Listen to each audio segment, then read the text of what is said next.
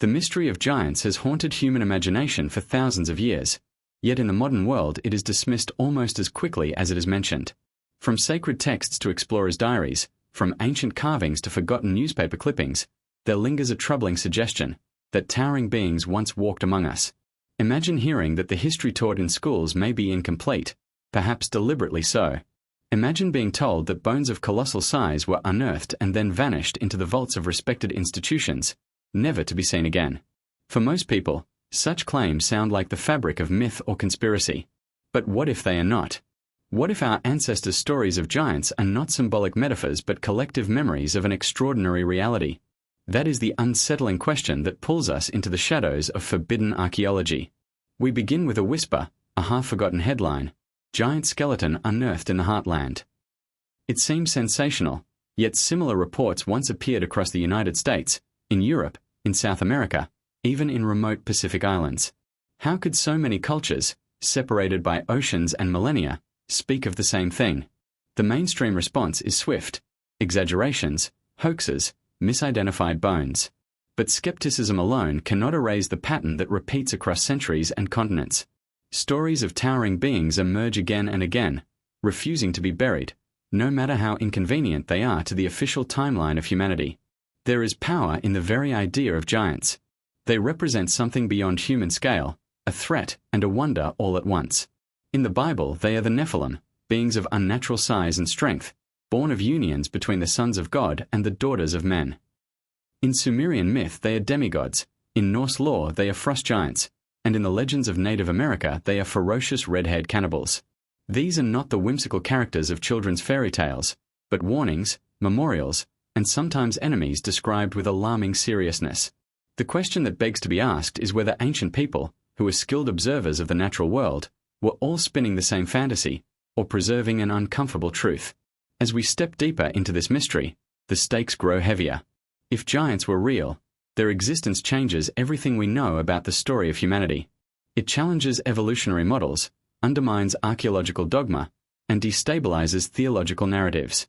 The thought that somewhere in hidden archives, locked away from public view, lie the bones of beings 8, 10, or even 12 feet tall, bones that could rewrite textbooks overnight, has a kind of magnetic pull. It feels forbidden because it is forbidden. Not by law, but by the invisible hand of consensus. What mainstream institutions reject, the collective memory of humanity continues to whisper about. This is where curiosity collides with fear. For if these beings were real, what became of them? Were they wiped out in ancient wars, as so many oral traditions insist? Were they victims of some cataclysm, like the flood myths that echo from Mesopotamia to Mesoamerica? Or do remnants of their bloodlines still walk among us, hidden in plain sight through genetic anomalies and freak occurrences of gigantism? The more one entertains the possibility, the more the pieces begin to align with unsettling clarity. The modern world tends to scoff at the fantastic. Yet paradoxically, people are drawn to mystery, to hidden history, to the suspicion that powerful truths are being kept from them. Why? Because it speaks to a deeper instinct, that we have not been told the full story. Every suppressed discovery, every missing skeleton, every ancient myth dismissed as mere allegory feeds this instinct. And when that instinct takes hold, it demands answers. Consider the role of suppression itself. When evidence vanishes, when institutions go silent, when ancient accounts are waved away, it does not extinguish curiosity, it fuels it. The very act of burying a story makes it more alive. Giants, then, exist in two realms, perhaps in the physical past, and certainly in the forbidden present. The first question is whether their bones once rested in the earth beside ours. The second is why those bones, if they were truly discovered, are now nowhere to be found. The deeper we dig, the more it appears that history itself has been sanitized, its messier and more mysterious chapters torn out.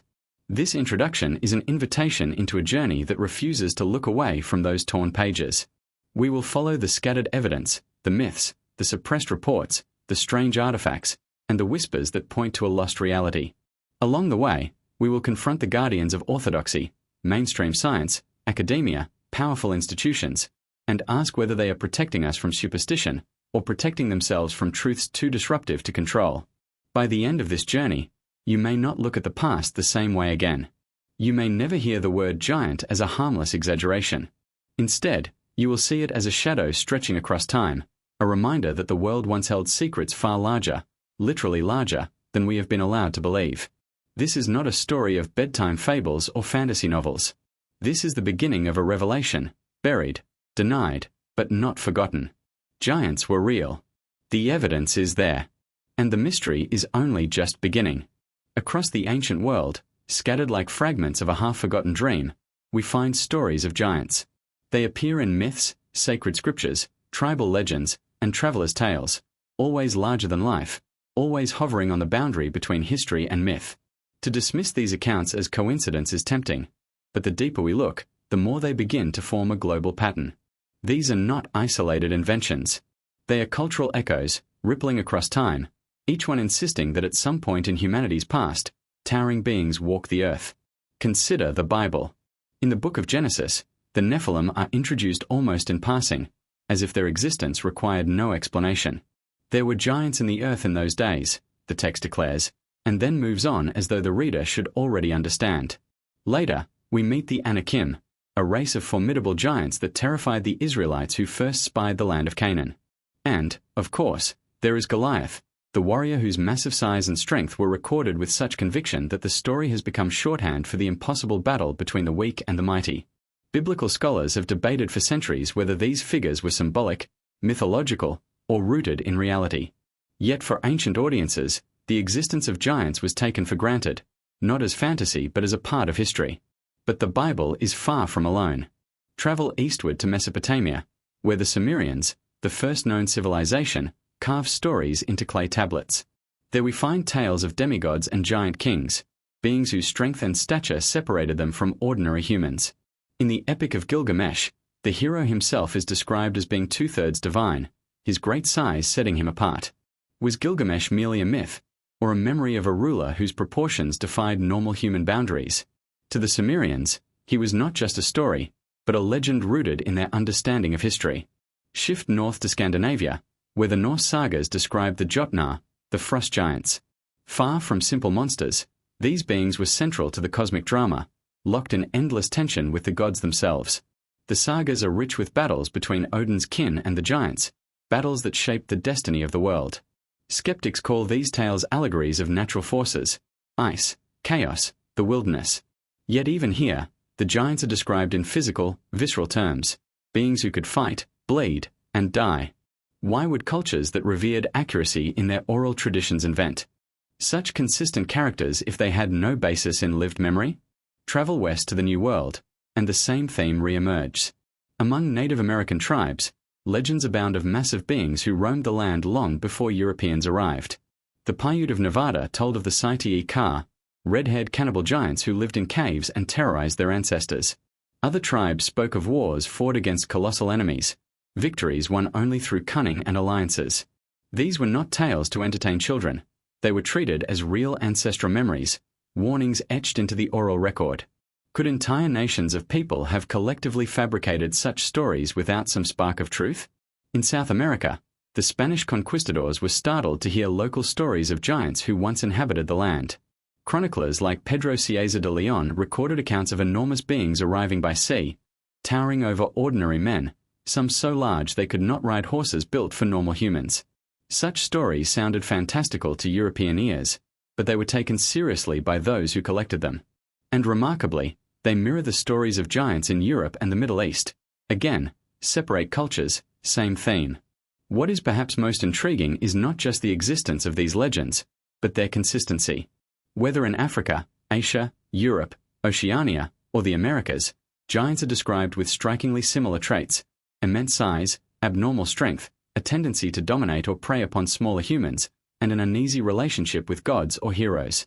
The names change, the details vary, but the pattern repeats. When myths line up across such vast distances of geography and time, it begs the question: are we looking at shared imagination or shared history? Skeptics argue that giants are universal archetypes, symbolic representations of human fears and struggles. They point to how giants embody the overwhelming forces of nature, or how they symbolize tyrants who crushed weaker peoples. This is a valid perspective, but it does not fully explain the granular details: reports of red hair, of double rows of teeth, of specific battles against ordinary humans. These details appear again and again, too precise to dismiss as symbolic coincidence. If giants were purely metaphors, why do the same physical descriptions surface in tribal traditions separated by oceans and continents? We must also consider the role of oral tradition. Ancient peoples were not careless storytellers. Their myths were not merely entertainment, but the carriers of identity, history, and survival knowledge. To misrepresent reality in such stories would have been unthinkable. When an indigenous elder said his ancestors fought giants, it was not a poetic flourish. It was an account of lived experience, passed carefully from one generation to the next. The deeper implication is staggering. If so many cultures retain stories of giants, it suggests that humanity may indeed have shared the earth with another race, larger, stronger, and perhaps older than ourselves.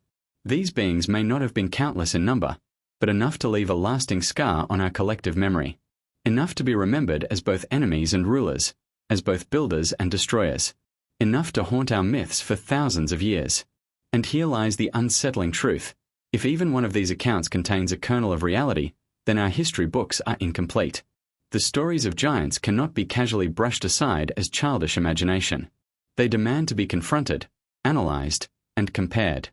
Because if humanity really did share the planet with giants, then the narrative of our origins is far stranger, and far more thrilling, than mainstream science dares to admit. This global chorus of legends sets the stage for what follows. Myths alone cannot prove the existence of giants, but they open the door to questions that refuse to close. If the world's oldest stories preserve the memory of such beings, what happened to their remains? Where are the bones that should confirm the myths? The answer, disturbingly, may lie in a trail of discoveries that were quietly reported, quickly forgotten, and in some cases, deliberately buried. The legends tell us giants once lived. The next step is to ask whether their skeletons were ever unearthed, and why the evidence keeps disappearing. For over a century, whispers have surrounded one of the most respected institutions in the United States, the Smithsonian Institution. Founded in the mid-19th century as the nation's attic, it was designed to collect and preserve America's heritage. Yet, among researchers of forbidden history, the Smithsonian is not simply a custodian of knowledge but a gatekeeper accused of something far darker, deliberately concealing evidence that giants once existed. This is not a fringe accusation whispered in the shadows of conspiracy forums. It is a recurring allegation that has surfaced again and again in the wake of countless discoveries reported in the 1800s and early 1900s. Ordinary people, farmers, miners, amateur archaeologists, unearthed massive bones and skulls, proudly reporting them to local newspapers and, in many cases, donating them to the Smithsonian. And then, silence. The remains vanished. Official records evaporated. What could explain such a pattern? In the late 19th century, America was in the grip of a wave of archaeological enthusiasm.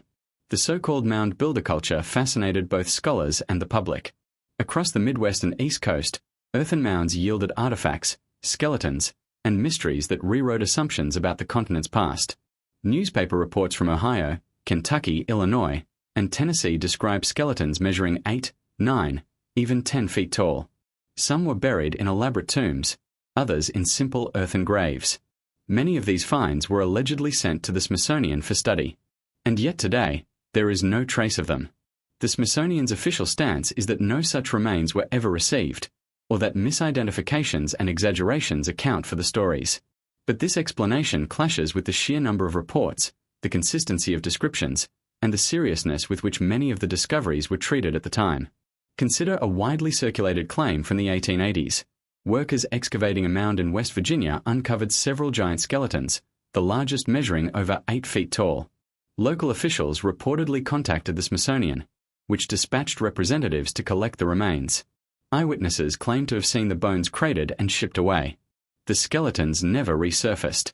The Smithsonian offered no explanation, no display, no scientific publication. Were these remains lost through negligence? Or were they quietly hidden because they contradicted prevailing theories about human history? To understand the potential motives, we must step into the mindset of the 19th century academic world. At the time, Charles Darwin's theory of evolution was reshaping science, while American anthropology was struggling to assert itself as a legitimate discipline. The discovery of giant skeletons would have created chaos. If a race of giants had lived in North America, it would raise uncomfortable questions. Were they a separate species? Were they related to humans, or something else entirely? How did they fit into the carefully crafted narrative of human progress? These questions threaten to destabilize both science and religion, forcing a reckoning that few institutions wanted. For the Smithsonian, charged with preserving America's intellectual authority, suppressing anomalies may have seemed safer than rewriting history. Accusations of cover-ups grew stronger in the early 20th century, when amateur historians began publishing pamphlets and books pointing to dozens of newspaper clippings about giant skeletons. They noted a suspicious pattern. Whenever the Smithsonian was involved, the bones disappeared. One of the most famous allegations came from a 1990s lawsuit filed by researchers who demanded the Smithsonian release its supposed giant skeleton collection. Although the case was dismissed, the very fact that such legal action was attempted reveals the intensity of belief that a cover-up has persisted for generations. The Smithsonian, of course, categorically denies possessing any giant remains. But absence of evidence is not evidence of absence, especially when reports of vanished artifacts continue to pile up. Eyewitness accounts cannot be ignored. Farmers who personally dug up the bones, local officials who measured them, and journalists who wrote detailed descriptions were not all part of a grand hoax. Some even noted unusual anatomical features, oversized skulls with double rows of teeth, massive jawbones that could fit around a modern human head, femurs longer than an entire leg today. These are not vague exaggerations, but concrete details that repeat across dozens of accounts. The more one examines these reports, the harder it becomes to believe that every single one was fraudulent. Skeptics argue that the Smithsonian had no reason to hide such discoveries, and that giant skeletons were either mismeasured or the result of hoaxes. But let us remember that even a single authentic skeleton of a 10-foot human would topple mainstream evolutionary models. It would prove that history is stranger than accepted timelines allow. It would raise the possibility of parallel human-like species that science has never acknowledged.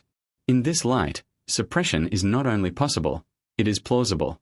Institutions protect narratives, and narratives protect power. Acknowledging giants would unravel too many threads at once.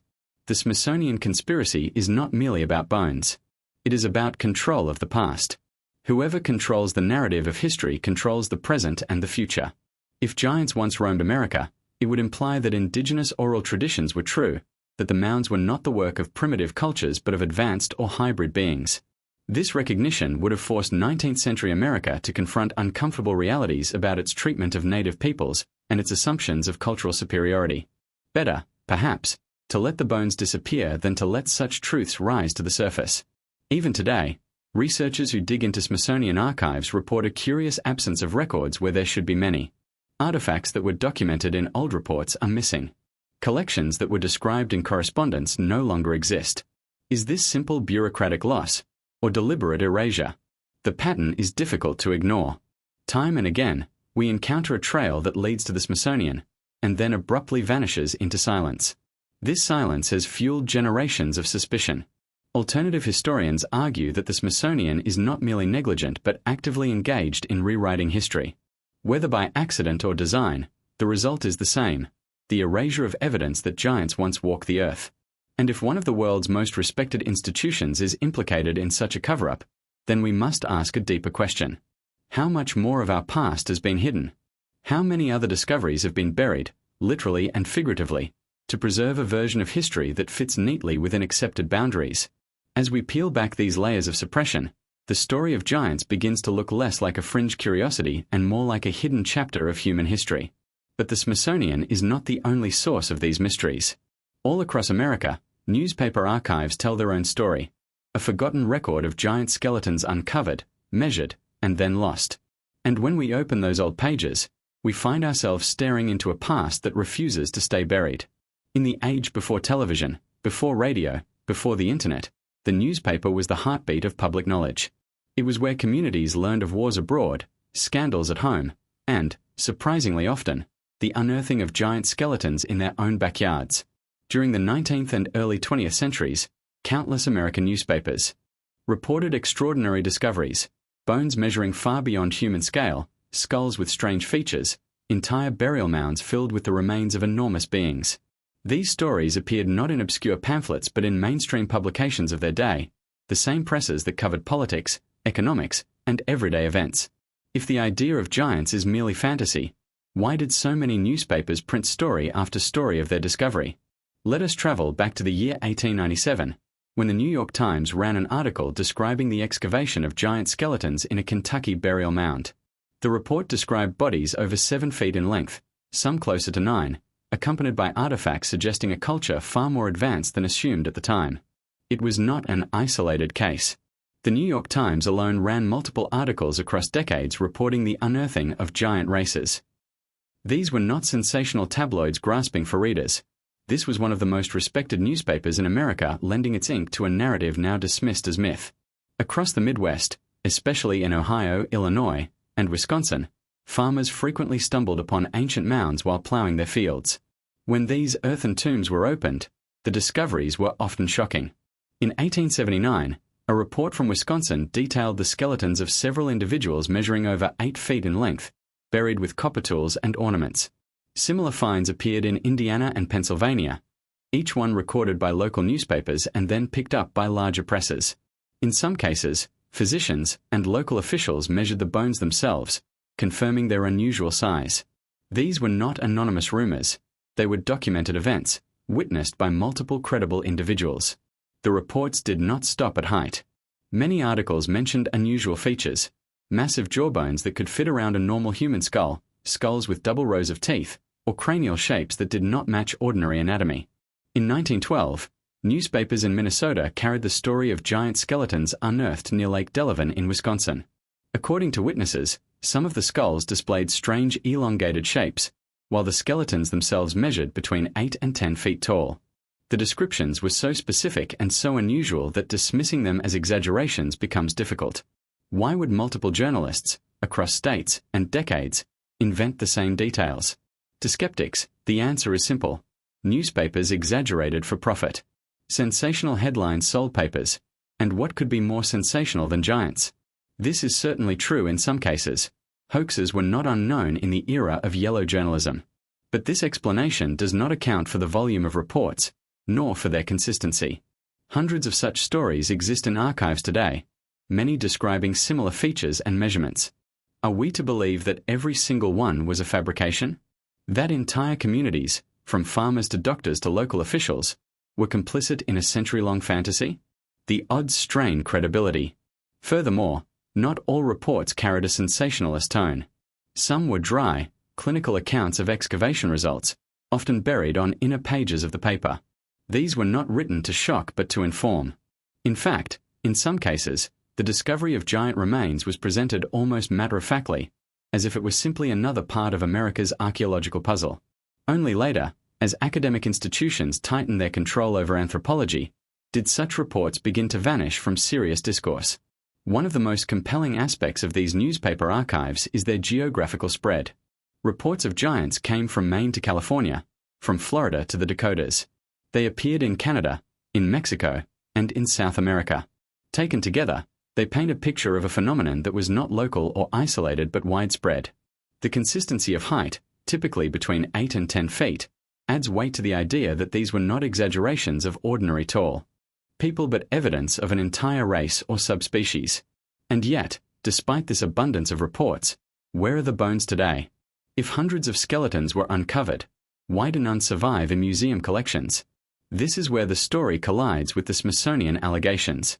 Time and again, newspapers reported that giant skeletons were sent to the Smithsonian or delivered to Washington for study. Afterward, silence. The bones were never displayed, never published in official studies, never seen again. For the public, the story ended with the newspaper article. For researchers today, the trail ends in a frustrating dead end. It is this abrupt silence that fuels suspicion. If these remains were simply misidentified or exaggerated, why not preserve them as curiosities? Why erase them altogether? The very disappearance of physical evidence lends weight to the claim of deliberate suppression. Newspaper articles may not serve as scientific proof, but they form a record that is too widespread and too consistent to ignore. When we piece these stories together, they begin to sound less like isolated hoaxes and more like fragments of a suppressed history. The newspapers of the 19th and early 20th centuries acted as accidental archivists of discoveries that threatened mainstream narratives. They captured eyewitness testimony, measurements, and even photographs in some cases, records that today feel like forbidden windows into a past we told never existed. Skeptics will continue to argue that extraordinary claims require extraordinary evidence. That is true. But extraordinary evidence once existed, and it was recorded in black and white by the presses of the time. These old newspaper clippings are the ghosts of that evidence, lingering long after the bones themselves disappeared. And if newspapers across America once chronicled the unearthing of giants, the next logical question is, where did those bones go? The answer, as we will see, is that many of them vanished under mysterious circumstances. Some were seized by institutions. Others reportedly crumbled to dust after brief exposure to the air. Still others were hidden away in private collections. The vanishing act is as consistent as the discoveries themselves. To understand the scope of this erasure, we must now turn to specific cases, stories of bones that should have changed history, but instead slipped quietly into oblivion. All across the world, reports of giant skeletons follow a strange and haunting pattern. They are discovered by accident, by farmers ploughing fields, miners digging into caves, or construction workers breaking ground. Witnesses measure the bones, sometimes with awe, sometimes with skepticism, but always noting the abnormal size. Local newspapers record the finds. Occasionally, officials or representatives from museums arrive to take possession of the remains. And then, without fail, the bones vanish. No exhibitions, no scientific publications, no physical specimens for future generations to examine. It is as though the earth itself swallowed them back, leaving only rumors, records, and memories. This recurring disappearance is one of the most frustrating and suspicious elements of the giant mystery, and one of the strongest arguments for deliberate suppression. One of the most famous cases comes from the 1870s in Ohio, when workers excavated several large burial mounds. Among the discoveries were skeletons said to measure between 7 and 9 feet tall. Local witnesses described jawbones so large they could fit over the face of an ordinary man. According to reports, these bones were collected and shipped to the Smithsonian Institution for study. Yet, like so many others, they were never seen again. The Smithsonian has no record of them. Were they misfiled, destroyed, or hidden? The lack of clarity only deepens suspicion. Another case unfolded in West Virginia in 1883. Archaeologists exploring a mound near Wheeling uncovered multiple skeletons, some of them extraordinarily tall. The largest measured over 8 feet in length.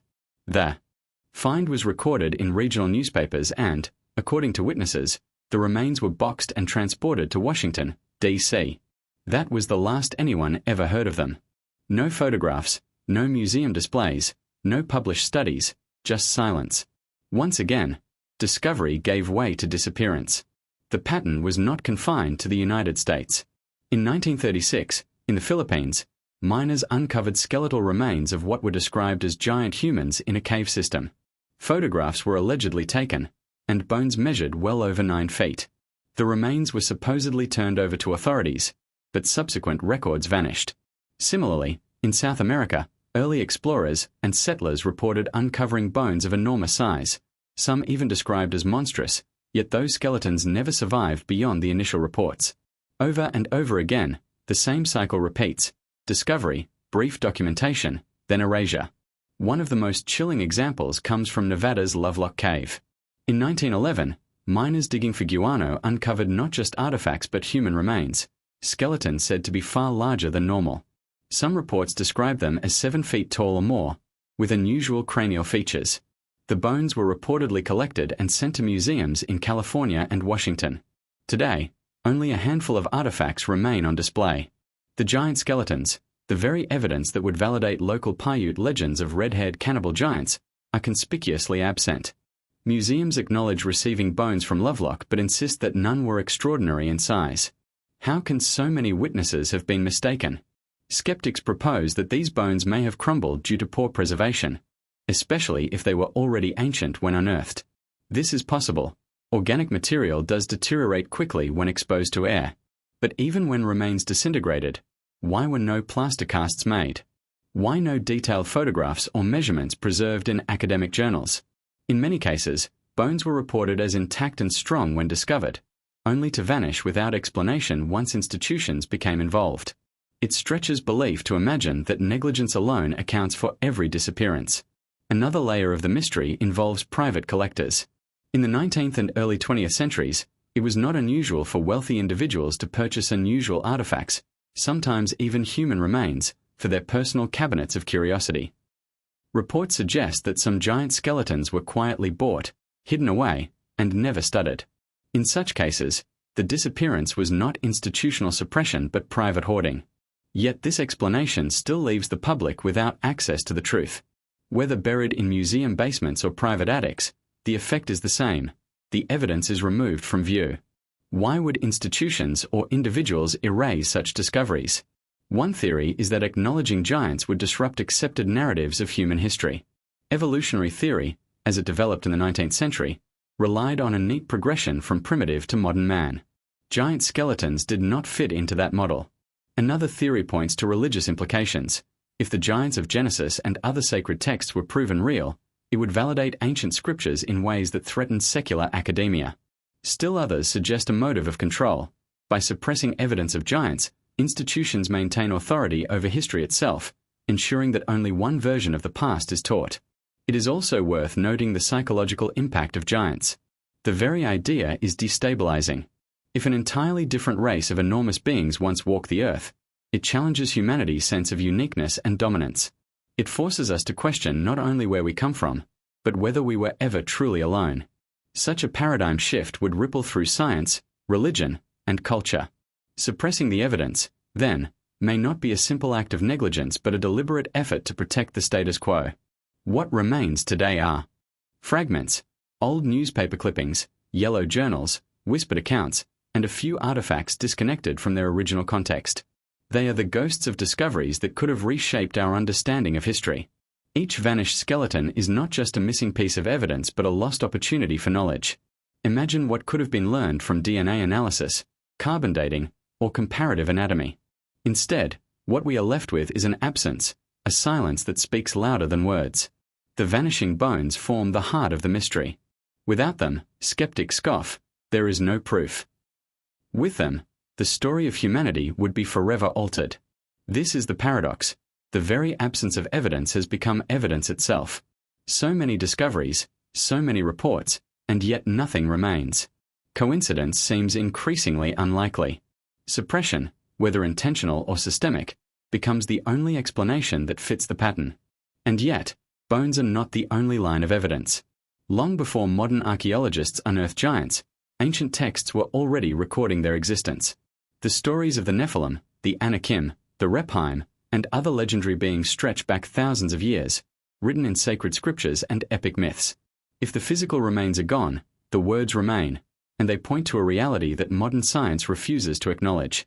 The next step in our journey leads us into those ancient writings, where the shadow of the giants looms large over the earliest chapters of human history. For thousands of years, humanity has looked to ancient texts not only for spiritual guidance but also for historical memory. Buried within these texts are references to beings of extraordinary size and power, giants who walk the earth in ages long forgotten. Among these, the Hebrew Bible stands as one of the most detailed and provocative sources. When we examine the Old Testament carefully, we find more than myth. We find repeated references to tribes and individuals whose stature was unlike that of ordinary humans. Scholars may downplay these passages as metaphorical, but what if they are literal? What if the Bible, like so many other ancient records, is a preserved testimony of a time when giants were real? The most famous mention appears in Genesis 6 verse 4. There were giants in the earth in those days, and also after that, when the sons of God came in unto the daughters of men, and they bare children to them, the same became mighty men which were of old, men of renown. This verse introduces the Nephilim, described not only as giants but as the offspring of a union between divine beings and human women. Their presence was so corrupting, so destabilizing, that it is said to have triggered the Great Flood itself. If true, then giants were not a minor anomaly but a force significant enough to alter the course of human history. The Hebrew word Nephilim translates variously as fallen ones or those who cause others to fall. This dual meaning hints at both their physical stature and their moral corruption.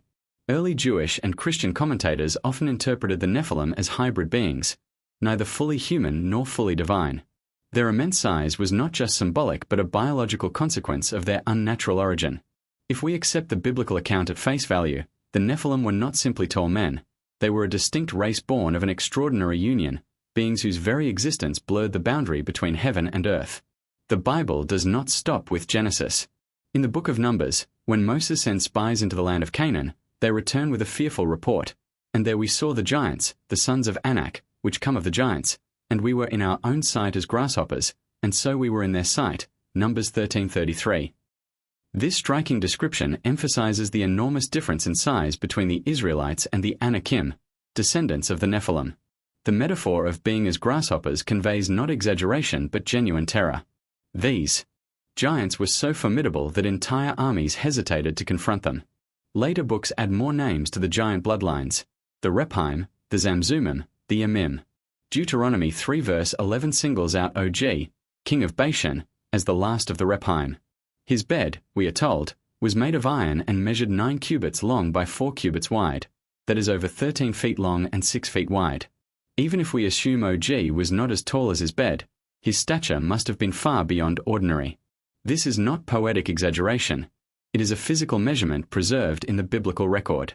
If Og lived today, he would dwarf modern basketball players and even the tallest humans on record. Another famous tale is that of Goliath, the Philistine warrior who challenged young David. While most modern retellings place his height around 9 feet, some manuscripts suggest he may have been even taller. Regardless of the exact number, the biblical writers clearly considered him a giant, a descendant of earlier titans.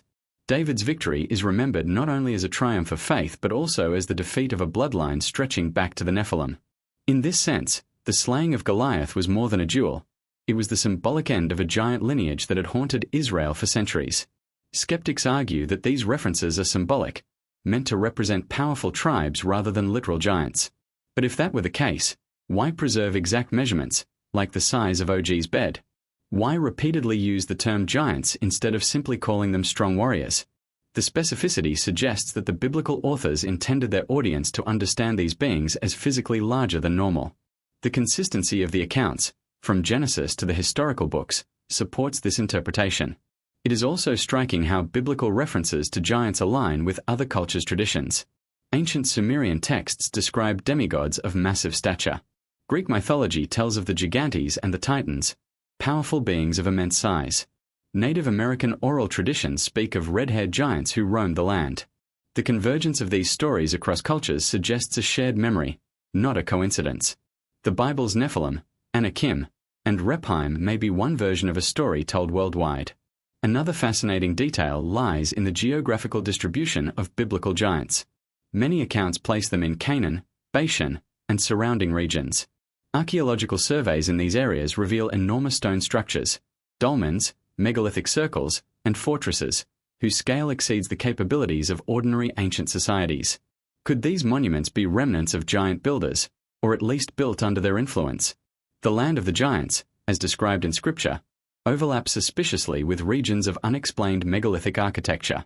For believers, the biblical giants confirm the accuracy of Scripture. For skeptics, they remain allegory. Yet the question refuses to vanish. If giants were only myth, why do so many sacred texts, across so many cultures, preserve such consistent details? The Bible offers not just fleeting mentions but genealogies, measurements, and historical interactions. These are the hallmarks of memory, not metaphor. If we take the Bible seriously as a historical document, then giants were real. They were present before the flood, and traces of their bloodline lingered afterward. Their immense stature and strength shaped the politics, wars, and fears of ancient Israel. And their ultimate disappearance, whether through divine judgment, human conflict, or natural decline, marks one of the great turning points of history. The biblical record alone would be compelling, but it is only one piece of the puzzle. Other ancient cultures, equally detailed and equally insistent, preserve their own stories of giants. From Mesopotamia to Greece, from the Andes to the Pacific Islands, legends of enormous beings abound. The Bible's Nephilim are part of a much larger global pattern, one that suggests humanity has been remembering, and perhaps suppressing, the same truth for millennia. To fully grasp this mystery, we must look beyond Scripture and into the myths and histories of the wider world. Every culture, no matter how isolated, seems to carry stories of beings that towered above ordinary men. From the frozen tundra of the Norse sagas to the sun-baked deserts of Mesopotamia, from the lush jungles of South America to the windswept plains of North America, the theme of giants emerges with remarkable consistency. These are not vague references or passing mentions. They are integral parts of myth, legend, and even early recorded history. When we step back and view them collectively, we begin to see a global pattern. one that suggests giants were not merely products of imagination but actual beings remembered across generations. Let us begin in ancient Mesopotamia, the cradle of civilization. The Sumerians spoke of the Anunnaki, mighty beings who descended from the heavens and ruled over humanity. While often described as gods, many depictions emphasize their enormous stature and their role in shaping early human society. Some Sumerian tablets even suggest they mingled with humans, producing hybrid offspring. The parallels to the biblical Nephilim are impossible to ignore: divine beings, human women, and children of extraordinary size and power. Were the Anunnaki simply another cultural memory of the same phenomenon described in Genesis? Moving westward, the Greeks gave us the tales of the Titans and the Gigantes. The Titans were primordial beings of colossal size, overthrown by the Olympian gods in a cataclysmic war. Later came the Gigantomachy, the battle between the Olympians and the giants, beings born of the earth itself. These giants were not merely tall men. They were portrayed as vast, unstoppable forces whose rebellion shook the cosmos. Scholars dismiss these myths as allegories of natural disasters or tribal wars, but why consistently imagine enemies as giants? Could these myths preserve memories of a time when larger-than-life beings truly walked the earth? The Norse sagas echo this theme with their Jotnar, often translated as giants. These beings dwelled in Jotunheim, a realm separate from that of humans and gods. Though sometimes depicted as brutish monsters, others were wise, cunning, and capable of intermarrying with gods. Their size was a defining feature, and their presence loomed large in Norse cosmology. Once again, we see the dual nature: giants as both adversaries and ancestors, both feared and revered. Traveling to the Americas, Native American tribes hold some of the most direct oral traditions regarding giants. The Paiute people of Nevada tell of the Saiti-Ka, a race of red-haired giants who lived in the region before being destroyed by the ancestors of the Paiute. These giants were said to be fierce cannibals, towering over ordinary humans and living in caves. Remarkably, the discovery of Lovelock Cave in the early 20th century produced reports of unusually large bones and red-haired mummies, seeming to validate the legend. Similar traditions exist among the Choctaw, who told of a race of giants that once dominated the Mississippi Valley, and the Iroquois, who described the stone giants, enormous beings with impenetrable skin. In South America, the Spanish conquistadors were startled to hear indigenous peoples speak of giants. Chroniclers such as Antonio Pigafetta, who traveled with Magellan, recorded encounters with natives in Patagonia of astonishing height, some described as nearly twice the size of Europeans. While some exaggeration is possible, the persistence of these accounts in multiple sources suggests the conquistadors were genuinely convinced they had encountered a people of great stature. Later archaeological finds in the region, including oversized bones, fueled the legend of the Patagonian giants. On the islands of the Pacific, Polynesian myths tell of the Kmoa or long-limbed giants who built the massive stone structures that still baffle archaeologists today. The megalithic tombs and statues of Easter Island, for example, are attributed in native lore to earlier beings of extraordinary size and strength.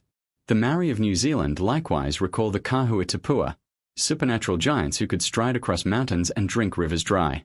The global spread of these stories makes coincidence increasingly unlikely. Africa, too, holds its share of giant lore. Ancient Egyptian texts reference the Shemsu-Hor, the followers of Horus, who were described as god-kings of imposing stature ruling before the dynastic pharaohs. In West Africa, tribal legends speak of forest giants, enormous beings who lived apart from humans but occasionally crossed paths with them. Even in remote parts of Central Africa, explorers of the 19th century recorded stories of skeletal remains of unusual size being uncovered by locals. In Asia, the Indian epics, the Mahabharata and Ramayana, tell of the Rakshasas and Daityas, powerful beings of massive size who battled both gods and humans. These were not just villains but complex figures, sometimes noble, sometimes monstrous. Chinese mythology includes the Gonggong and the Kua Fu, giant figures whose actions shaped the land and sky. Again and again, across diverse cultures separated by oceans and centuries, we find the same motif: giants as a distinct category of beings, remembered as both builders and destroyers. What makes these stories so compelling is not just their ubiquity but their consistency. Giants are almost always portrayed as physically enormous, often violent, but sometimes wise.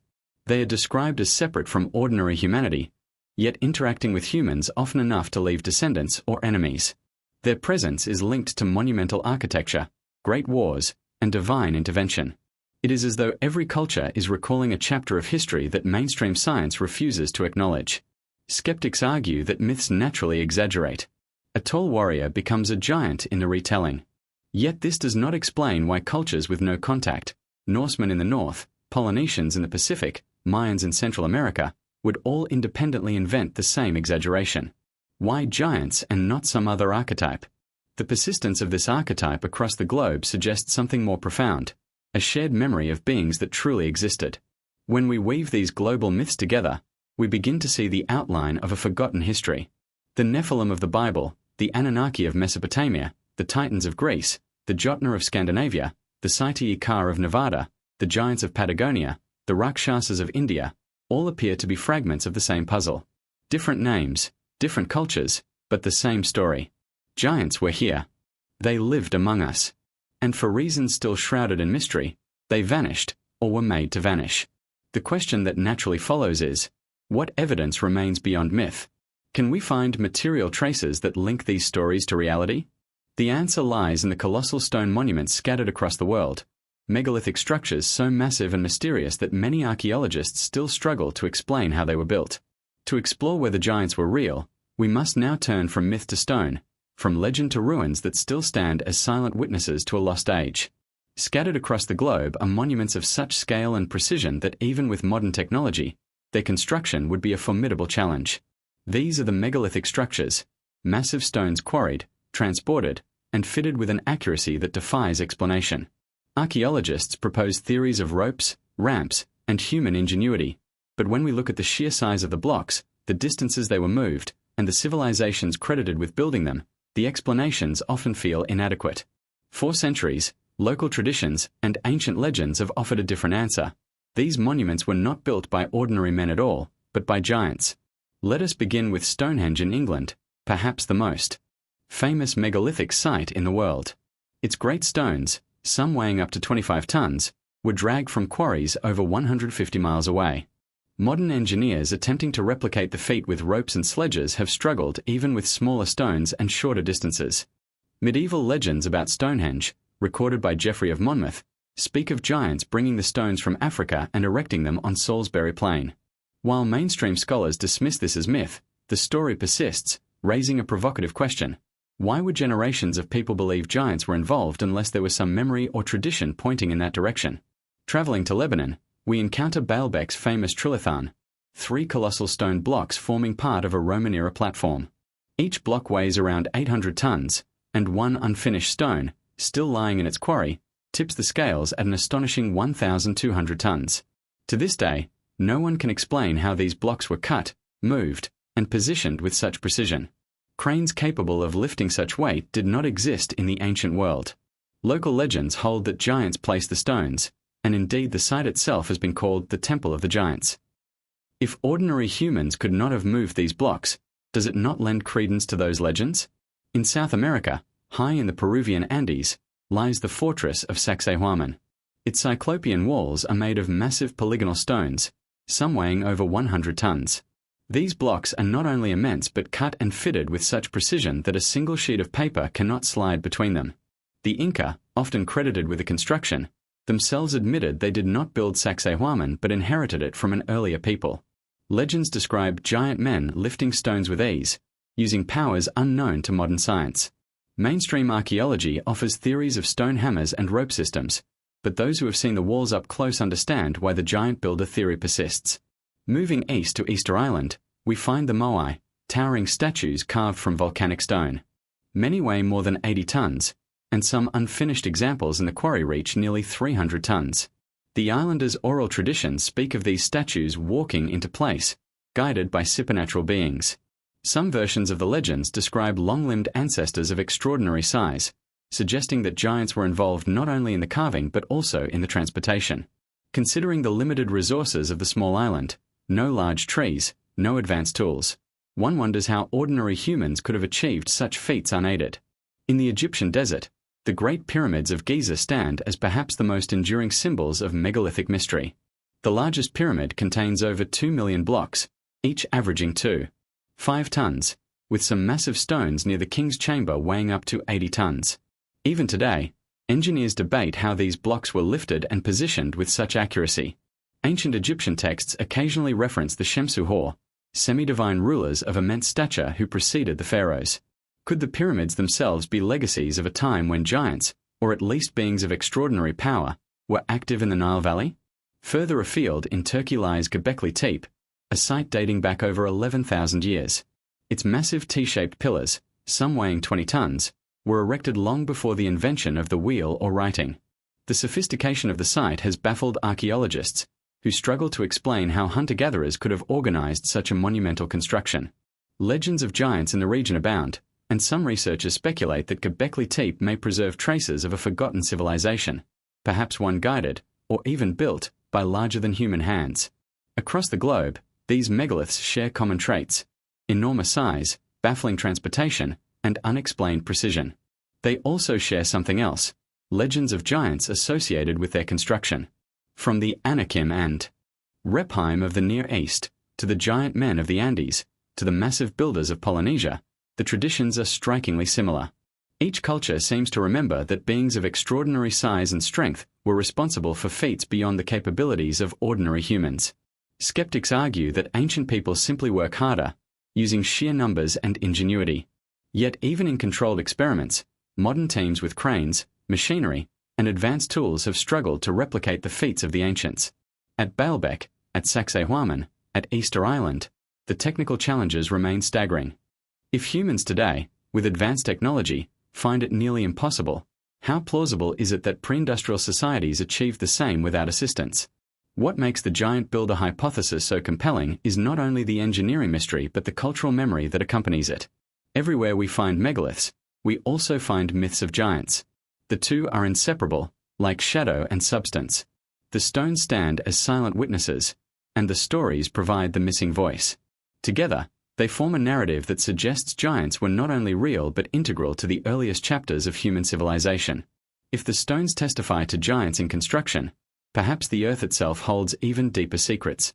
Beneath deserts, buried in caves, hidden in strata older than civilization, fossilized remains have been unearthed that may point to a reality more astonishing than myth.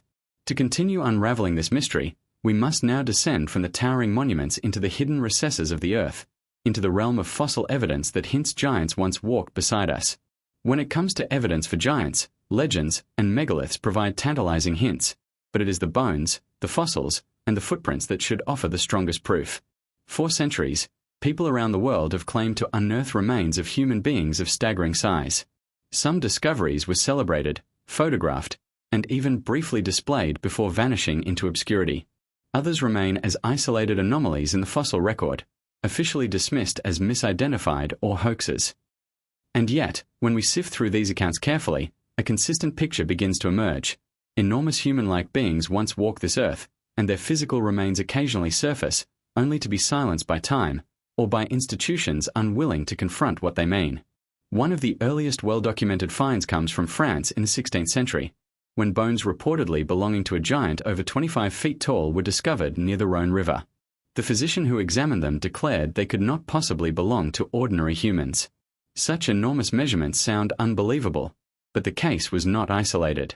Throughout Europe, particularly in the 15th through 18th centuries, reports of giant bones filled chronicles and letters. Often these were attributed to biblical figures such as the Rephaim or to legendary heroes. Were these misidentified fossils of prehistoric animals, as modern science claims, or were they remnants of a race long since forgotten?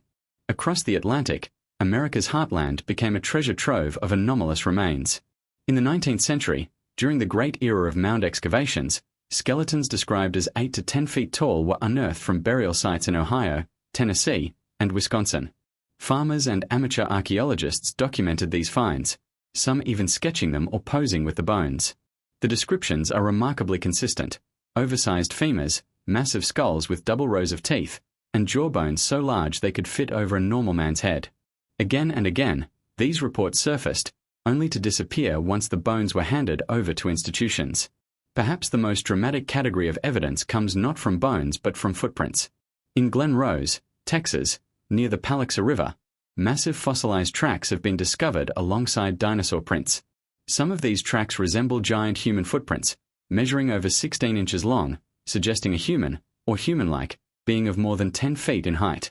Mainstream paleontologists argue that the tracks are misidentified or eroded, but proponents insist the impressions are genuine, pointing to clear toe and heel structures. If authentic, these prints would not only confirm giants but also rewrite evolutionary timelines, showing humans and dinosaurs coexisting. In South Africa, a colossal footprint measuring nearly 4 feet long was found embedded in granite. Nicknamed the Goliath's footprint, it is estimated to be over 200 million years old. While geologists call it a natural erosion pattern, locals maintain it is evidence of a race of giants who lived in the distant past. The size of the impression suggests a being over 20 feet tall, a scale echoed in ancient myths from multiple cultures. Even if skeptics dismiss it as coincidence, the human-like shape is striking and difficult to ignore. Other fossilized anomalies continue to surface. In Ecuador, miners reported unearthing giant human bones that did not fit within the range of ordinary anatomy. In the Philippines, skeletal remains described as belonging to giant men were photographed before being handed over to authorities, and subsequently lost. In Bolivia, large human-like footprints have been found near Tiwanaku, a site already linked to advanced ancient engineering. Each discovery, taken alone, might be dismissed as error. Together, they form a chorus, repeating the same refrain: giants once walked among us. Modern science insists that no human remains above about 8 feet tall have ever been authenticated. Yet medical anomalies prove that extraordinary height is biologically possible. Individuals like Robert Wadlow, the Alton giant, reach nearly 9 feet in height despite modern health limitations. If genetic or environmental factors once allowed, is it truly impossible that entire populations of much larger beings existed? Skeptics argue such giants could not survive, but myths, fossils, and anomalous bones all suggest otherwise. Another point of intrigue lies in fossilized teeth and skulls that appear far too large for ordinary humans. Reports describe molars the size of walnuts, jawbones so big they could swallow another skull, and cranial capacities exceeding modern averages. In some cases, scientists have labeled them as belonging to extinct primates. But the possibility remains that some belong to a branch of humanity that has been erased from the official record. Of course, one of the great problems with giant evidence is its disappearance. Bones crumble quickly when exposed to air, especially if not preserved properly. But this explanation cannot account for every case. In the 20th century, bones were reportedly taken by museums, only for the trail to go cold. Skeptics insist the remains never existed. Believers counter that deliberate suppression is at work. Both sides agree on one fact: the bones are gone, leaving only reports, photographs, and a handful of tantalizing artifacts. This leaves us with a puzzle. On one hand, science demands physical specimens to prove claims. On the other, the historical record shows a repeating cycle of discovery and disappearance, leaving us with testimony but little tangible evidence. Perhaps this is by design. Perhaps the remains are hidden away, locked in archives, or quietly destroyed to protect prevailing narratives. Or perhaps the bones truly were fragile, disintegrating before they could be studied. Either way, the pattern persists. Giants emerge from the ground, only to vanish from history. Yet the earth still whispers their story. Fossil footprints in stone, anomalous bones in forgotten graves, and the occasional oversized artifact suggest that traces remain for those willing to look. And if fossils tell us giants may have walked this earth, then surely the next question is what genetic evidence remains. Could traces of these beings still be found within humanity itself? Could the bloodlines of giants still flow in us today? To answer these questions, we must now step into the realm of science, specifically, into the study of ancient DNA and unexplained genetic anomalies. DNA is the language of life, the hidden code written into every cell of every organism on Earth. It carries not only the instructions for how our bodies grow and function, but also the story of our ancestry, stretching back countless generations. If giants truly existed, then somewhere, somehow, traces of their legacy should remain, not only in the soil or in forgotten bones but within the very bloodlines of humanity. And this is where the investigation becomes even more fascinating, because scattered across the globe, scientists and independent researchers have stumbled upon genetic anomalies that defy explanation. These are mutations, markers, and sequences that suggest we are not alone in our lineage, that we may, in fact, carry within us the echoes of giants. One of the most startling pieces of evidence comes from studies of gigantism itself. In rare cases, humans today are born with pituitary disorders that cause them to grow far taller than the average person. Robert Wadlow, famously known as the Alton giant, reached nearly 9 feet in height before his untimely death. Mainstream science explains this as a genetic mutation causing excess growth hormone.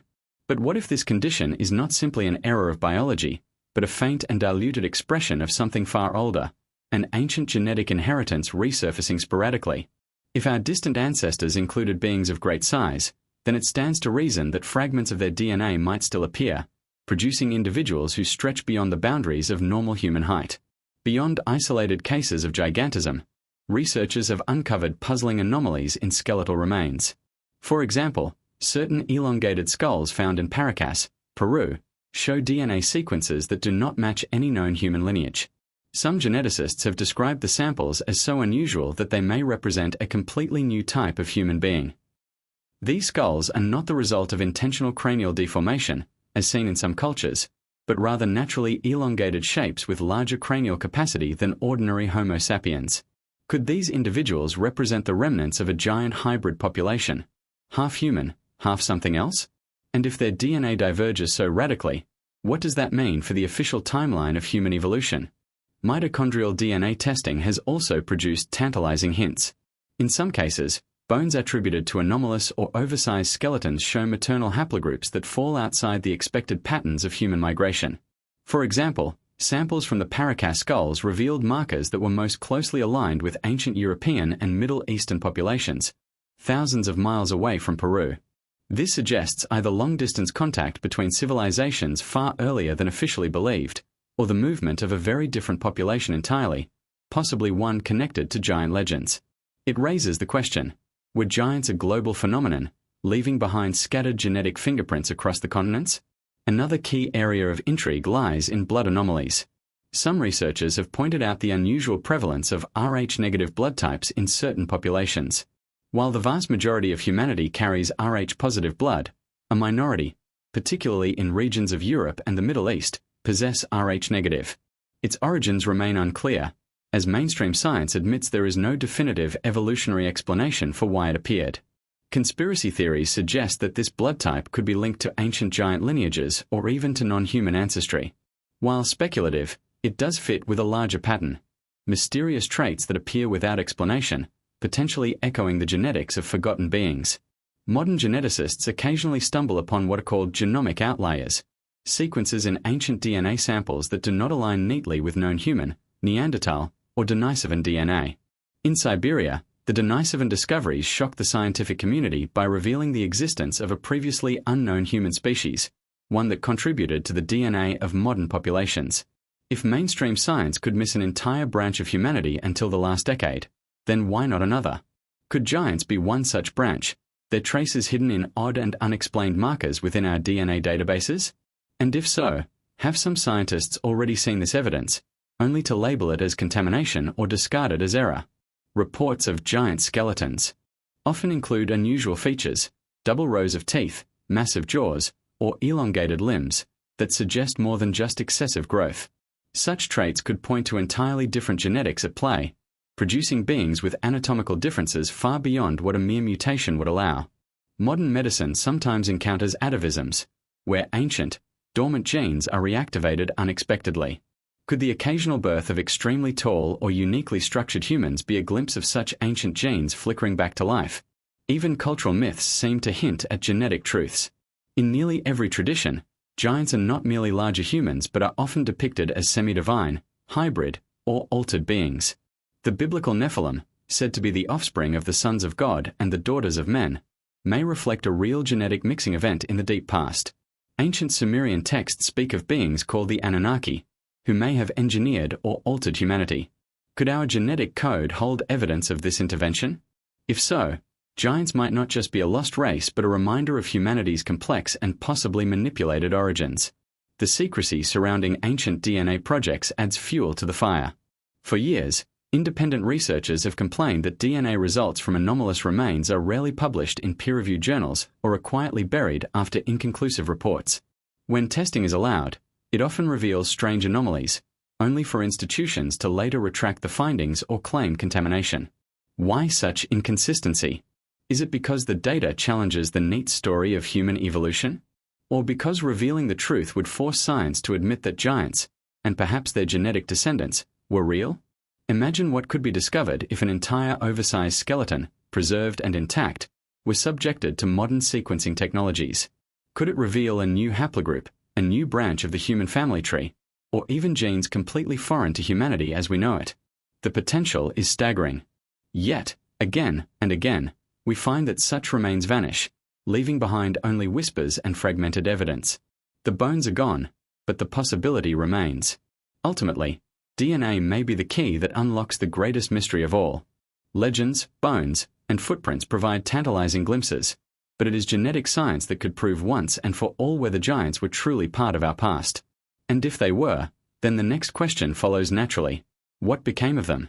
Did they vanish completely, or do their descendants still walk among us in subtle, diluted form? The answer may lie not in ancient graves, but in the blood flowing through our own veins. As we move forward, the path becomes even stranger. Because if genetic anomalies hint at giant bloodlines, then the places where giants were said to have lived, and the colossal structures they supposedly built, may hold even more clues. Our next step takes us into the very stones of history, megaliths and monuments so massive that their existence alone raises the question, were giants their architects? From the windswept plains of South America to the rugged hills of the British Isles, from the deserts of Egypt to the mysterious islands of the Pacific, colossal stone structures rise as silent witnesses of a forgotten past. These monuments, pyramids, stone circles, cyclopean walls, and megalithic temples, are so massive, so precise, and so enduring that modern engineers struggle to explain how they were constructed. Official history attributes them to ancient but ordinary human societies, equipped with little more than primitive tools and sheer determination. But there is another possibility, one rarely entertained in mainstream discourse. What if these megaliths were the work of giants, beings whose enormous size and strength made the impossible merely routine? Take the towering pyramids of Giza. Each limestone block weighs between 2 and 70 tons, and some granite blocks in the King's Chamber exceed 80 tons. Today, moving a single one of these with heavy machinery requires planning and effort. Yet thousands were cut, transported, and placed with mathematical precision. Egyptologists argue that manpower, ropes, and sledges were sufficient. But to those who believe in giants, another picture emerges, beings of massive stature lifting and maneuvering stones that would be utterly unmanageable for humans of ordinary scale. Legends from ancient Egypt describe gods and semi-divine beings walking among men. Could these stories be distant memories of giants who engineered the most iconic monument on Earth? In South America, the puzzle grows even more bewildering. The fortress of Sacsayhuaman in Peru consists of stones so large that some weigh over 100 tons, their surfaces cut with perfect angles that fit together like a puzzle, without mortar. The walls zigzag with extraordinary precision, and not even a sheet of paper can slip between the stones. Local legends say the site was built by a race of giants or by powerful gods. How could ancient people, supposedly without advanced technology, move and position such blocks on steep terrain at high altitude? Was brute strength beyond the human norm involved? Another stunning example is Baalbek in Lebanon, home to the largest known cut stones in the world. The so-called Stone of the Pregnant Woman weighs an estimated 1,200 tons, and another nearby block surpasses 1,600 tons. Even with today's cranes, moving such stones would be a Herculean task, yet they were transported and placed in a foundation thousands of years ago. Ancient Roman accounts already called the site mysterious and ancient in their time. Local tradition holds that the complex was built by a race of giants before the biblical flood. Standing before these megaliths, one cannot help but ask, were ordinary humans truly capable of this, or does the giant hypothesis suddenly seem less outlandish? Stonehenge in England also enters the conversation. Though the stones are smaller than Baalbek's, some weighing up to 25 tons, their transport from quarries over 150 miles away poses immense logistical challenges. Folklore tells of giants bringing the stones from Ireland and setting them in place. Geoffrey of Monmouth's medieval chronicles claimed that giants built the monument long before King Arthur's time. While archaeologists dismiss these stories as myth, they may preserve an oral memory of events where oversized beings shaped the land in ways beyond human capacity. On Easter Island, the famous Moai statues loom silently across the landscape. Some of these statues weigh more than 80 tons, and unfinished examples in the quarry reach over 150 tons. How could the Rapa Nui people, with limited resources and tools, carve, transport, and raise these statues? Local oral tradition speaks of a powerful group called the Long Ears or Hanau Epe, sometimes described as taller and stronger than ordinary people, who helped erect the statues before being wiped out by the Shortiers. Could this be a memory of a giant race once inhabiting the island, leaving behind their towering stone effigies? The Cyclopean walls of ancient Greece and Italy also fit the giant narrative. These structures, built with enormous boulders stacked without mortar, were attributed by later Greeks to the Cyclopes, giant one-eyed beings from their mythology. In fact, the term Cyclopean in architecture is derived directly from the belief that only giants could have constructed such walls. Archaeologists argue that ancient masons achieved these feats with ingenuity and teamwork, but the legends consistently point to beings of extraordinary size and strength. Even in India, the megalithic remains at sites like Hampi and Mahabalipuram reveal stones so large that local myths credit gods and giants for their construction. In the Middle East, legends claim that King Og of Bashan, a biblical giant, was involved in the building of massive fortresses. And in Africa, the Great Zimbabwe ruins have long puzzled historians, with early explorers speculating that a race of giants must have been responsible for their massive stonework. Skeptics argue that humans, through ingenuity, persistence, and community labor, could indeed have created these marvels. They point to experimental archaeology, where teams have managed to move large stones with ropes, rollers, and leverage. Yet even these modern attempts often fall short of replicating the sheer scale and precision of ancient works. Moreover, they rarely account for how stones weighing hundreds or even thousands of tons could have been moved across rough terrain, lifted, and fitted perfectly. What strengthens the giant hypothesis further is how consistently myths, legends, and oral traditions worldwide attribute these constructions to beings larger than life. If one culture alone claims such origins, it might be dismissed as myth. But when the Egyptians, Greeks, Celts, Incas, Polynesians, and many more all tell nearly identical stories, that giants or gods built their greatest monuments, the weight of coincidence becomes harder to ignore. Could it be that humanity's megalithic heritage is not the work of ordinary hands but of a forgotten race whose sheer size made them the natural architects of stone? This possibility reshapes our understanding of history. It means that the megaliths are not merely symbols of human persistence but the fingerprints of giants, reminders of an era when beings of extraordinary stature walked the earth and left behind structures so enduring they still dominate our landscapes. And if giants built these monuments, then surely they left behind more than stone. They left behind cultural memories, myths, and perhaps even living descendants. The next step in our journey takes us into those myths, where giants are remembered not only as builders but as conquerors, teachers, and destroyers in the folklore of nearly every civilization. All across the globe, from the icy mountains of Scandinavia to the dense jungles of Central America, from the deserts of Mesopotamia to the remote islands of Polynesia, one theme echoes in the myths and legends of humanity: giants.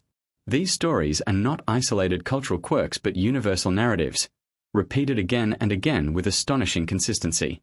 Each civilization, often with no apparent contact with the others, describes colossal beings, sometimes as mighty heroes, sometimes as terrifying monsters, and often as semi-divine figures who shaped the earth itself. When we examine these myths carefully, we are left with an unsettling question. Were they merely allegories, or are they distorted memories of real beings that once walked among us? Let us begin with the Bible, one of the most widely read texts in human history. The book of Genesis speaks of the Nephilim, the offspring of the sons of God and the daughters of men. These beings were described as mighty men of old, men of renown. Later biblical passages mention the Rephaim, Anakim, and Emim, tribes of giants that inhabited Canaan before the Israelites. Goliath, the Philistine warrior defeated by David, was said to be over 9 feet tall, wearing armor so heavy that few men could even lift it. These stories are not hidden. They are central narratives in Judeo-Christian tradition.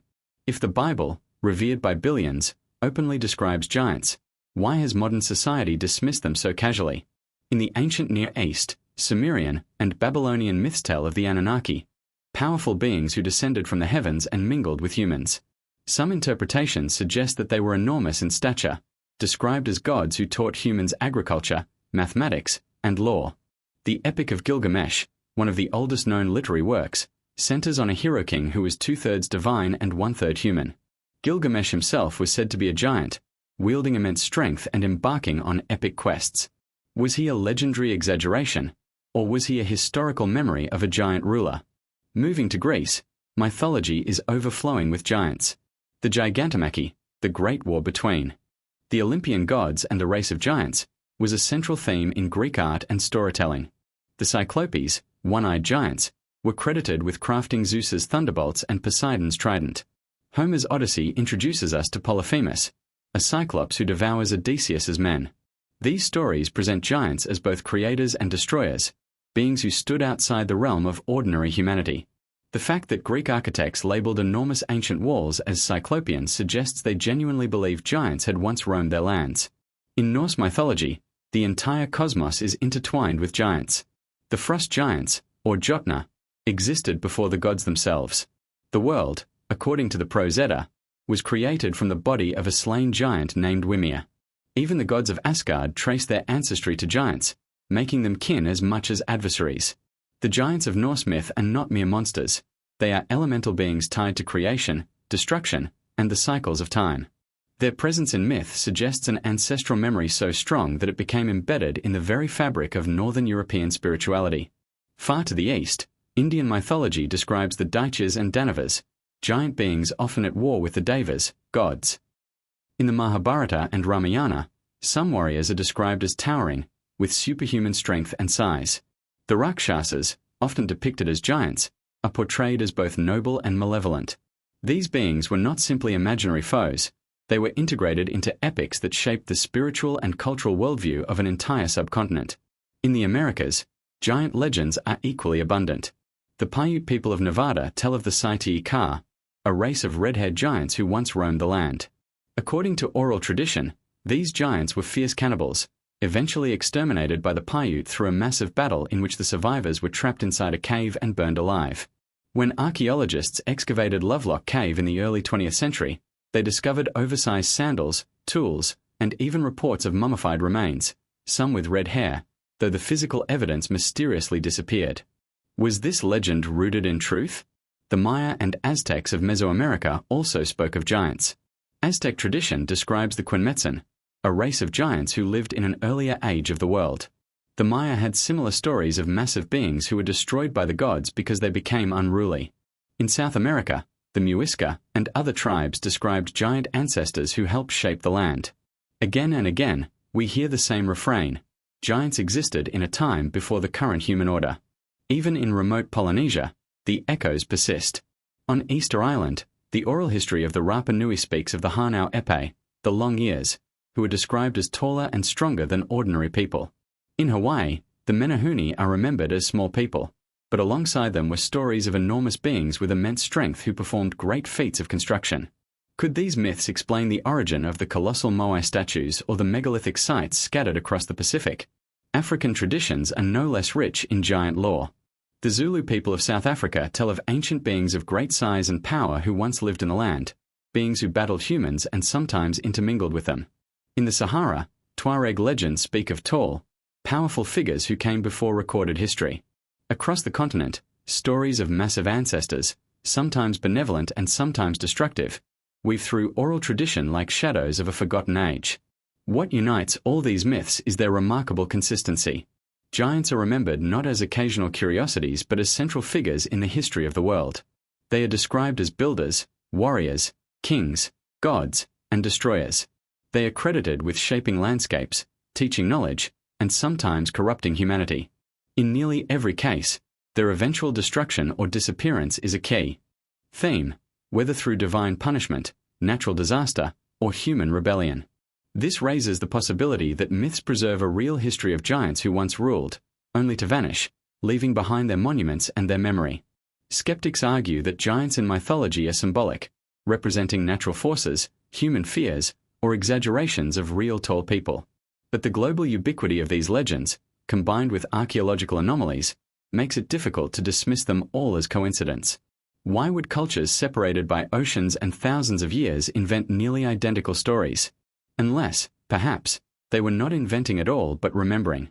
And so we return to the central mystery. If these giants were real, where did they go? Were they wiped out in catastrophic floods, as the Bible and many flood myths suggest? Were they hunted to extinction by humans?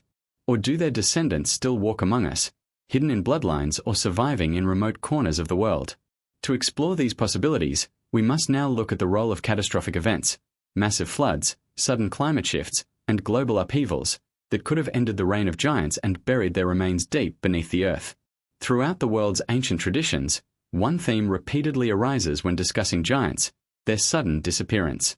Legends speak of great beings who once walked among humans, only to be wiped out in a cataclysm so immense that it reshaped the face of the earth.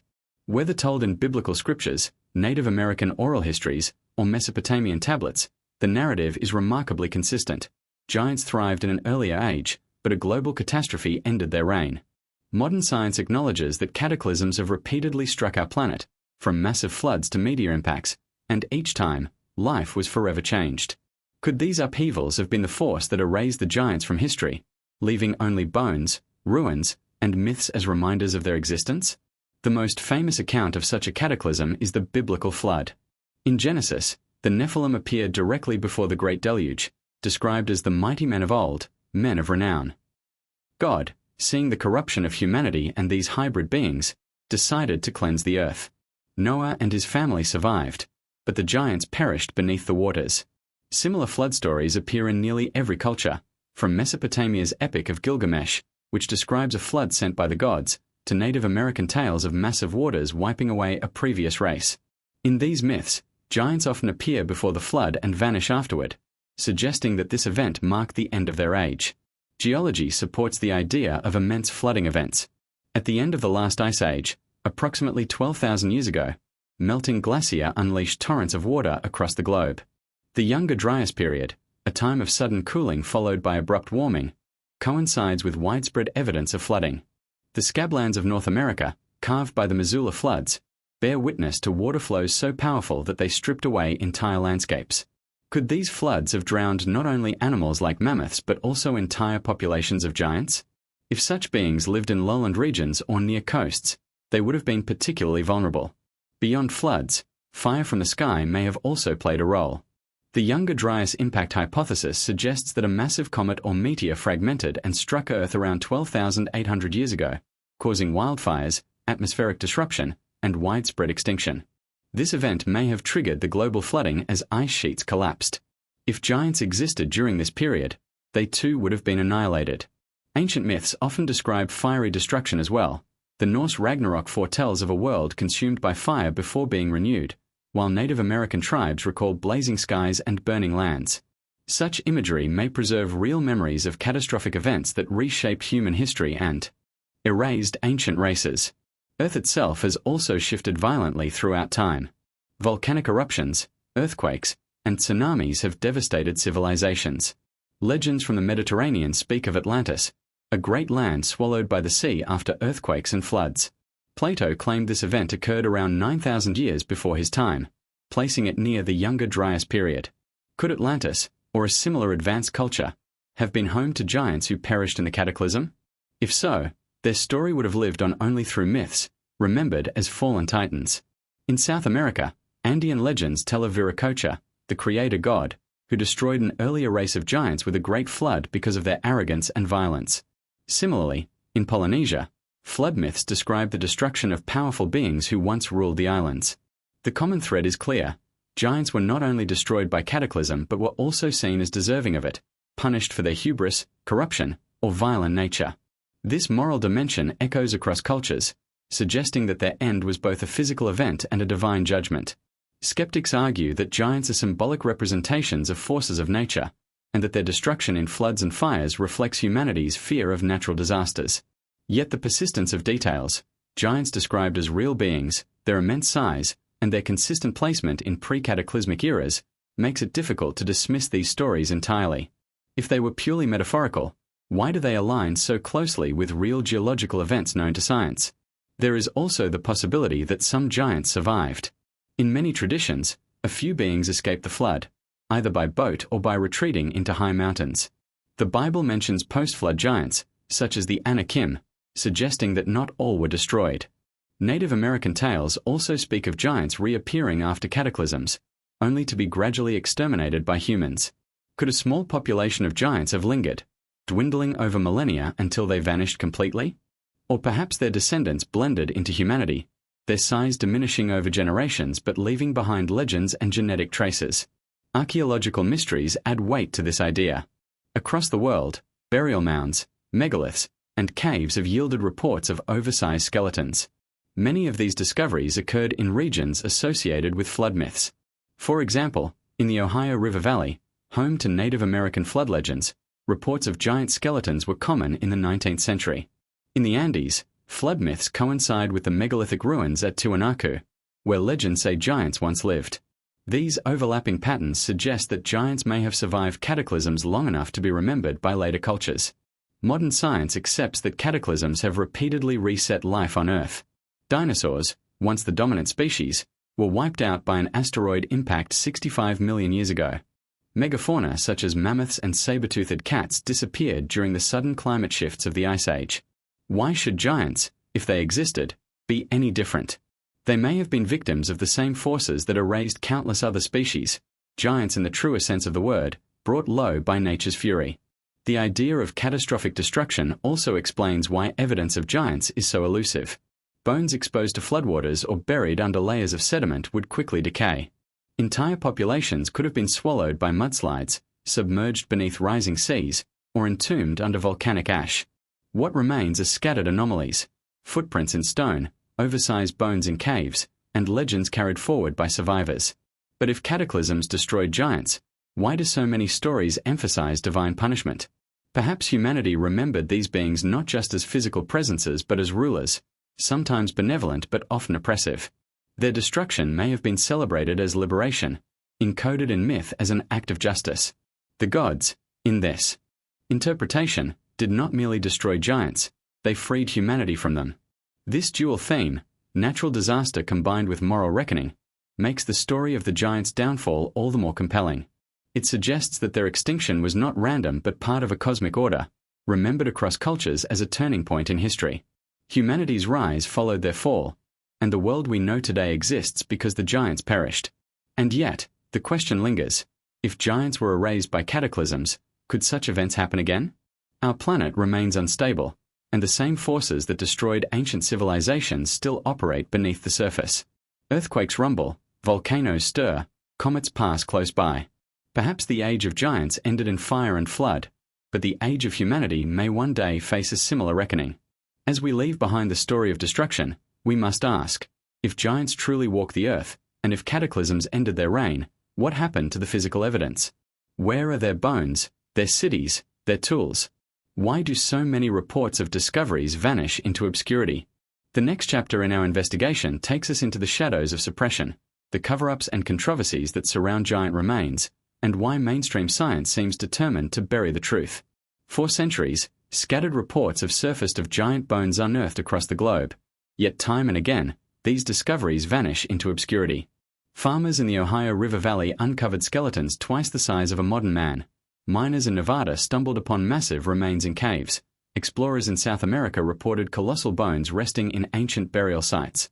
Newspapers from the 1800s brimmed with sensational accounts of giant skeletons, often accompanied by sketches and eyewitness testimony. And yet, when researchers and museums attempted to follow up, the bones were nowhere to be found. This pattern has fueled one of the most enduring mysteries in forbidden archaeology. Is evidence of giants being deliberately suppressed? If so, who is responsible, and why? The Smithsonian Institution often stands at the center of this controversy. In the 19th century, as America expanded westward, the Smithsonian dispatched archaeologists to survey ancient mounds, particularly in the Mississippi and Ohio River valleys. Reports from the time indicate that many of these mounds contained oversized skeletons, sometimes measuring over 8 feet in length. Local newspapers described jawbones so large they could fit over a modern man's face and femurs that dwarfed normal human bones. Yet, when these remains were collected and sent to Washington, they disappeared from the record. Researchers seeking access to these bones today are told no such specimens exist. Skeptics claim the reports were exaggerated or fabricated by newspapers eager for sales, but others suspect a more troubling explanation: that the Smithsonian intentionally destroyed evidence that challenged the accepted timeline of human history. Why would institutions hide such discoveries? One explanation lies in the rigid frameworks of science. The Darwinian model of human evolution, which gained dominance in the 19th century, left little room for the existence of giants. Acknowledging them would suggest either an unknown branch of humanity or the presence of hybrid beings, concepts that destabilize mainstream anthropology. If giants existed, where did they fit in the evolutionary tree? Were they a separate species, Or were they something else entirely? For institutions like the Smithsonian, committed to advancing a neat and linear progression of human development, giants presented an uncomfortable anomaly best erased from the record. This suppression theory gains further weight from testimonies of individuals who claimed direct knowledge of the cover-up. In the early 1900s, rumors circulated of Smithsonian officials dumping giant bones into the ocean to prevent them from reaching the public. While hard evidence is elusive, the persistence of such stories across generations has fueled suspicion. Even today, when independent researchers submit requests to examine oversized skeletal remains supposedly housed in museum collections, they are told the bones were lost, misplaced, or never existed in the first place. The pattern is too consistent to ignore. The Vatican also emerges in whispers of suppression. As the world's most influential religious authority, the Catholic Church has historically shaped narratives about human origins. Biblical texts do mention giants, the Nephilim, the Anakim, the Rephaim, but if physical evidence surfaced that giants once lived across the globe, it might radically shift theological interpretations. Did these beings defy God's design, as described in Genesis? Were they remnants of a pre-Adamic race? The Church, some argue, has every reason to suppress discoveries that complicate doctrine. Though the Vatican denies involvement, rumors persist of secret archives containing artifacts and bones never shown to the public. Beyond institutions, governments themselves may have motives to bury the truth. Imagine the implications if undeniable evidence of giants were revealed today. The rewriting of history books, the upheaval of scientific paradigms, the challenge to religious authority, and the rise of questions about what else is hidden from humanity. Such revelations could destabilize trust in institutions already under scrutiny. Conspiracies thrive in environments of secrecy, and when discoveries vanish into locked vaults, skepticism becomes inevitable. Consider the Lovelock Cave mystery in Nevada. Local Paiute legend spoke of a race of red-haired giants who once warred with their ancestors. In the early 20th century, miners excavating guano from Lovelock Cave stumbled upon mummified remains, massive sandals, and giant-sized tools. Reports claim skeletons up to 10 feet tall were discovered. Yet, after initial documentation, the bones disappeared. Today, museums display artifacts from the cave, but the skeletal remains are absent. Mainstream archaeologists dismiss the giant claims, attributing them to exaggeration. Still, the overlap between native oral history and early excavation reports is hard to ignore. Another striking case comes from Ecuador, where in the 1960s Father Carlos Vaca, a Catholic priest and amateur archaeologist, was given enormous bones discovered by locals. The bones appeared to belong to a human but were far larger than any modern specimen. For decades, they remained in private collections, shown only occasionally to researchers. When attempts were made to study them scientifically, the bones seemed to vanish from public access. History. Megalithic structures like Göbekli Tepe and Puma Punku were ignored for decades because they did not fit mainstream timelines. Only after undeniable evidence surfaced did archaeology grudgingly acknowledge them. Could giants represent the next chapter in this same story, a truth buried for fear of what it might reveal? At the heart of the controversy lies a deeper question. If giant bones are being hidden, what else is locked away in vaults and archives, unseen by the public? Could there be entire skeletons preserved in basements, waiting for the day humanity is deemed ready for the truth? Or has the evidence been destroyed forever, erased from history to ensure we never question the official narrative? The suppression of evidence is not simply about bones, it is about control. Whoever controls history controls the present, shaping what we believe about ourselves and our origins. Giants, if proven real, would disrupt our sense of identity, challenging both science and religion in equal measure. Perhaps that is why their remains vanish, why those who seek them are ridiculed, and why this mystery endures. As we step deeper into the investigation, the next question emerges. If the bones of giants are hidden or destroyed, what of their structures? Megalithic sites across the world hint at builders of immense size and strength. Could the stones themselves, immovable by ordinary men, be the most undeniable evidence of giants that remains in plain sight? Across the world stand monuments so massive, so impossibly engineered, that modern technology struggles to explain them. These megalithic structures, colossal stones weighing hundreds of tons, were raised in eras when humans supposedly had only primitive tools. Egypt's pyramids, the stones of Baalbek in Lebanon, the terraces of Sacsayhuaman in Peru, and the enigmatic structures of Puma Punku in Bolivia all share one trait. They seem far too large and precise to have been built by ordinary ancient people. For those who entertain the possibility of giants, These sites are not just mysteries, they are monuments to the existence of a race of builders with the size, strength, and knowledge to move mountains. If bones have been hidden, then perhaps the stones remain as their undeniable legacy. Take Baalbek, for example, home to the Temple of Jupiter. Within its foundation lies the Trilithon, 3 massive stones each weighing around 800 tons. Nearby rests the stone of the pregnant woman, a monolith exceeding 1,000 tons, so large it dwarfs modern cranes. How were such stones quarried, moved, and lifted into place thousands of years ago? Mainstream archaeology suggests ramps, ropes, and manpower. Yet, no experimental reconstruction has ever successfully replicated this feat with tools available in the ancient world. Some researchers propose that giants may have been involved, their immense size making such work feasible. A being 12 to 15 feet tall, with proportionally greater strength, could manipulate weights beyond human capability. In South America, the walls of Sacsayhuaman rise with blocks weighing over 100 tons, each carved and fitted with such precision that a knife blade cannot slip between them. The stones are irregularly shaped yet interlock perfectly, resisting earthquakes that topple modern buildings. Local legends in Peru attribute these constructions to giants or gods who commanded great power. The Spanish chroniclers who encountered these ruins in the 16th century reported that the native people believed giants had once inhabited the region and built the walls in a single night. To archaeologists, these tales are folklore, but to those exploring forbidden archaeology, they may be oral memories of real beings. Then there is Puma Punku, often described as the most mysterious site in the world. Here, precision-cut stones shaped like giant Lego pieces lie scattered across the plateau. Many weigh 50 to 100 tons, with cuts so sharp and symmetrical they appear to have been machined. Conventional theories struggle to explain how. Pre-Columbian cultures, lacking iron tools or the wheel, could achieve such feats. The blocks seem designed for beings with the strength to lift and place them with ease, suggesting not only advanced knowledge but physical capabilities far beyond those of ordinary humans. In Egypt, the Great Pyramid itself is a monument of staggering complexity. Millions of limestone blocks, each weighing several tons, were hauled and placed with mathematical precision. Some inner granite blocks weigh up to 80 tons and were transported hundreds of miles from quarries in Aswan. Egyptologists attribute this to large workforces, yet the logistics remain daunting even with today's technology. Legends from the region speak of giants and demigods building the pyramids before the time of the pharaohs.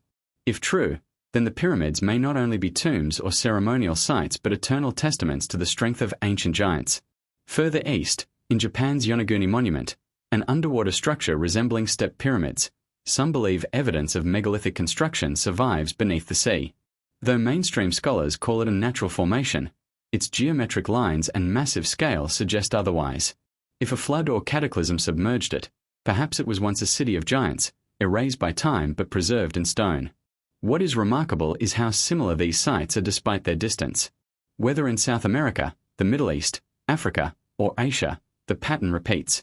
Massive stones, impossible precision, and myths of giants associated with their construction. Could this be coincidence?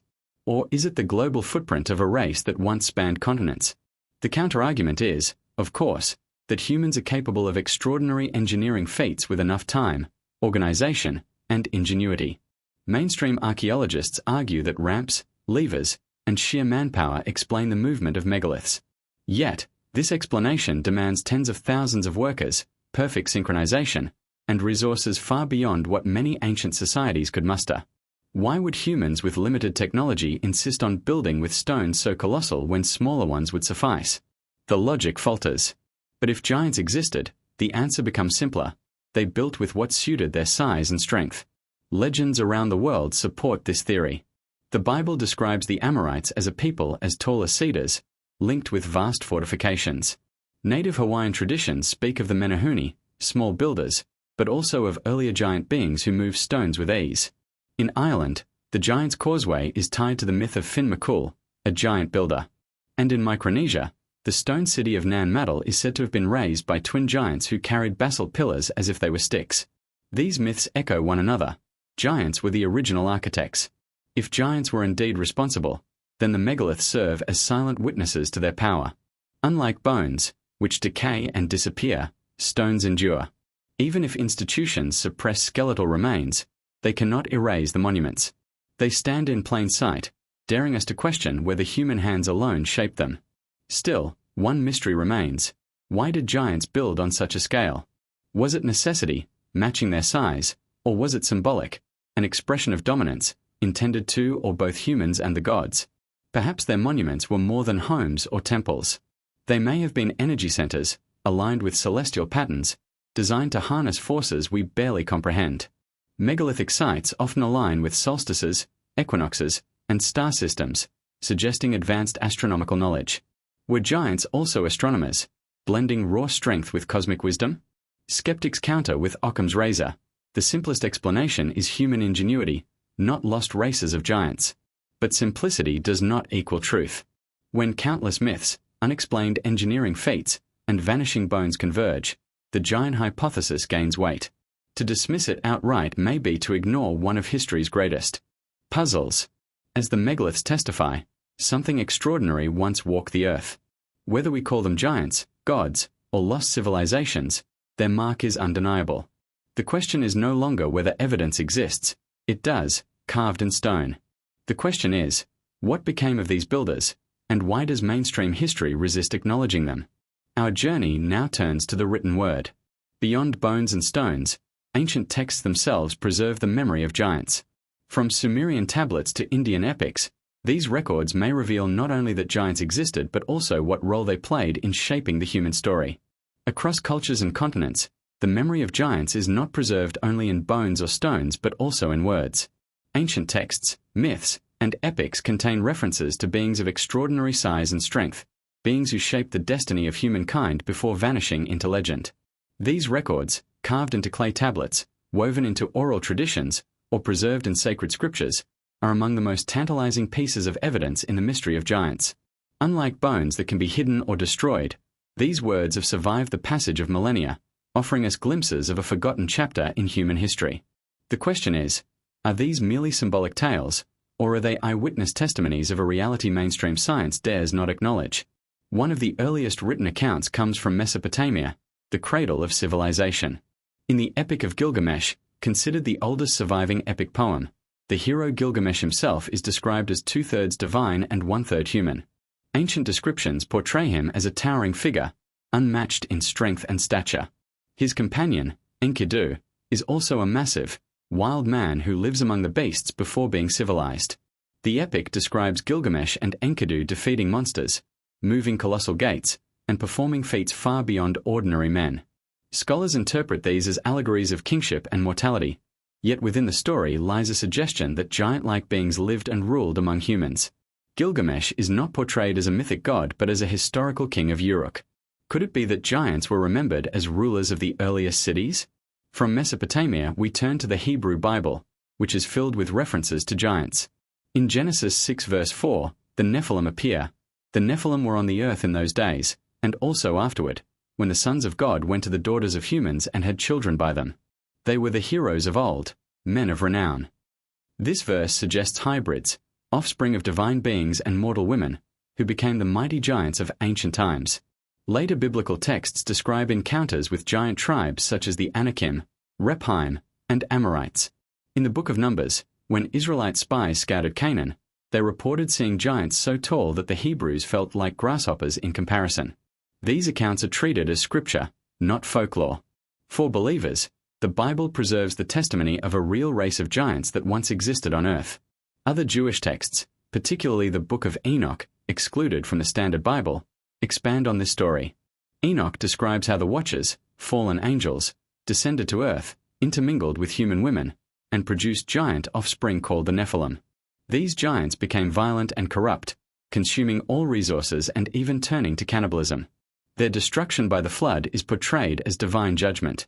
Though the Book of Enoch was declared apocryphal by early church leaders, it circulated widely in antiquity, influencing Jewish and Christian thought. It paints a chilling portrait of giants not as noble beings but as destructive hybrids who nearly ruined creation. If such texts reflect reality, then giants were not only real but also central to the spiritual and moral struggles of humanity. Turning to India, we find the Mahabharata and the Ramayana, vast epics filled with superhuman beings. The Mahabharata describes warriors so tall and powerful they could slay elephants with single blows, wield massive weapons, and shake the earth in battle. Bhima, one of the Pandava brothers, is repeatedly described as immense and giant-like in strength. The Ramayana recounts battles with Rakshasas, giant demons who inhabited Lanka and opposed the hero Rama. These beings are portrayed as both physically enormous and magically gifted. Scholars often interpret them as allegorical, yet Indian tradition has long treated these epics as history rather than myth. Could the Rakshasas and the mighty warriors be cultural memories of a time when giants lived in South Asia? In Greece, the mythology of the Gigantomachy, wars between gods and giants, depicts titanic battles where the earth itself trembled under the weight of colossal beings. The word gigantes literally means earthborn, suggesting beings who arose from the soil itself. Greek myths are filled with giants such as the Cyclopes, one-eyed builders of immense forges, and the hundred-handed Hecatoncheias. While these beings are couched in myth, the Greeks often wove real historical memory into their stories. The ruins of massive walls and fortresses in Mycenae and Tiryns were referred to as Cyclopean masonry, said to be built by giants because humans could not possibly lift the stones. Here again, legend and archaeology blur. In Norse mythology, giants, or Jotnar, are central to the cosmology. They are portrayed not merely as brutes but as primal forces of nature, existing before the gods themselves. The world was said to have been created from the body of Wymir, a giant whose flesh became the earth and whose blood formed the seas. The Jotnar battled the gods in cycles of chaos and order, culminating in Ragnarok, when giants would once again rise to destroy the world. These myths echo global themes of giants tied to creation and destruction, suggesting that across cultures, giants were not marginal figures but central to humanity's origin stories. In the Americas, native traditions also speak of giants. The Paiute people tell of the Saiti Ka, a race of red-haired giants who lived in Nevada. These beings were violent and cannibalistic, warring with the Paiutes until they were exterminated. Similar stories appear among the Choctaw, who describe a race of giant beings in Mississippi, and the Iroquois, who speak of stone giants that roamed the land. For indigenous peoples, these were not distant myths but oral histories, passed down as fact. When early European settlers unearthed large bones in America, they often recalled these stories, seeing them as confirmation that giants once lived on the continent. Legends in Polynesia speak of great builders who lifted stones into place effortlessly. The stone city of Nan Madol in Micronesia is said to have been constructed by twin giants who carried basalt pillars on their shoulders. In New Zealand, the Maori speak of giants called Kahuatapua, beings of immense size who lived in caves and hunted humans. Across the Pacific, from Hawaii to Easter Island, oral traditions consistently remember larger-than-life beings who once interacted with humanity. What makes these testimonies powerful is their universality. From Mesopotamia to the Americas, from India to Scandinavia, the stories repeat. Giants lived among us, built cities, fought wars, and were destroyed by cataclysms or divine judgment. Skeptics argue that these are archetypal myths, cultural expressions of fear, awe, or imagination. But why, then, are the details so consistent? Why do so many epics describe beings of unusual size, strength, and moral corruption, often destroyed in floods or battles against the gods? These texts challenge us to reconsider our assumptions. If even one of these stories reflects historical truth, then giants were a real part of human history. Perhaps the written word has preserved what bones and stones alone cannot prove, the testimony of our ancestors, encoded in myth but rooted in memory. The key lies in connecting these records with physical evidence. If giants truly lived, their remains and their works should align with the testimonies of ancient texts. And indeed, as we've seen, bones are reported, and megaliths still stand. Together with written accounts, they form a tapestry of evidence too consistent to ignore. As we leave the realm of myth and scripture, the next step is to examine the battles themselves, the great wars between humans and giants described in legend. Were these epic clashes mere storytelling, or could they reflect real struggles for survival against a race of colossal beings? Throughout the mythologies of the world, there is a recurring and electrifying theme: wars between humans and giants. These stories appear so frequently, across such vast distances and diverse cultures, that they beg the question: are they purely symbolic, or do they preserve the memory of actual battles fought in a forgotten age? The idea that humanity once struggled against towering beings may sound fantastical, but when taken alongside archaeology, oral traditions, and ancient texts, the pattern becomes impossible to dismiss. Wars between humans and giants may not merely be mythology, they could represent real encounters that shaped the destiny of our species. One of the most famous accounts comes from the Bible, in the story of David and Goliath. In this tale, a shepherd boy faces a Philistine warrior of enormous stature. Goliath is described as over 9 feet tall, clad in heavy bronze armor and wielding a spear with a shaft like a weaver's beam. Ordinary men could not even lift such a weapon, let alone wield it in battle. Yet David, armed only with a sling, defeats Goliath with cunning and precision. The story has been retold as a moral lesson: brains over brawn, faith over fear. But what if it also records a real confrontation between humans and one of the last surviving giants? If Goliath was part of a race like the Rephaim or Anakim mentioned in the Bible, then the story is not metaphor but memory, passed down as a defining moment of triumph. Elsewhere in Scripture, the Israelites are said to have fought entire tribes of giants. In Deuteronomy, King Og of Bashan is described as the last of the Rephaim, with a bed made of iron measuring over 13 feet in length. His people, the Amorites, were described as tall as cedars. Joshua led campaigns against the Anakim, clearing them from the land of Canaan. These were not isolated duels but full-scale wars in which human armies clashed with races of great size. If we accept the biblical text as even partially historical, then humanity's conquest of the Promised Land was as much about survival against giants as it was about territory. Moving from the Middle East to the Americas, Native American traditions also recall epic battles with giants.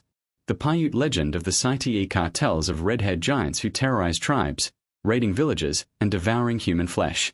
The Paiutes eventually united against them, driving the giants into a cave and setting it ablaze. Archaeological evidence from Lovelock Cave in Nevada, giant sandals, massive tools, and disputed bones seems to align uncannily with the story. Whether myth or history, the tale preserves a memory of humans rising up against larger, more powerful foes. Other tribes, such as the Choctaw and Comanche, also describe wars with giant races. In these stories, giants were not gods but predators, and humanity's survival depended on their defeat. In Greek mythology, the Gigantomachy, War of the Giants, was a defining event. The Olympian gods fought against the Gigantes, a race of giants born of the earth. The battles were cataclysmic, with mountains hurled as weapons and the sky itself trembling. Though couched in myth, this war reflects the same theme: giants versus beings of smaller stature, with humanity's allies, whether gods or clever heroes, eventually prevailing. The Greeks also spoke of specific giant encounters, such as Heracles' battles with towering opponents. These stories, like those in the Bible, emphasize both the terror and the eventual triumph of humans or their divine patrons over colossal enemies. Norse mythology also tells of repeated wars between gods, humans, and giants. The Jotnar were not merely background figures but central antagonists. They represented chaos and destruction, continually warring against the Aesir and Vani. At Ragnarok, the final battle, giants would rise again, led by fire giant Surtur, to destroy the world. These myths may encode distant memories of real conflicts, magnified over time into cosmic struggles. Interestingly, Norse sagas also mention giants as physical beings, massive, dangerous, but not immortal. Some lived in mountains, others in the frozen wastes, occasionally clashing with men. In India's Mahabharata, wars are filled with descriptions of immense warriors who towered over ordinary men. Bhima, one of the Pandava brothers, possessed giant-like strength and battled opponents of enormous size. Rakshasas, giant demons, were frequent enemies in the epics, fought with divine weapons and immense ferocity. Some scholars interpret these battles as allegories for inner struggles, but to others, they may preserve a literal memory of giant tribes that once warred against humans in South Asia. Legends from the Pacific also speak of battles against giants. In Micronesia, the tale of Nan Madol describes twin giants who ruled with tyranny before being defeated by islanders. In New Zealand, the Maori tell of clashes with Kahuatapua, monstrous giants who could shapeshift and devour men. These stories are strikingly similar to those of the Americas, suggesting that across oceans, humanity remembered its victories over larger, more dangerous beings. Skeptics argue that tales of giant wars are symbolic, representing humanity's struggles against nature, tyranny, or overwhelming odds. But symbolism alone cannot explain why the details, giant height, massive weapons, fortresses, and ultimate defeat by humans, are repeated so consistently worldwide. Nor can it explain archaeological anomalies, oversized weapons, massive fortifications, or skeletal remains that align with the legends. If these were merely metaphors, why do they so often coincide with physical evidence? One possibility is that humans truly did clash with a larger race during prehistory. Giants may have held dominance in certain regions, controlling resources and populations. As human numbers grew and weapons advanced, the balance shifted. Wars would have been inevitable.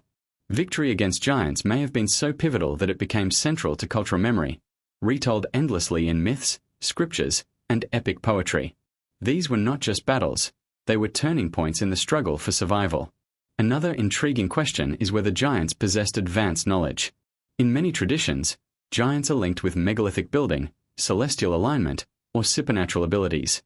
If they held both physical and intellectual superiority, then defeating them would have required not only courage but also divine or technological assistance. Myths often speak of humans aided by gods, magical weapons, or clever strategies. Perhaps these stories encode the truth. Humanity survived not by brute force but by ingenuity, alliances, and persistence.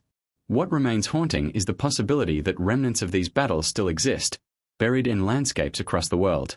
Burned caves, collapsed fortresses, and unusual artifacts may mark sites where humans and giants clashed. Lovelock Cave in Nevada, for example, may be just one of many. If more such sites are discovered, they could provide physical proof that giant wars were not myth but history. The wars between humans and giants, whether allegorical or literal, share a consistent conclusion: giants lost. Humanity survived, advanced, and inherited the earth. But what if the memory of those wars is why so many cultures also carry deep fears of giants returning? Biblical prophecy warns that, as in the days of Noah, so too will giants reappear. Norse mythology anticipates Ragnarok, when giants rise again. Could these myths be more than stories? Could they be warnings that the age of giants may not be entirely over? The next stage of our exploration must ask, if giants existed, ruled, and were eventually defeated, did they leave behind bloodlines? Are their descendants still among us, hidden not in bones or stones but in our very DNA? For thousands of years, whispers have echoed across cultures that giants did not entirely disappear.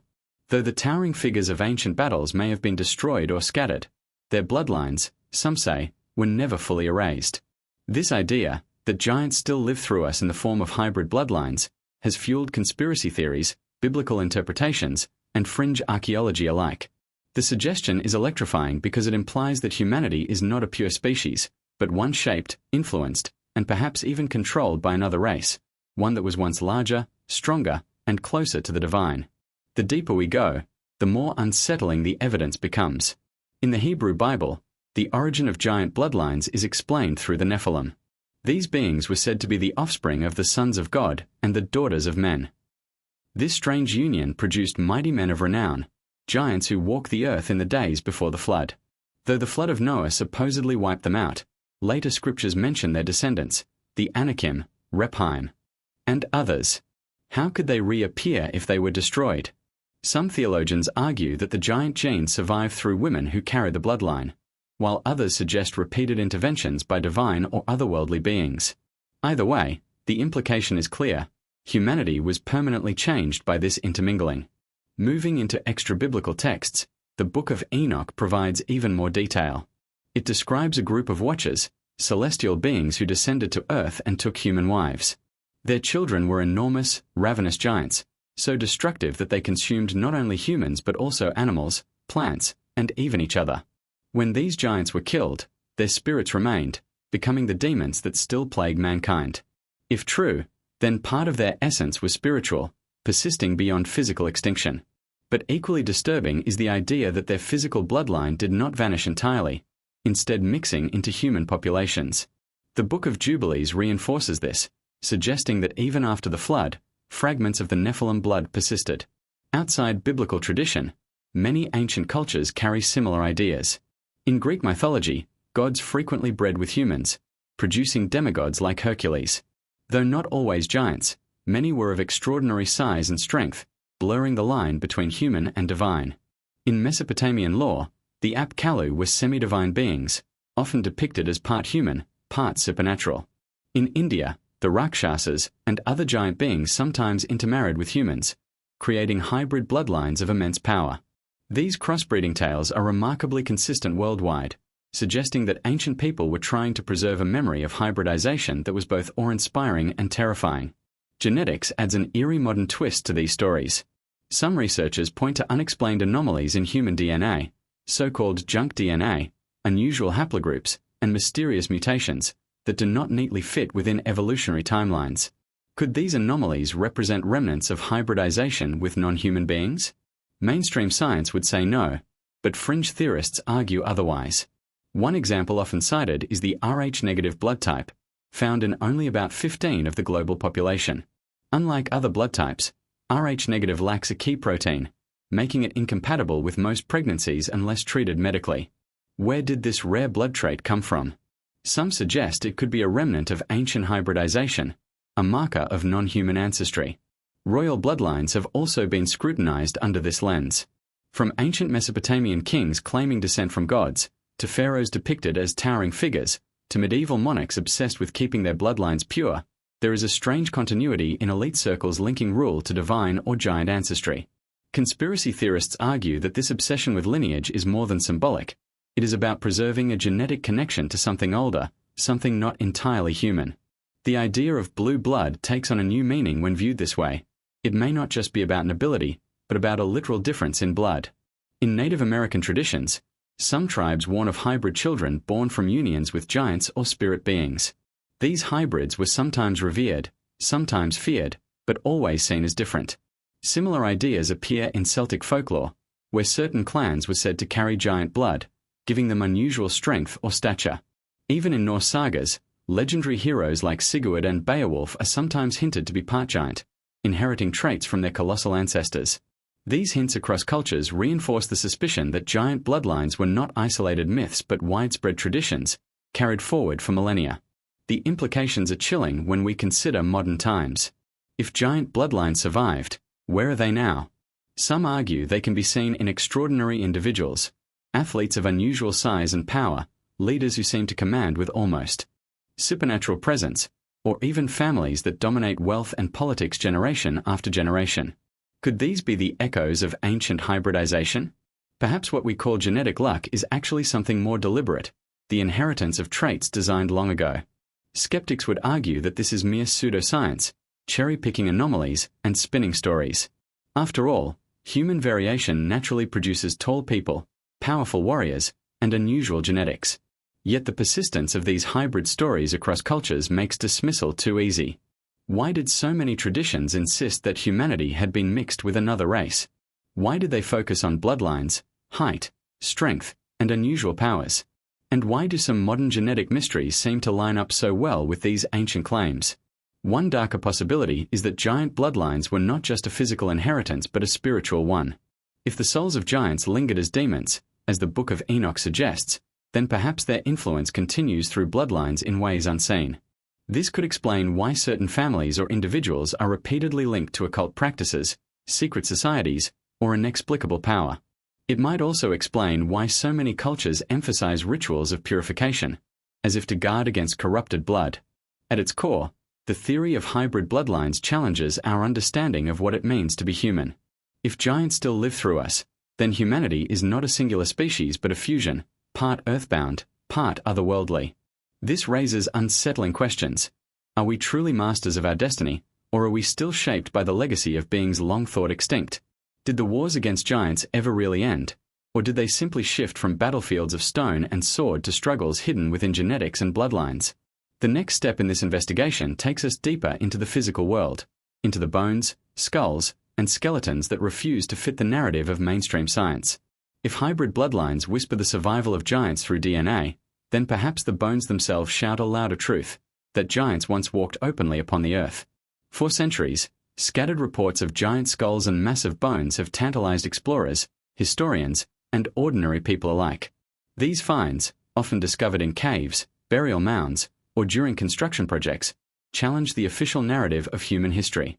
While mainstream science typically dismisses or ignores these discoveries, those who dare to investigate them argue that they point to one undeniable conclusion: giants were real, and their remains have been buried, both literally and figuratively, by institutions that fear the truth. The mystery of giant skulls and bones stands as one of the most compelling pieces of evidence in the debate over forbidden archaeology. Perhaps the most famous examples come from North America. During the 19th and early 20th centuries, newspapers frequently reported the unearthing of gigantic skeletons in ancient Native American burial mounds. Farmers plowing their fields or construction crews digging foundations would stumble upon skeletons ranging from 8 to 12 feet in length. Some accounts even describe skulls with double rows of teeth or jawbones so large that they could fit over a living man's head like a helmet. The Smithsonian Institution, along with other agencies, was often called in to investigate, but curiously, the bones seemed to vanish soon after. This pattern, discovery, initial excitement, institutional involvement, and disappearance, has fueled suspicions that there was, and still is, a deliberate cover-up. One striking example is the report from Wisconsin in the late 1800s. Workers uncovered a burial mound containing several giant skeletons, some measuring over 9 feet tall. The skulls were unusually thick and elongated, with pronounced brow ridges. Local newspapers covered the story in detail, but once the Smithsonian became involved, the remains were quietly removed, never to be seen again. Similar discoveries were documented in states like Ohio, West Virginia, Kentucky, and Tennessee, where mound builder cultures once thrived. Could it be that these ancient people were not just mysterious builders of earthworks, but caretakers, or descendants, of giants? The phenomenon was not confined to America. In South America, explorers in the 16th and 17th centuries recorded encounters with bones of astonishing size. In Patagonia, Spanish and Portuguese sailors claimed to have seen living giants, as well as skeletal remains that dwarfed ordinary men.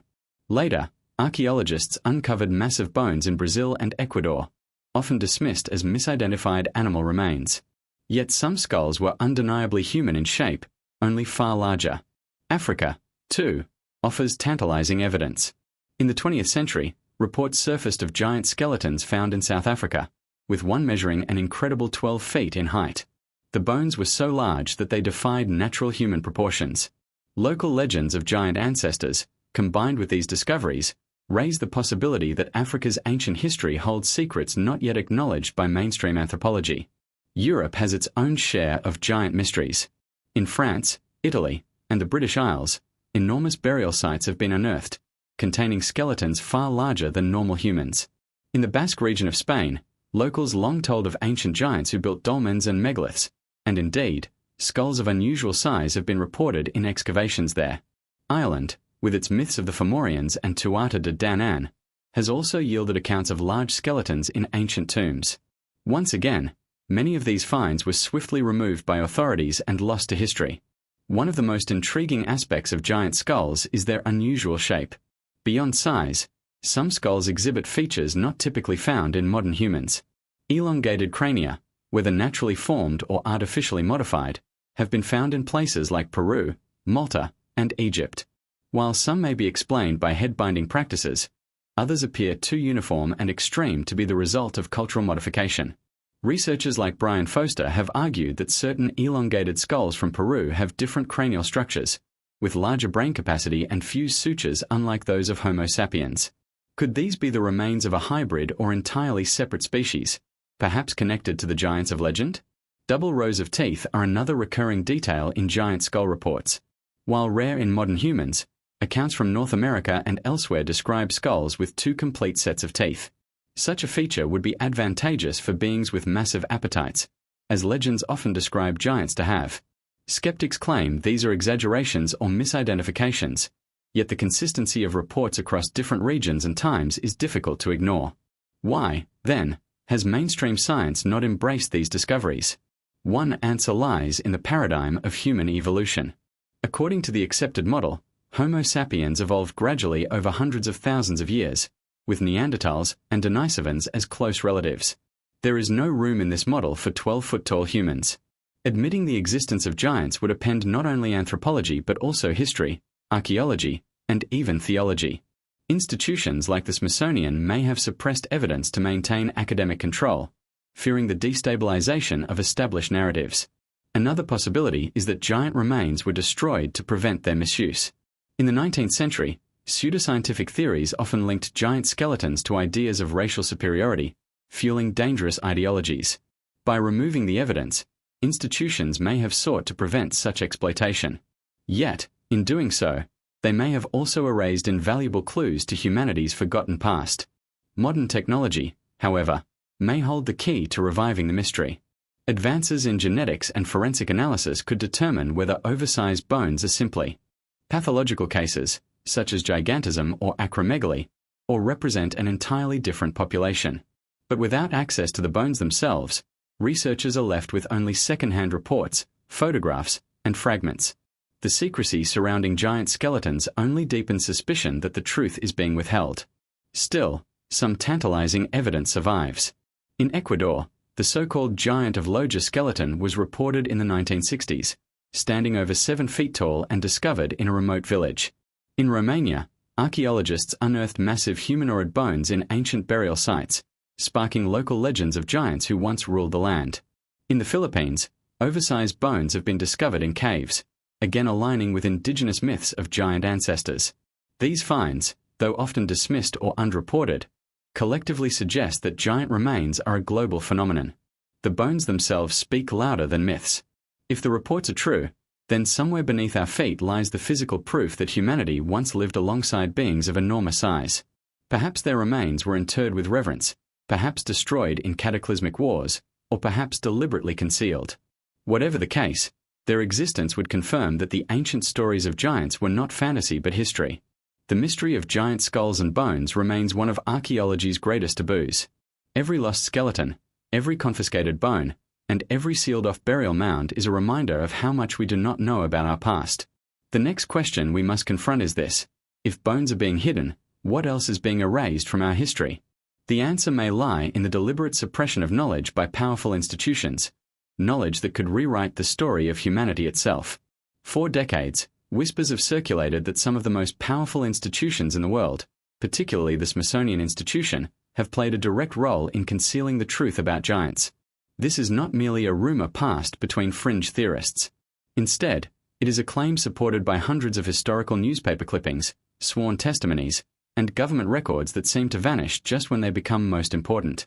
If giant skeletons have indeed been discovered in mounds, caves, and ancient burial sites, then one of the greatest mysteries is not simply their existence but why the evidence has been repeatedly lost, hidden, or destroyed. The case of the Smithsonian suppression is a story not only about giants but about the very control of human history. The Smithsonian Institution was founded in 1846, with a stated mission to increase and diffuse knowledge. It quickly became one of the most respected centers of archaeology and anthropology in the United States. At the same time, the mid-19th century was the peak of mound excavation across North America. Farmers, settlers, and amateur archaeologists uncovered thousands of burial mounds left by ancient Native American cultures. And within many of these mounds, reports claim, were skeletons far larger than ordinary humans, 8, 10, even 12 feet tall. Local newspapers from the era are filled with stories of these discoveries, often describing the excitement of local communities as they dug up bones that seemed to prove the biblical accounts of giants were true. But a strange pattern emerged. In report after report, after local awe and astonishment came the arrival of Smithsonian agents. Bones were collected, boxed, and shipped to Washington for study. Yet after that, silence. The artifacts and skeletons never reappeared in exhibitions, catalogues, or scholarly papers. Instead, official statements began to deny that such discoveries had ever taken place. Local witnesses insisted they had seen the bones with their own eyes, but without the physical remains, their accounts were easily dismissed as exaggerations, misidentifications, or hoaxes. Over time, the Smithsonian developed a reputation among alternative historians not as a preserver of history but as a suppressor of it. Why would such an institution cover up the existence of giants? One reason may be ideological. In the 19th century, Darwin's theory of evolution was beginning to take hold in academic circles. The existence of giant humans, far larger and seemingly more advanced than ordinary men, would challenge the carefully constructed evolutionary timeline. If giants had once walked the earth, it might lend credibility to biblical accounts, such as the Nephilim in Genesis. For an institution trying to establish scientific authority in an age of religious upheaval, this was a dangerous possibility. Suppressing giants may have been less about destroying evidence and more about preserving a fragile paradigm. Another reason could be political. During the same period, Native American tribes were being displaced, and their ancient heritage was often dismissed as primitive compared to European settlers.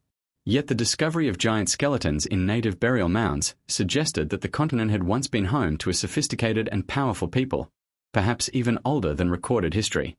Acknowledging this would have contradicted the narrative of manifest destiny, which painted Native Americans as late arrivals to the land. By removing evidence of giants, institutions like the Smithsonian may have also erased traces of advanced pre-Columbian civilizations, maintaining a narrative that justified colonial expansion. There are also economic motives to consider. Archaeology in the 19th century was deeply tied to funding, patronage, and prestige. Theories that aligned with mainstream science attracted support, while those that strayed into the biblical or supernatural risked ridicule. An institution like the Smithsonian would have been highly motivated to conform to accepted scientific dogma, lest its credibility be questioned.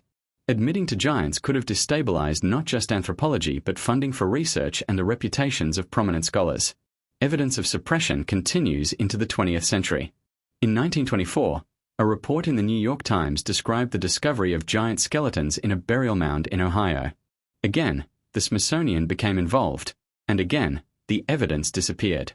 Later, in the 1930s, several large skeletons were reportedly found in Nevada near Lovelock Cave.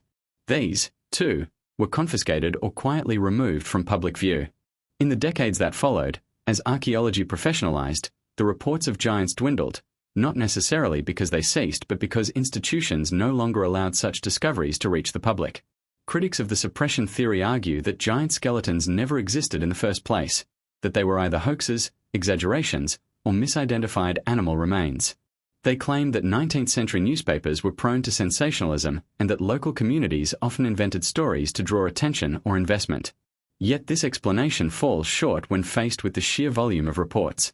Hundreds of articles from across the United States, many with detailed descriptions and multiple witnesses, cannot all be dismissed as fabrications.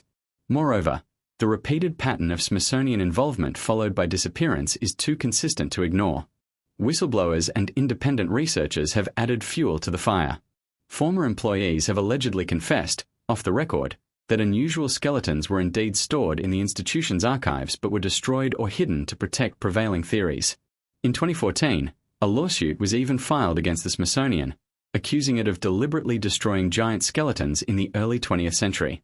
Though the case was dismissed, it reignited debate and suspicion. If there were nothing to hide, why such secrecy and defensive posturing? The Smithsonian is not alone in this alleged cover-up. Other museums, universities, and government agencies have also been implicated. For instance, in Europe, reports of giant remains found in France and the British Isles often ended with their quiet removal by state authorities. In South America, large bones found in Ecuador and Peru sometimes vanished into private collections or institutional vaults, never to be seen again. Across the globe, the same story repeats: discovery, confiscation, disappearance. If suppression is real, then the implications are staggering. It means that the history taught in schools and universities is incomplete by design. It means that we, as a species, may have been systematically denied knowledge of our true past. Perhaps giants are not just inconvenient to the scientific narrative, they are threatening to the very power structures that control knowledge. To admit their existence would be to admit that ancient texts, mythologies, and indigenous traditions were not mere superstition but accurate records of a forgotten age. Some theorists take the idea further, suggesting that the suppression is not merely about protecting scientific paradigms but about protecting bloodlines. If the descendants of giants still walk among us, hidden in elite families or powerful organizations, then exposing the skeletal remains of their ancestors could reveal too much. Bones can be tested for DNA. They can prove connections. They can unravel secrets that those in power may prefer to keep hidden. The story of the Smithsonian suppression is not only about bones, it is about control of history. The victors, it is said, write history. But in this case, it seems the curators of history have rewritten it, burying giants not only in the earth but in silence. And this brings us to a critical turning point. If bones and skulls have been hidden, what about the structures giants supposedly built? The megalithic monuments scattered across the globe, massive stones moved with impossible precision, may themselves stand as evidence that giants once walked the earth. If institutions can suppress bones, they cannot as easily erase mountains of stone. Around the world stand massive stone monuments that baffle engineers, archaeologists, and historians alike. These are megalithic structures, vast, seemingly impossible creations that defy the tools and techniques known to ancient civilizations. From Stonehenge in England to the pyramids of Egypt, from the colossal stones of Baalbek in Lebanon to the walls of Sacsayhuaman in Peru, humanity has inherited a legacy of architecture that should not have been possible with primitive tools. The question that lingers, whispered by those who study forbidden archaeology, is simple yet explosive. Were these monuments built not by ordinary humans, but by giants? To understand this theory, we must first consider the sheer scale of these works. At Baalbek, in present-day Lebanon, lies the famous Stone of the Pregnant Woman. This single block of limestone weighs an estimated 1,200 tons, so large that even modern cranes would struggle to move it. Yet somehow, ancient builders quarried it, transported it, and set it into place. Mainstream archaeologists claim these stones were left unfinished, but other researchers point out that smaller structures were built on top of them, suggesting that they were part of a deliberate and functional platform. If humans 2,000 years ago did not have the technology to lift such stones, then who did? Giants, with their sheer strength and size, provide a tantalizing explanation. In Peru, the fortress of Sacsayhuaman demonstrates a different but equally baffling form of megalithic construction. The massive polygonal stones fit together so precisely that even a razor blade cannot be inserted between them. Some blocks weigh over 100 tons, yet they were quarried, shaped, and moved across challenging terrain. To this day, no one can fully explain how such precision was achieved with supposedly primitive tools. Local legends attribute the site to the work of Viracocha and his giant helpers, who built the walls before the Inca inherited them. Could these legends be preserving the memory of an earlier age when giants roamed the Andes and shaped the land with their massive strength? Stonehenge, though more familiar, raises similar questions. Each standing stone weighs up to 25 tons, and some were transported from quarries over 150 miles away. Scholars have debated endlessly about how Neolithic people could have accomplished this with wooden rollers, ropes, and manpower alone. But myths tell a different story. According to Geoffrey of Monmouth, Stonehenge was built with the help of giants who brought the stones from Africa to Ireland, and then across the sea to England. To skeptics, this is folklore. To others, it is a fragment of historical truth that aligns with the global pattern: giant beings leaving their mark in stone. Egypt's pyramids also fit into this mystery. The Great Pyramid of Giza contains over 2 million blocks, some weighing 80 tons. The logistics of quarrying, transporting, and setting these stones with perfect alignment to cardinal directions remains unexplained. Ancient Egyptian texts speak of gods and demigods ruling in the earliest dynasties, some of whom were described as immense in stature. Could these accounts be referencing the same race of giants said to have built megaliths elsewhere?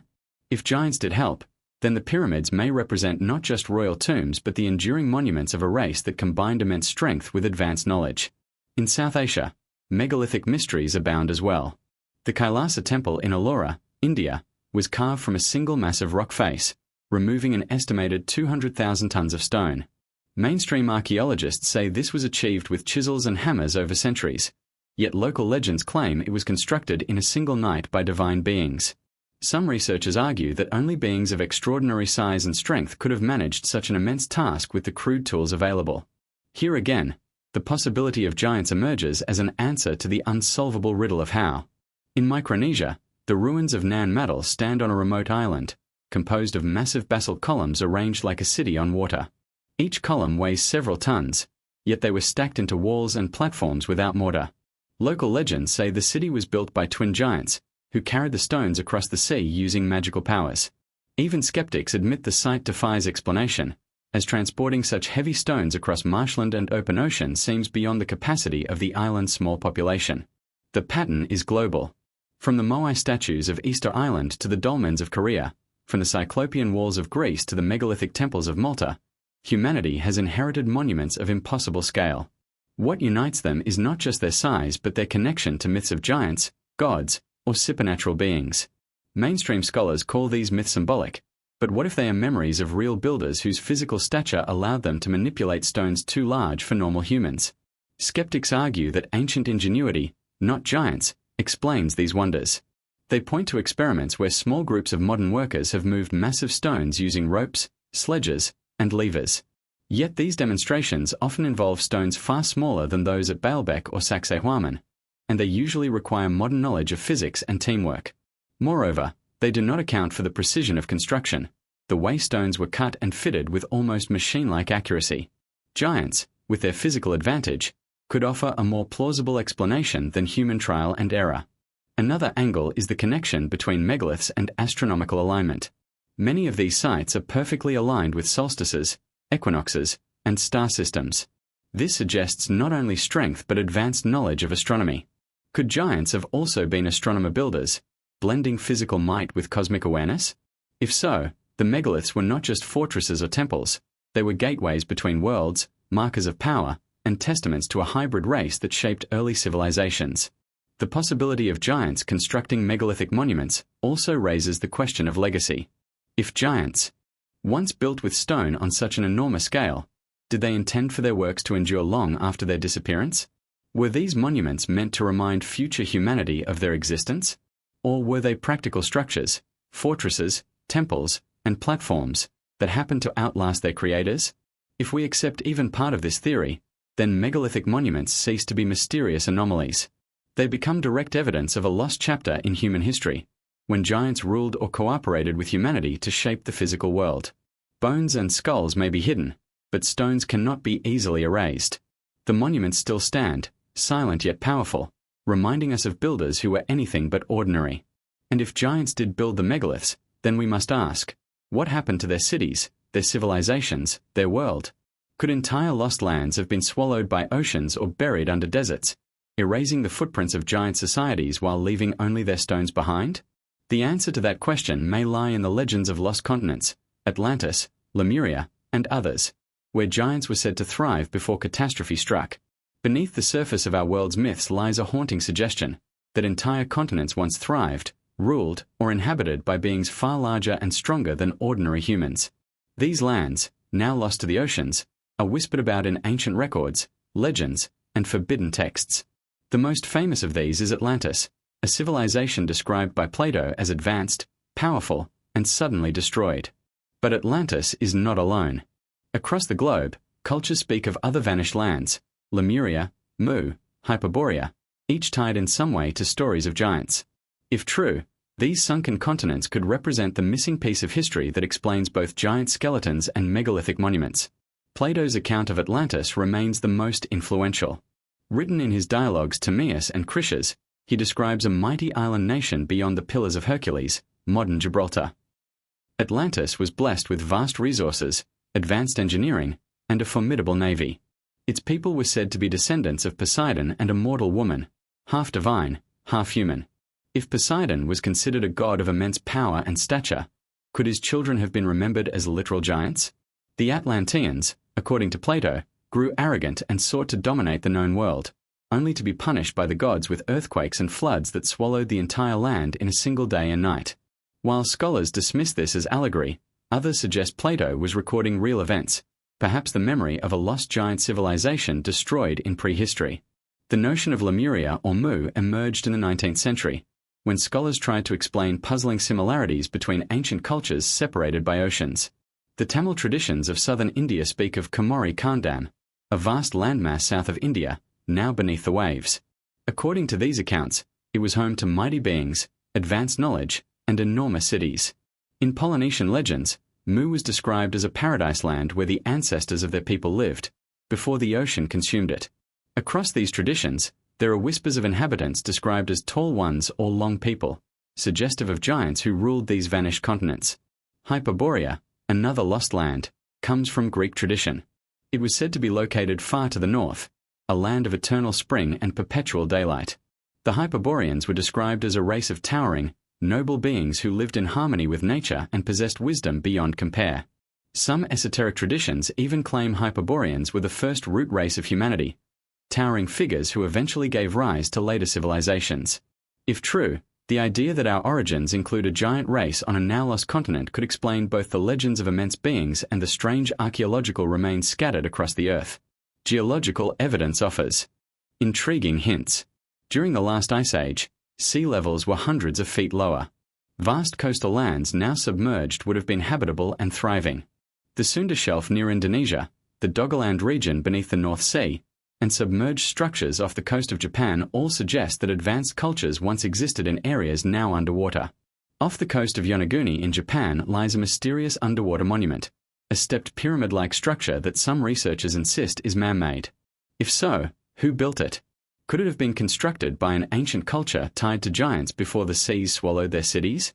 Legends of giant rulers connected to lost continents appear across many cultures. In Mesoamerican lore, the Aztecs described earlier ages of the world when giant races lived on Earth, only to be destroyed by floods and disasters.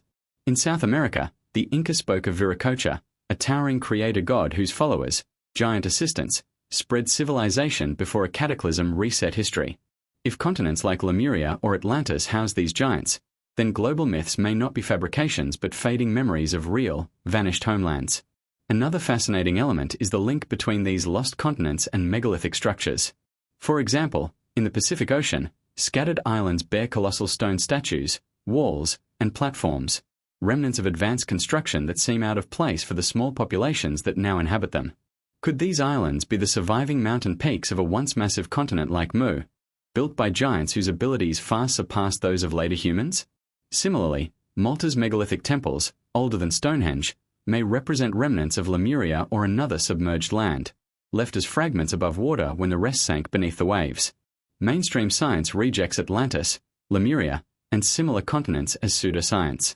They argue that plate tectonics makes the permanent submersion of a vast continent unlikely, dismissing the idea as fantasy. But forbidden archaeology points out anomalies. Ancient maps like the Piri race chart that seem to show coastlines as they appeared thousands of years ago, submerged ruins too advanced to be dismissed as natural formations, and oral traditions across cultures too consistent to be ignored. Could it be that our ancestors recorded real memories of giant inhabited continents, which modern science is unwilling to consider because it threatens the official timeline?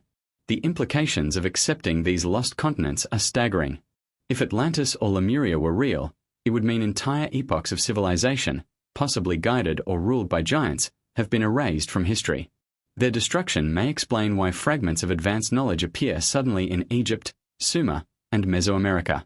Perhaps survivors of these sunken lands spread their wisdom to emerging human cultures, creating the sudden leaps in civilization that mainstream history cannot explain. Even more provocative is the possibility that these continents were not only destroyed by natural disasters but deliberately erased. Could the global flood myths, echoed in the Bible's story of Noah, in Mesopotamian epics, and in Native American traditions, be memories of the deliberate cleansing of the earth from the corruption of giants? In this view, the destruction of Atlantis was not an accident of nature but an intentional act to wipe out a race that had grown too powerful, leaving only their legends and ruins behind. If giants truly thrived on Atlantis, Lemuria, and other lost continents, then their disappearance may not be total. Could remnants of their civilizations still lie beneath the oceans, waiting to be discovered? Sonar mapping of the ocean floor has already revealed strange geometric shapes and structures. Expeditions have uncovered stone roads off the coast of Bimini in the Bahamas, which some claim are remnants of Atlantis.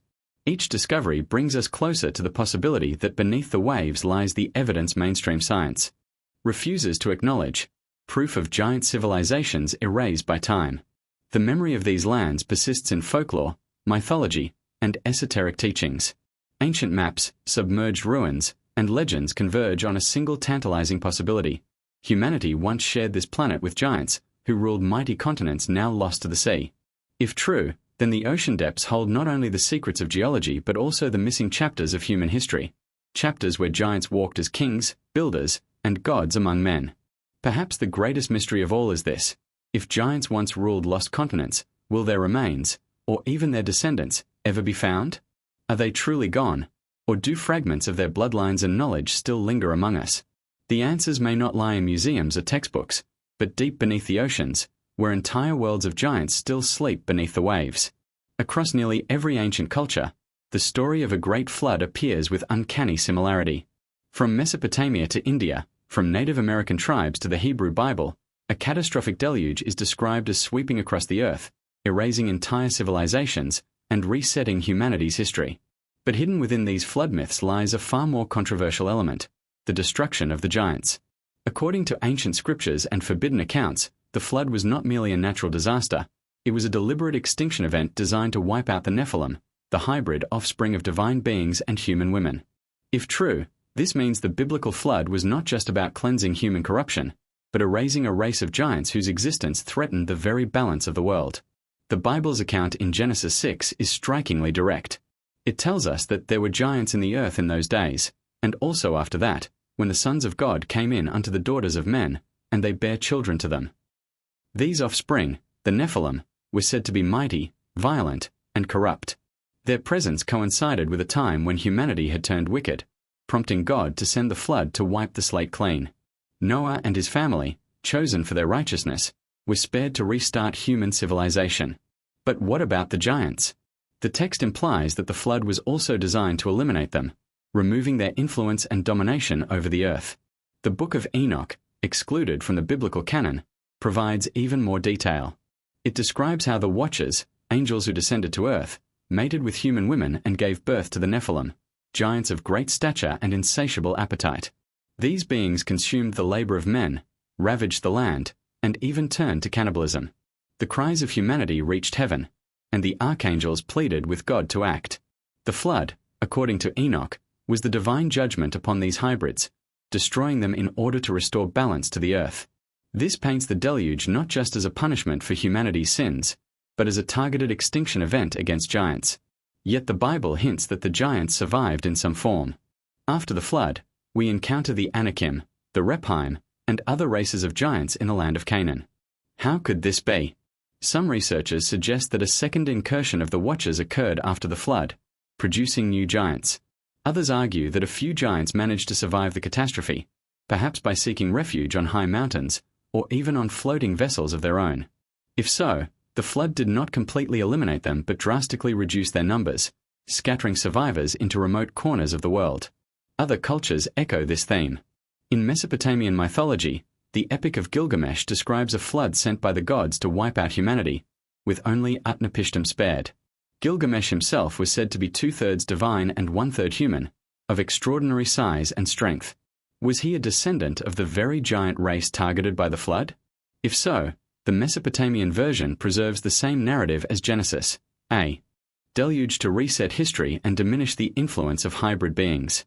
In Native American traditions, many tribes tell of giants destroyed by a flood.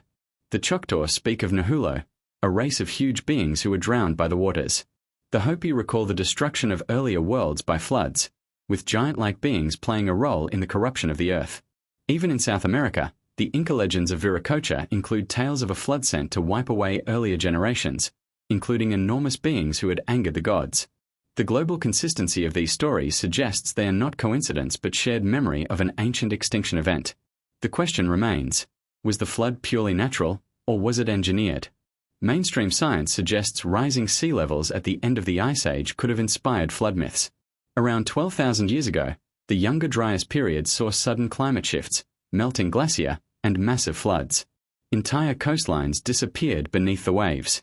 But forbidden archaeology asks, was this timing accidental, or was it the mechanism through which the giants were destroyed? If divine beings truly intervened, then natural catastrophe may have been used as a tool of judgment, targeting the giants while allowing humanity to restart. Physical evidence of massive flooding exists across the globe. The Black Sea deluge theory proposes that the Mediterranean broke through the Bosporus around 7,500 years ago, flooding vast areas. In North America, the Missoula floods left scoured landscapes and massive dry waterfalls as proof of cataclysmic waters. Could these natural floods have inspired the legends? Or are they the geological fingerprints of the same event described in Genesis, Gilgamesh, and countless oral traditions, the deliberate erasure of giants from history? Another provocative angle concerns the preservation of giant remains.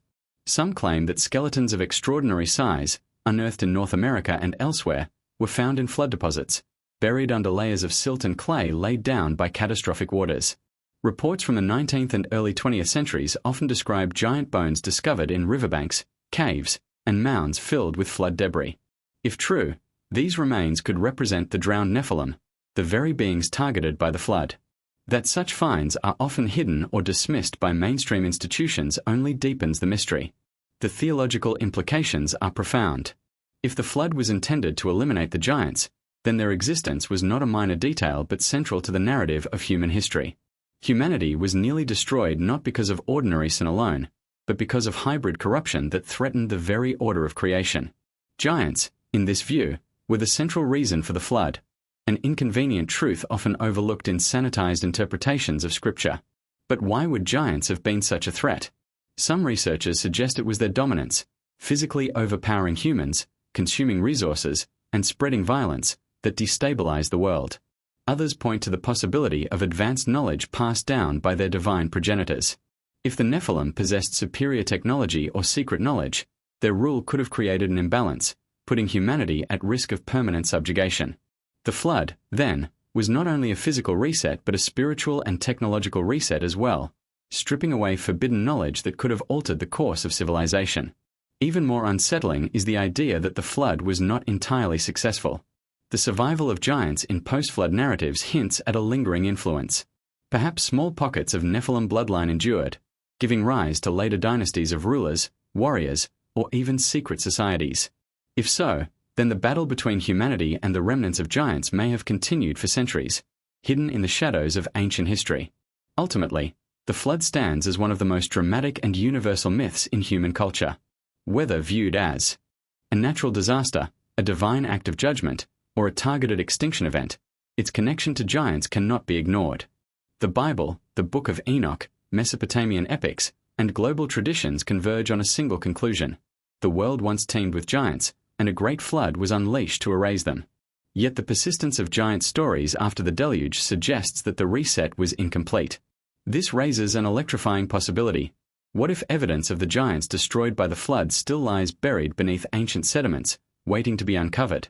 What if, in caves, riverbeds, or submerged ruins, we might yet find the drowned bones of Nephilim, preserved as testimony to a cataclysm that sought to erase them forever? If such evidence exists, it would confirm that the biblical flood was not only real but was the ultimate battle between divine order and forbidden bloodlines. The story of the flood is not just about water. It is about giants, born, destroyed, and remembered in myth and scripture. If we follow the clues, the deluge becomes less of a moral fable and more of a cataclysmic turning point in humanity's shared history, where giants were cast down and humanity was given a second chance. In the shadow of the biblical flood and the apparent attempt to erase the Nephilim from the earth, the scriptures and other ancient texts introduce us to an unsettling truth. Giants did not disappear completely. They re-emerge in the Old Testament narrative, particularly in the conquest of Canaan, where entire tribes of giants are described as inhabiting the Promised Land. These are the Anakim, the Rephaim, and the most famous of all, the mighty king Og of Bashan. Far from mythological flourishes, these accounts form a consistent thread that giants persisted after the flood, presenting an obstacle to the Israelites and a reminder that the extinction event had not fully succeeded. If we take these accounts seriously, they represent some of the clearest evidence that giants once walked the earth, recorded in detail within sacred texts. When Moses led the Israelites out of Egypt and toward the land promised by God, they encountered fearsome reports from the land of Canaan. In the book of Numbers, chapter 13, spies sent to scout the territory described fortified cities, powerful inhabitants, and something more shocking. There we saw the Nephilim, the sons of Anak, who come from the Nephilim, and we seem to ourselves like grasshoppers, and so we seem to them. This passage does not speak metaphorically. The spies explicitly claim to see Nephilim, giants descended from the legendary race destroyed by the flood. The language of feeling like grasshoppers emphasizes the enormous size of these beings compared to ordinary humans. This single verse suggests that somehow giant bloodlines survived, and they had not only survived but thrived in the land of Canaan. The Anakim were among the most notorious of these tribes. Their name is derived from Anak, believed to be an ancestor or progenitor, described as a giant himself. The book of Deuteronomy records that they inhabited the hill country of Canaan, particularly in Hebron. When Joshua later led the Israelites into the land, they fought these giants and drove them out, though remnants survived in Philistine cities such as Gaza, Ashdod, and Gath. The persistence of these beings over generations suggests they were not isolated curiosities but entire lineages of formidable stature, ruling cities and fortresses. Closely tied to the Anakim were the Rephaim, another group consistently associated with giants. The term Rephaim appears throughout the Old Testament, sometimes referring to ancient warrior kings, sometimes to the spirits of the dead. In Deuteronomy 2, the Rephaim are described as a people as great and numerous and tall as the Anakim. They were said to inhabit regions east of the Jordan, particularly Bashan and Moab, while the Moabites called them Emim and the Ammonites referred to them as Zamzummim. The common thread across all these descriptions was their gigantic stature. These regional names suggest that nearly every neighboring culture encountered these beings and gave them distinctive titles, further supporting their historical reality. The most famous of the Rephaim was Og, king of Bashan.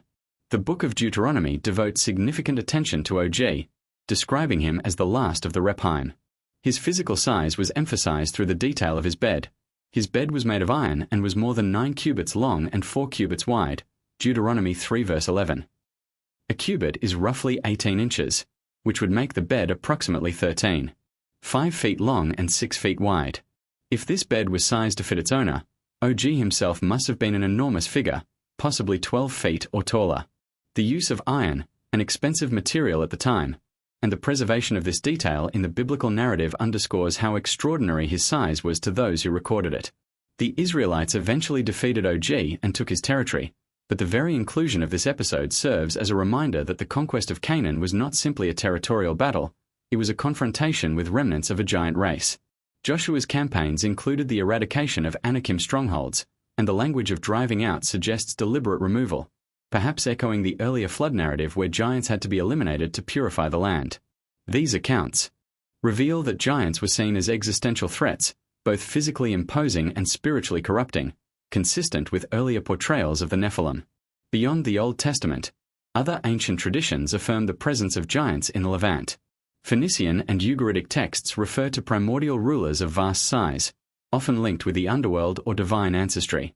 Rabbinic literature also expands upon the giants of Canaan, sometimes portraying them as remnants of pre-flood Nephilim who clung to survival. One story claims that Og himself survived the flood by clinging to Noah's Ark, tolerated only because he promised to serve Noah's descendants. While mythological in tone, this tale again preserves the idea that giants bridged the pre- and post-flood worlds, refusing to vanish entirely. Archaeological whispers also emerge from the region. While mainstream institutions avoid confirming any link to biblical giants, reports from the 19th and early 20th centuries describe the discovery of unusually large skeletons in the Middle East, particularly in ancient burial grounds of the Levant. Some accounts mention femurs or skulls far larger than human norms, though such finds often vanish into obscurity or are dismissed without thorough investigation. Could these be the remains of the Anakim or Rephaim, evidence too disruptive to fit the accepted historical narrative? The spiritual dimension of these giants cannot be overlooked. The Bible portrays them not only as enemies of Israel but as embodiments of corruption.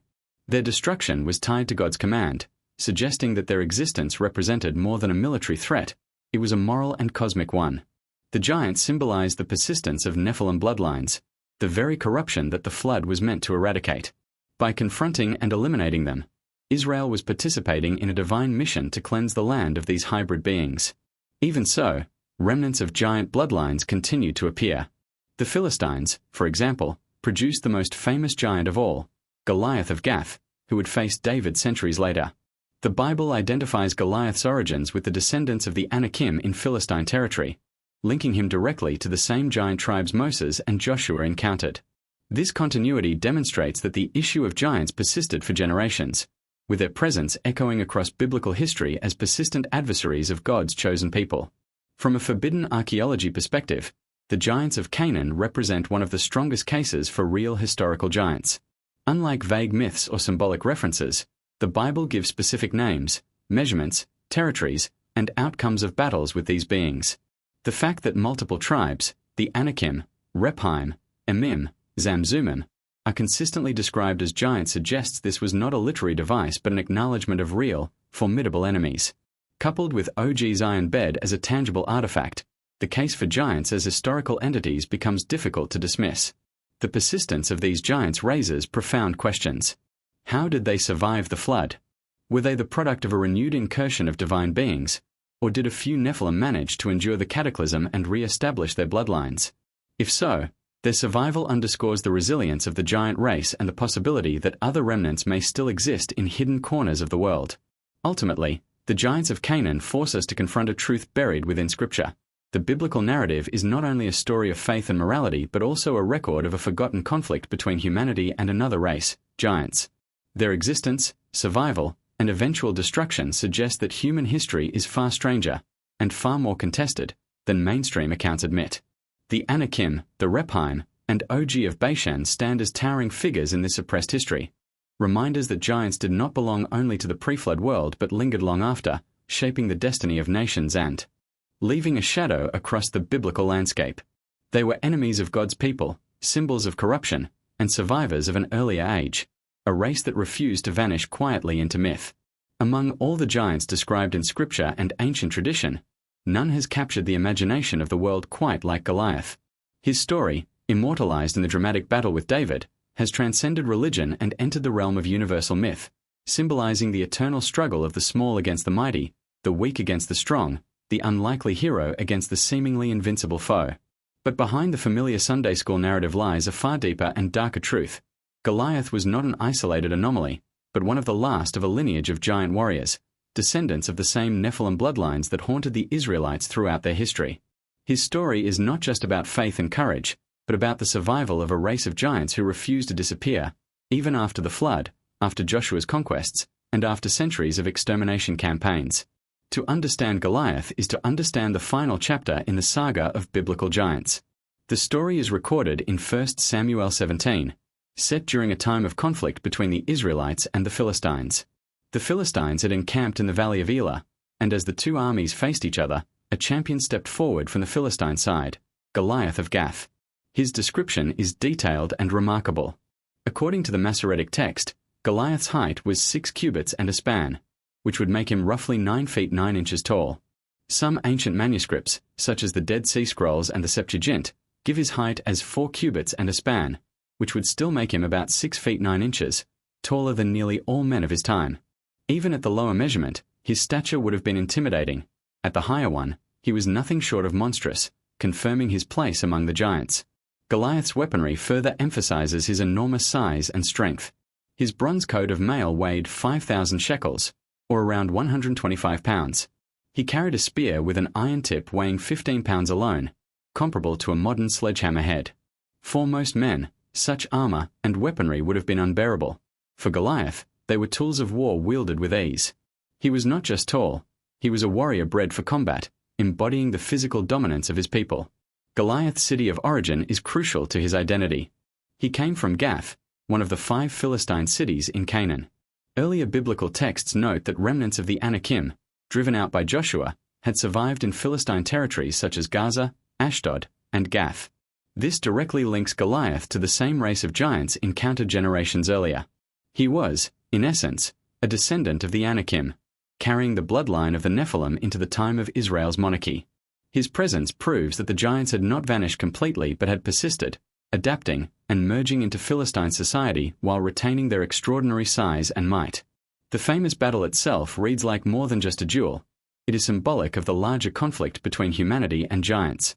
For 40 days, Goliath challenged the Israelites, demanding single combat. His taunts demoralized Israel's army, underscoring the terror that a giant could instill. No man dared face him, until David, a young shepherd boy, stepped forward with nothing more than a sling and a staff. David's refusal to use conventional armor is significant. He rejected human methods of warfare in favor of divine reliance.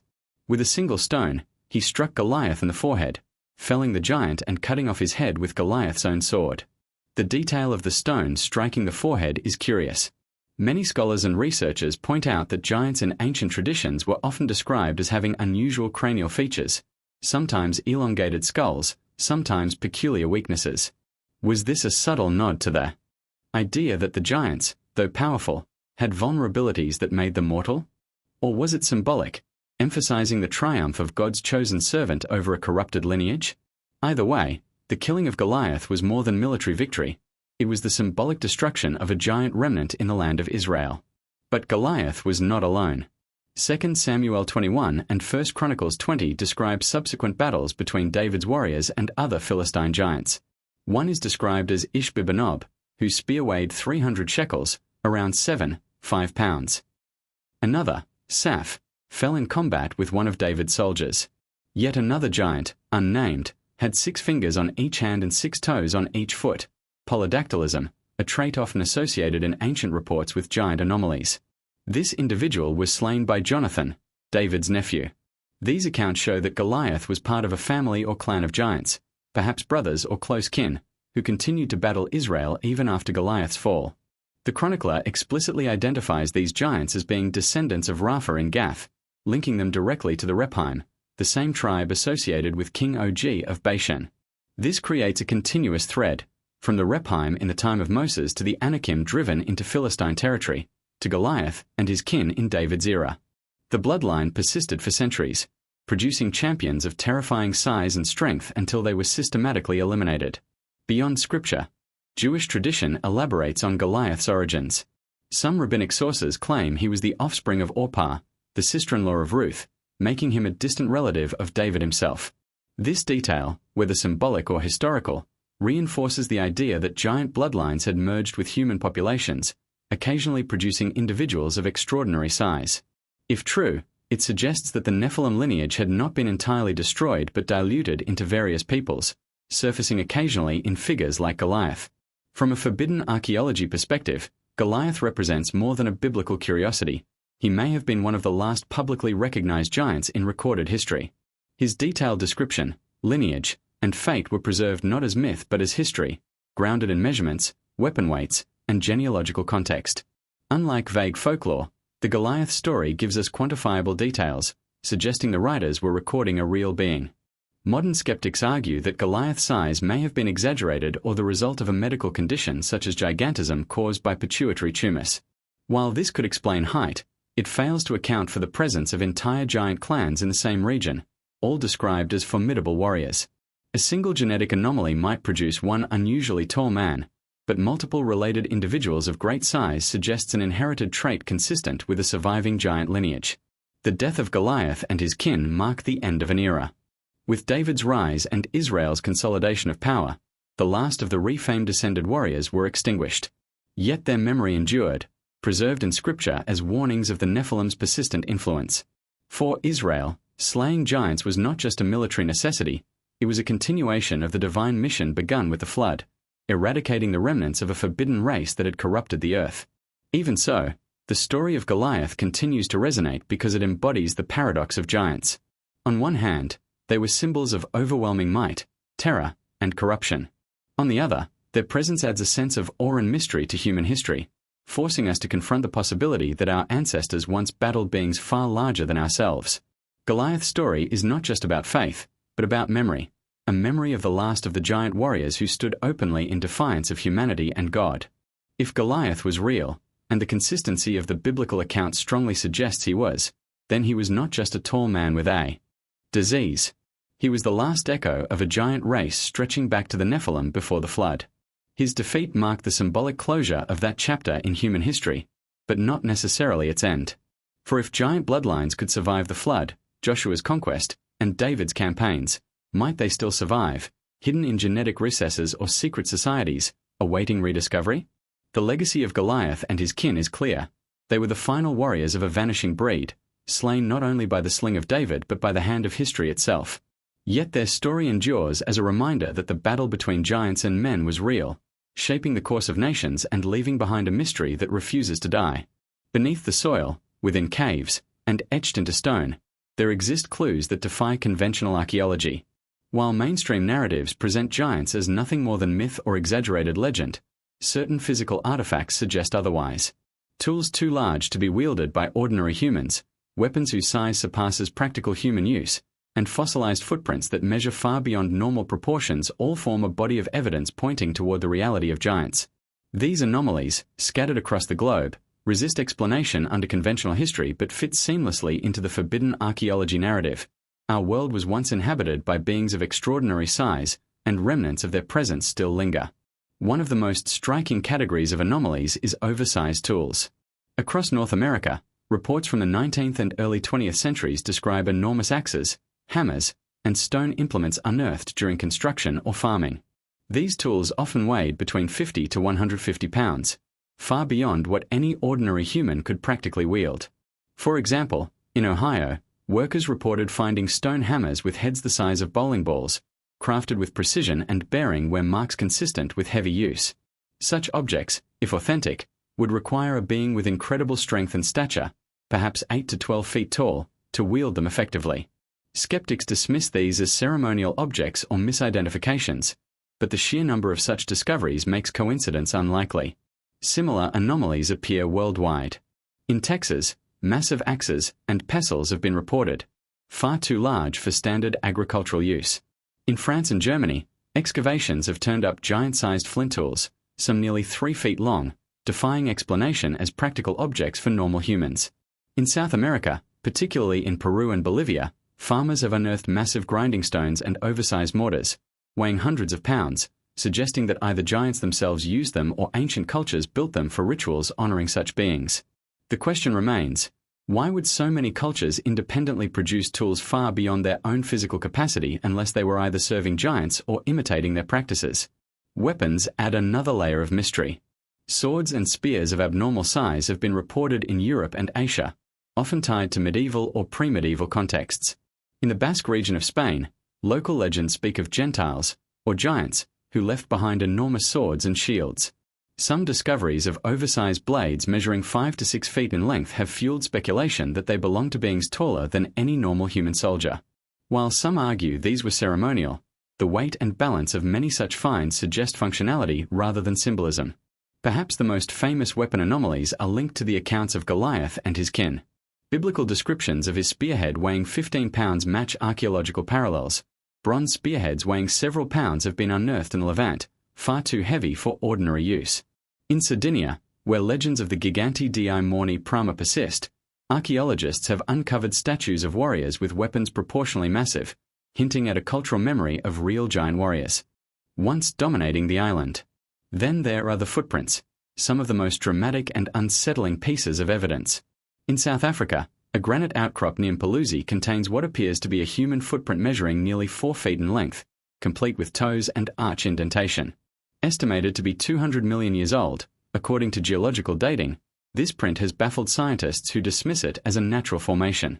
Yet to the naked eye, it resembles an unmistakable human track, only from a being upwards of 20 feet tall. In the United States, particularly in places like Texas and California, reports of giant fossilized footprints abound. Some are double the size of modern human prints, and in a few cases, tracks of multiple giant beings have been recorded walking together. Native American traditions, particularly among the Paiute and Cherokee, describe races of giants whose tracks could be seen in stone, a narrative seemingly confirmed by these anomalies. In Australia, Aboriginal traditions speak of the Mimi spirits or Yowie giants, and fossilized prints found in Queensland, far larger than normal human feet, have been cited as potential evidence of their existence. Other footprint anomalies blur the line between mythology and reality. In the Himalayas, the famous Yeti tracks, some measuring over 18 inches, continue to be discovered by mountaineers. While modern science attributes them to bears or snow deformations, local traditions insist they belong to giant beings. In South America, particularly in Paraguay and Bolivia, enormous human-like tracks have been reported carved into rock, consistent with legends of giant ancestors. Another overlooked anomaly comes in the form of massive skeletal remains of animals that appear to have been domesticated by giants. In South America, fossilized camelids and llamas far larger than their modern counterparts suggest creatures bred or hunted by beings of immense size. The idea that giants could have domesticated or tamed megafauna fits with the enormous tools and weapons found in the same regions. If ordinary humans were struggling to survive in prehistoric landscapes, giants may have thrived by using their strength to dominate both environment and beast. Mainstream archaeology attempts to explain these anomalies through practical means. Oversized tools are often labeled ceremonial, footprints are dismissed as natural erosion, and massive weapons are categorized as symbolic. Yet these explanations often feel forced, failing to account for consistent reports across cultures and continents. Why would so many different peoples independently create impractical, oversized artifacts if not in response to something real? Forbidden archaeology offers a more coherent interpretation. These anomalies are remnants of a forgotten age when giants walked among humans. The tools and weapons were theirs, functional objects used by hands large enough to wield them. The footprints are literal imprints of their passing, frozen in stone as testimony to their existence. These clues, though inconvenient for the modern narrative, form a mosaic that points to the same truth. Giants were real, and they left evidence behind. The deeper implication is that much of this evidence has been actively suppressed or ignored. Reports of giant tools and footprints in the 19th century often disappeared into obscurity, dismissed by institutions unwilling to challenge the accepted timeline of human evolution. Museums frequently lose or lock away anomalous artifacts that do not fit the mainstream paradigm. Whistleblowers and alternative researchers argue that a deliberate effort is underway to conceal the reality of giants, for their existence would overturn much of what we believe about human origins, technology, and history. Imagine the impact if even one of these anomalies were publicly authenticated. A 150-pound hammer proven to have been used regularly, a sword so large it required an 8-foot warrior to wield it, or a fossilized footprint undeniably human yet measuring over 3 feet long. Such a discovery would not only validate ancient traditions but force a rewriting of human history itself. In the end, the anomalies are not isolated curiosities but part of a larger pattern. From giant skeletons to oversized tools, from impossible weapons to footprints carved in stone, the evidence converges on one conclusion: our planet was once home to beings far larger than ourselves. The mainstream may dismiss them, but the Earth itself continues to whisper their presence through the artifacts they left behind. Each hammer, each footprint, each sword is a fragment of a story that refuses to stay buried. The story of giants who shaped a forgotten chapter of human history. For over a century, whispers of a cover-up have haunted the halls of American archaeology. At the center of this shadowy narrative stands one of the most respected institutions in the world, the Smithsonian Institution. On the surface, the Smithsonian is the guardian of America's heritage, a beacon of science and discovery. Yet, beneath its polished reputation, alternative researchers claim it has served another purpose: suppressing the most explosive discoveries ever unearthed in North America, the skeletal remains of giants. If true, this is not just a story of hidden bones but of a systematic erasure of an entire chapter of human history, carefully excised to preserve a fragile narrative about our past. The story begins in the late 19th century, a time of intense archaeological activity across the United States. Farmers, settlers, and early archaeologists were uncovering thousands of ancient burial mounds scattered across the Midwest and South. These mounds, remnants of the so-called mound builder culture, contained artifacts, ornaments, and, according to countless reports, skeletons of unusual size, sometimes 7, 8, or even 10 feet tall. Local newspapers frequently carried sensational headlines: giant skeleton unearthed in Ohio Valley or enormous bones discovered in Kentucky mound. The reports were so common that they became almost routine. In many cases, these discoveries were allegedly turned over to the Smithsonian. The institution, founded in 1846, quickly established itself as the primary repository for American antiquities. Yet this is where the trail grows murky. Witnesses claimed that crates of giant bones sent to Washington mysteriously vanished, never to be seen again. Farmers who had once displayed the skeletons on their properties reported that Smithsonian representatives collected the remains, promising study and preservation, only for the artifacts to disappear. The question that has haunted researchers ever since: what happened to those bones? One of the most cited examples comes from the Ohio River Valley, where mound excavations in the 1880s and 1890s reportedly produced skeletons over 8 feet tall. According to accounts, these remains were shipped to the Smithsonian. Yet no record exists today of their cataloging or display. In Wisconsin, similar reports surfaced. Giant skeletons uncovered along Lake Delavan were said to have been carefully documented before being removed by Smithsonian agents. Once again, no official trace exists. Across the Midwest, dozens of such cases repeat the same pattern: discovery, shipment, disappearance. The institution itself has historically denied these allegations, insisting that no evidence of giant skeletons exists in its archives. However, skeptics argue that the denials themselves raise suspicion. If these skeletons were simply hoaxes or exaggerations, why not preserve them as curiosities? Why deny their existence altogether? To critics, the answer is clear. Acknowledging the reality of giants would shatter the accepted narrative of human history. From the perspective of forbidden archaeology, the Smithsonian's motive was twofold. First, during the 19th century, archaeology was being formalized as a scientific discipline. The prevailing view was that Native Americans had built the mounds, not some lost race of giants. To acknowledge, otherwise would feed into theories, popular at the time, that the mounds were constructed by an advanced, vanished race unrelated to native peoples. Such ideas were seen as politically dangerous, undermining the rightful heritage of indigenous tribes. By erasing giant skeletons, the Smithsonian could protect a politically convenient narrative while simultaneously dismissing the fringe theories of the day. Second, there was the broader scientific motive, the theory of human evolution. By the late 19th century, Darwin's ideas had taken root. The notion that humans had evolved from smaller, simpler forms into modern Homo sapiens clashed directly with the idea of gigantic, advanced beings existing in North America just a few thousand years ago. If giants were real, it suggested not a linear progression of evolution but an alternative branch of humanity, or even a hybrid race, as biblical texts suggested. Such an admission would have rocked the foundations of anthropology. The allegations of suppression have persisted well into the modern era. Alternative historians such as Jim Vieira, Hugh Newman, and Michael Cremo have compiled extensive archives of 19th and early 20th century newspaper clippings documenting giant skeleton discoveries. Vieira himself presented these findings in a History Channel series, only to face intense pushback from mainstream scholars. The Smithsonian, once again, denied any cover-up. Yet the sheer volume of historical reports, numbering in the hundreds, suggests there was at least something unusual being uncovered across the American landscape.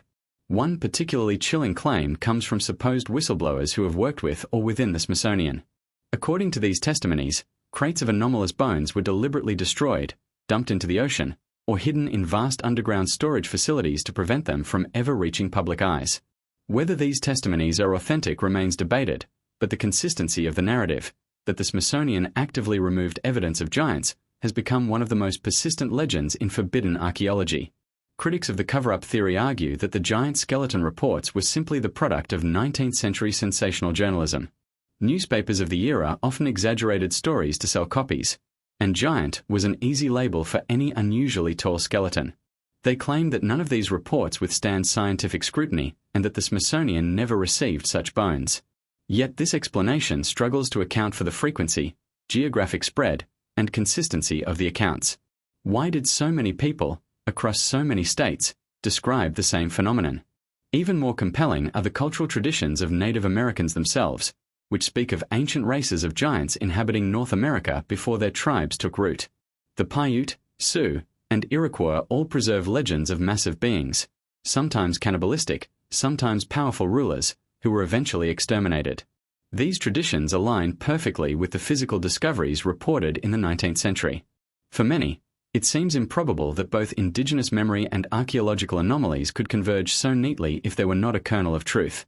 If the Smithsonian truly engaged in suppression, the question is why this narrative remains so powerful even today.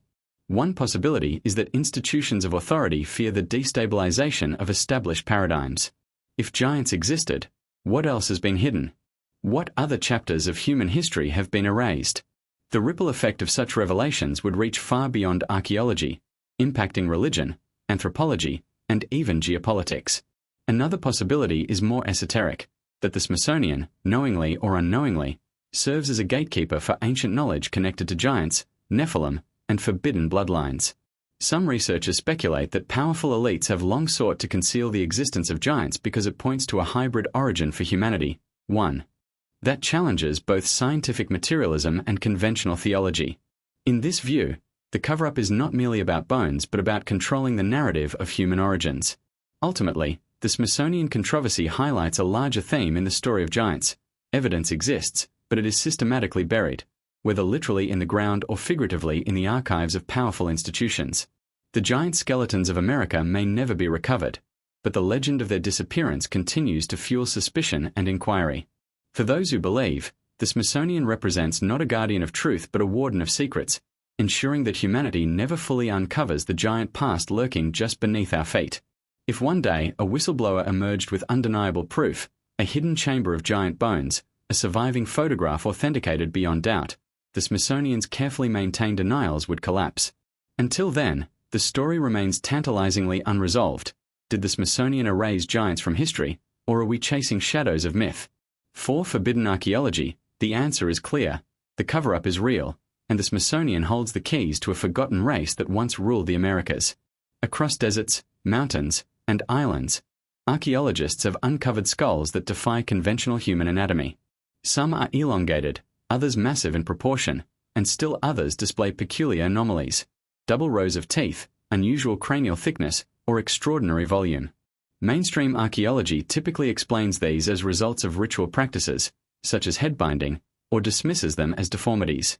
Yet alternative researchers argue they are physical evidence of giants or hybrid beings, descendants of the Nephilim spoken of in ancient texts. The debate over these skulls, especially those discovered in Peru, Malta, Egypt, and beyond, forms one of the most controversial chapters in forbidden archaeology. Perhaps the most famous examples come from Paracas, Peru. In the 1920s, Peruvian archaeologist Julio Tello unearthed hundreds of elongated skulls in the Paracas Peninsula. Unlike normal skulls, which can be artificially reshaped by cradle boarding, binding a child's head during early growth, many Paracas skulls display features that suggest natural elongation. Some have cranial capacities up to 25 larger than average, thicker bone structure, and differences in sutures that imply they were not merely altered humans but biologically distinct. DNA testing, though limited and controversial, has suggested unusual haplogroups not native to the region. To believers, this indicates an entirely separate lineage, perhaps a remnant of the giant bloodlines that once dominated pre-Columbian South America. Elongated skulls are not unique to Peru. In Malta, the hypogeum of Al-Sarflieni, a subterranean complex over 5,000 years old, was reported to contain elongated skulls when excavated in the early 20th century. Witnesses described them as abnormal, with elongated crania and unusual eye sockets. Strangely, many of these skulls later disappeared, with only a handful still preserved in Maltese museums. Local legends tie Malta to a race of giants, said to have built the island's megalithic temples, some of the oldest freestanding structures in the world. Could the elongated skulls represent the remains of those same builders? In Egypt, similar anomalies surface. Several mummies discovered in Amarna, the city of Pharaoh Akhenaten, exhibit elongated heads. Artistic depictions of Akhenaten, Nefertiti, and their children show exaggerated cranial elongation, sparking speculation that this royal family preserved giant or hybrid bloodlines. While Egyptologists claim this is stylized art or the result of binding, the consistency of elongated depictions across multiple statues, reliefs, and mummies suggests something deeper. If the royal bloodline was indeed tied to ancient giant hybrids, it may explain Akhenaten's radical religious reforms and the peculiar appearance of his family. Another peculiar category of anomalies is double rows of teeth, frequently reported in 19th and early 20th century excavations in North America. Newspaper clippings from Ohio, Tennessee, and Pennsylvania describe giant skulls with not just oversized jaws but extra rows of teeth, giving them a monstrous appearance. Such dental anomalies are virtually unheard of in ordinary human populations. Skeptics dismiss these reports as exaggerations, but the recurring detail across multiple discoveries points to something consistent, perhaps a genetic trait of giant lineages. The sheer size of certain skulls also raises questions. In Peru and Bolivia, skulls have been found that are far larger than average human skulls, not merely elongated but massive in volume and weight. Some weigh twice as much as normal skulls, suggesting beings of extraordinary size.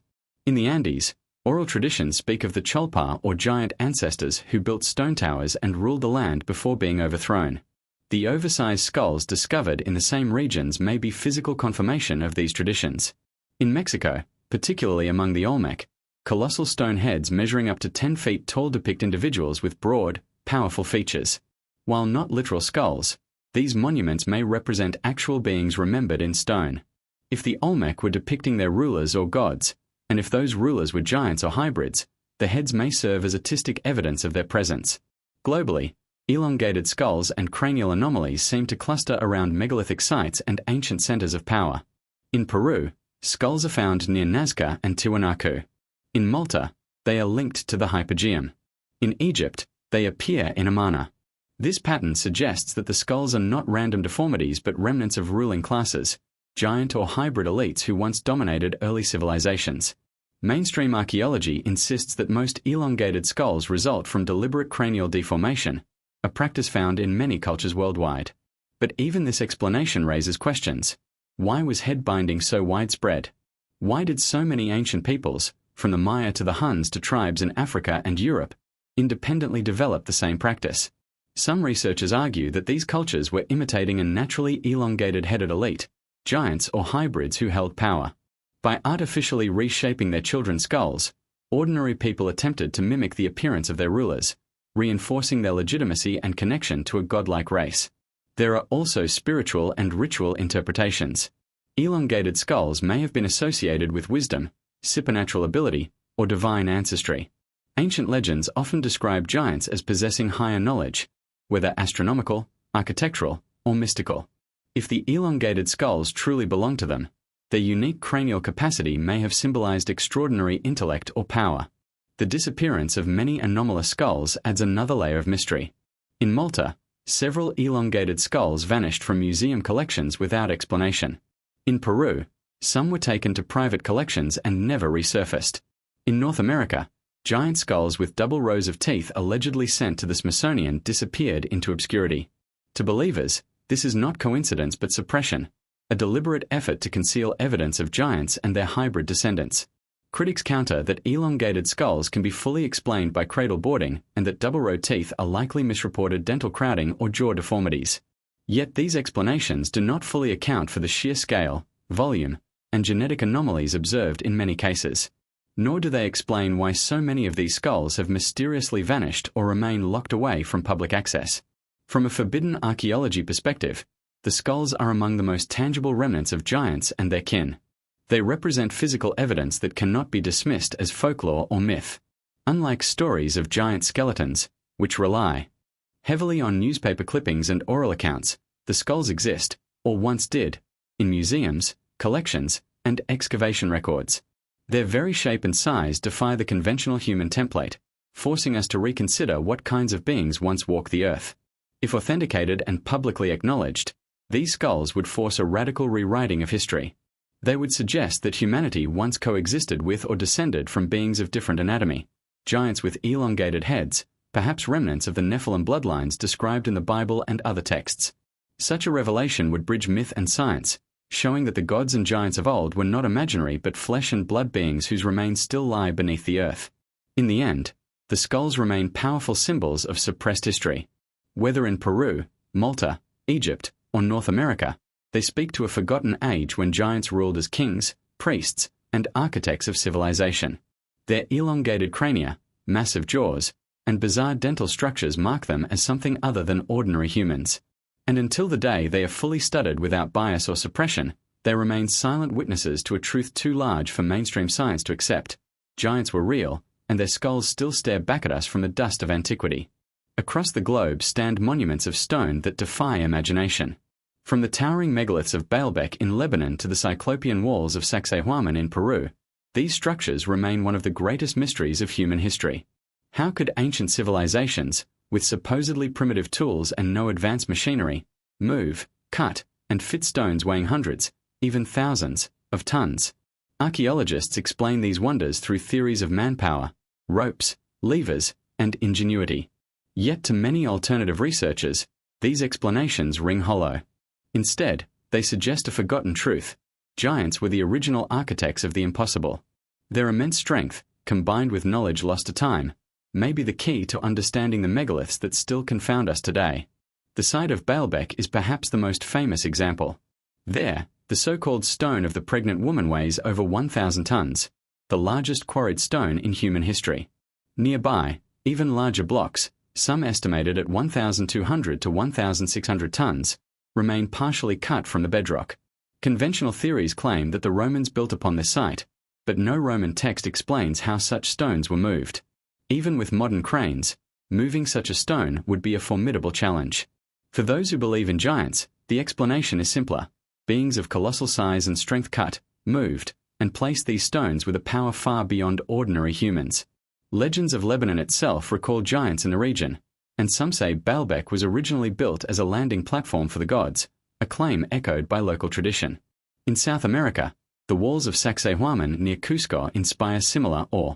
The megalithic fortress is composed of massive stones, some weighing more than 300 tons, fitted so perfectly that not even a sheet of paper can slide between them. The angles are irregular, with polygonal shapes locked together like pieces of a puzzle. Modern engineers struggle to explain how ancient builders could transport these stones up steep hills and then achieve such flawless joints without mortar.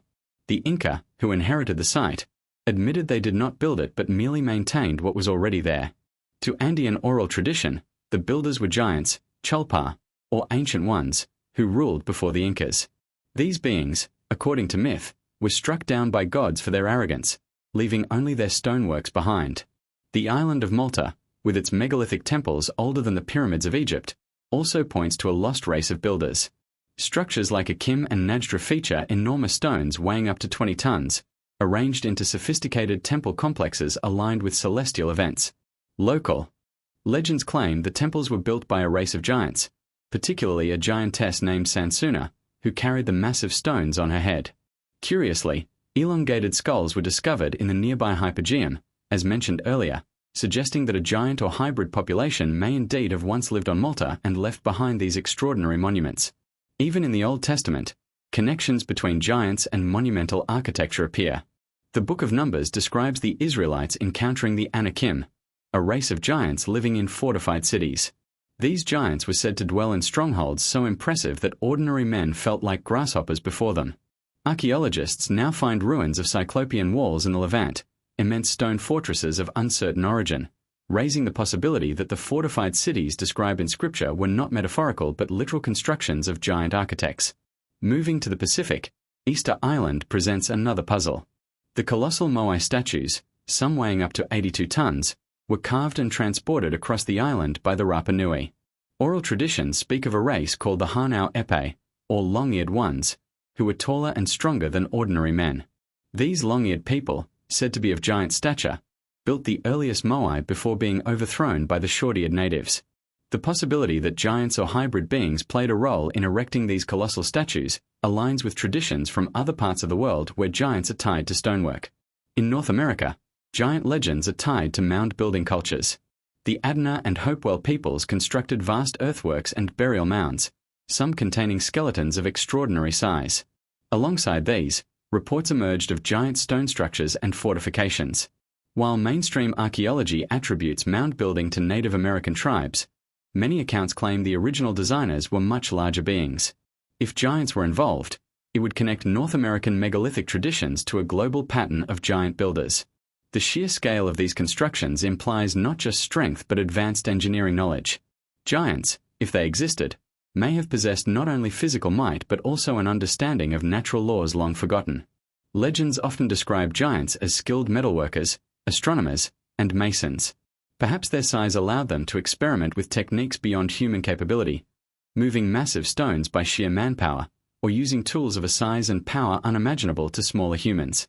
Some researchers even propose they used sound, vibration, or lost forms of technology to manipulate stone. If true, giants were not merely brutes but master architects whose legacy still shapes our world.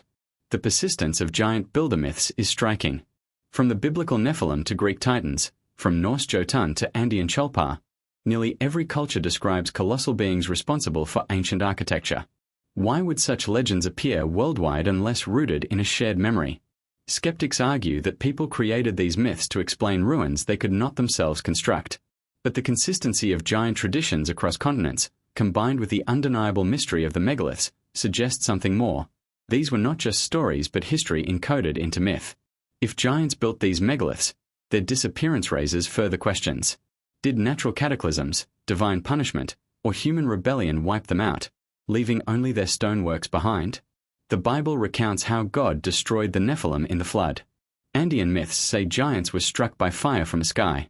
Norse tales describe the gods warring against the Jotun. Each legend speaks of a great conflict ending the reign of giants. The ruins, then, may be the last surviving monuments of their power, mute witnesses to a lost race erased from the earth. What would it mean if giants were indeed the architects of the impossible?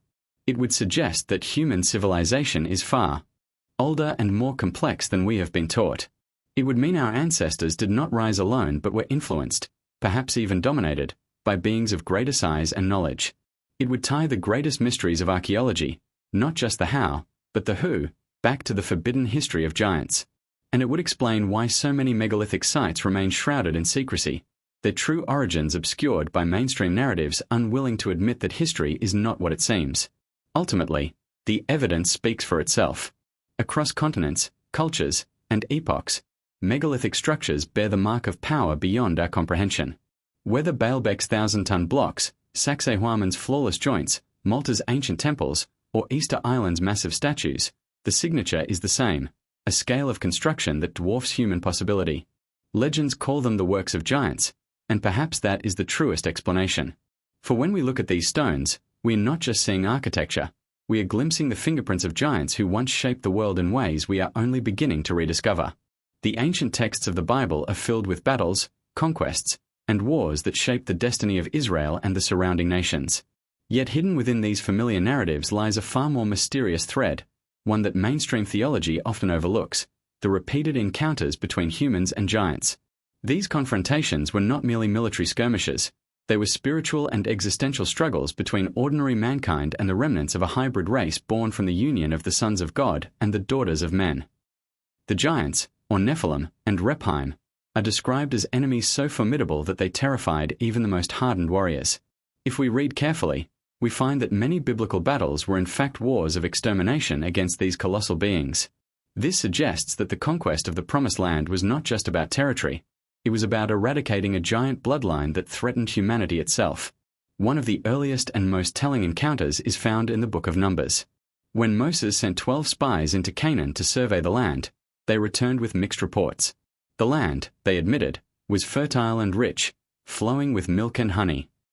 But 10 of the spies also reported something terrifying. There we saw the giants, the sons of Anak, which come of the giants, and we were in our own sight as grasshoppers, and so we were in their sight. This account reveals that the Canaanites were not ordinary people but were ruled or dominated by giant clans. Their sheer size and presence caused panic among the Israelites, who feared they had no chance of survival against such monstrous adversaries. Only Joshua and Caleb urged faith in God's promise, insisting that the giants could be defeated. This moment set the stage for the conquest narratives that followed. As Israel entered Canaan, giant tribes became central enemies. The Anakim were particularly notorious, described as descendants of the Nephilim. Their cities, fortified with immense walls, seemed impregnable. In Deuteronomy, Moses recounts how Israel defeated Og, king of Bashan, a ruler remembered for his gigantic stature. Og's bed, according to the text, was over 13 feet long and made of iron, preserved as proof of his enormous size. This detail is striking. It suggests that even the Hebrews themselves felt the need to record tangible evidence of giants, ensuring future generations would not dismiss them as mere myth.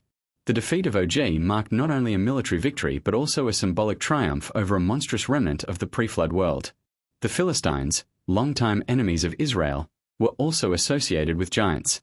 Most famous of all was Goliath of Gath, who stood nearly 10 feet tall and wore armor so heavy that an ordinary man could hardly lift it.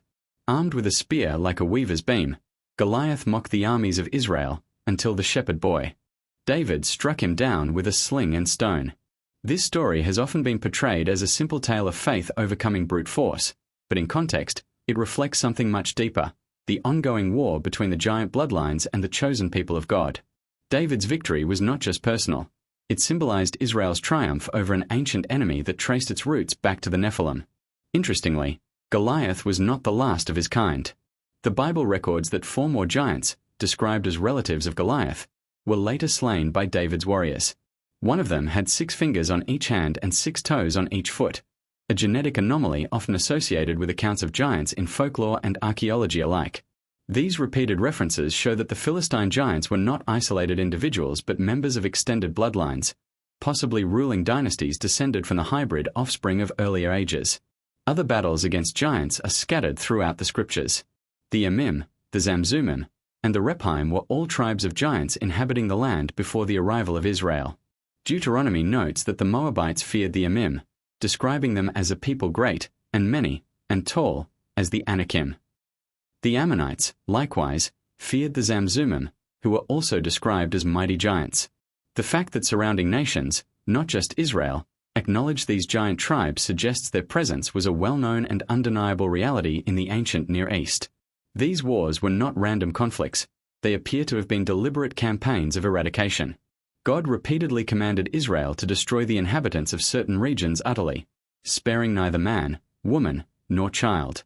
To modern readers, these commands seem harsh, but when understood in the context of giants, they take on a different meaning.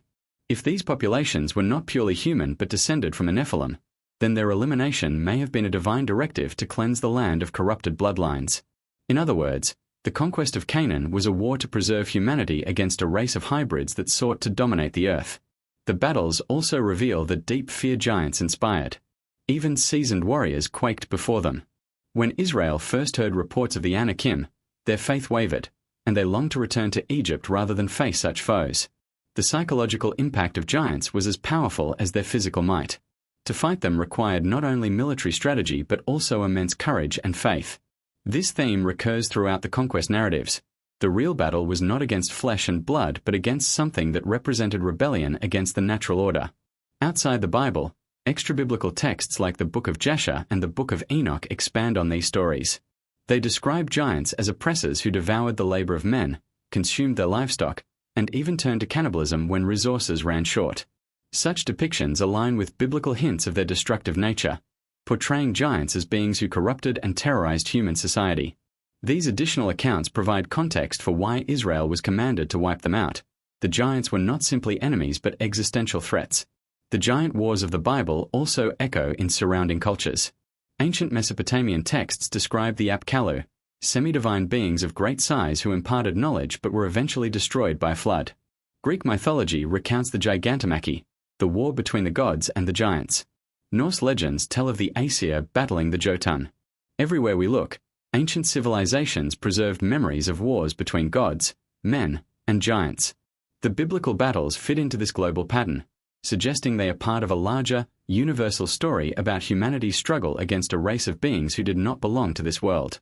If we accept the biblical accounts as literal history, then the implications are profound. It means that giants were not myth but real entities, inhabiting specific lands, ruling cities, and fighting wars against humans. It means the Bible is not merely a spiritual text, but also a record of ancient conflicts against hybrid beings who once dominated the earth. And it means the Israelite conquest was more than a story of faith. It was part of a cosmic struggle to restore order and preserve humanity. For modern readers, the battles against giants may hold symbolic lessons as well. They remind us that humanity has always faced forces larger than itself, whether physical, spiritual, or societal. They encourage us to confront our giants, whatever they may be, with courage and faith.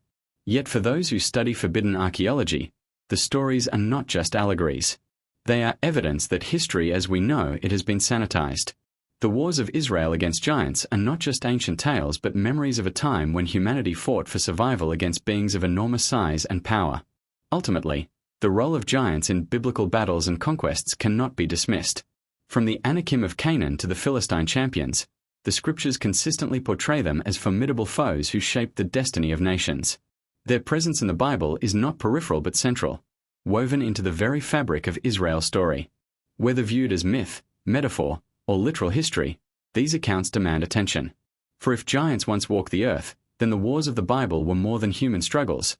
They were the final chapters of an ancient conflict between mankind and the children of the Nephilim, a battle that changed the course of history forever. For more than a century, stories of giant skeletons have emerged from dusty archives, forgotten excavation notes, and yellowing newspaper clippings. Farmers, explorers, and amateur archaeologists reported unearthing human remains of staggering size. Skulls with double rows of teeth, femurs too large for any ordinary person, entire skeletons measuring 8, 10, or even 12 feet tall.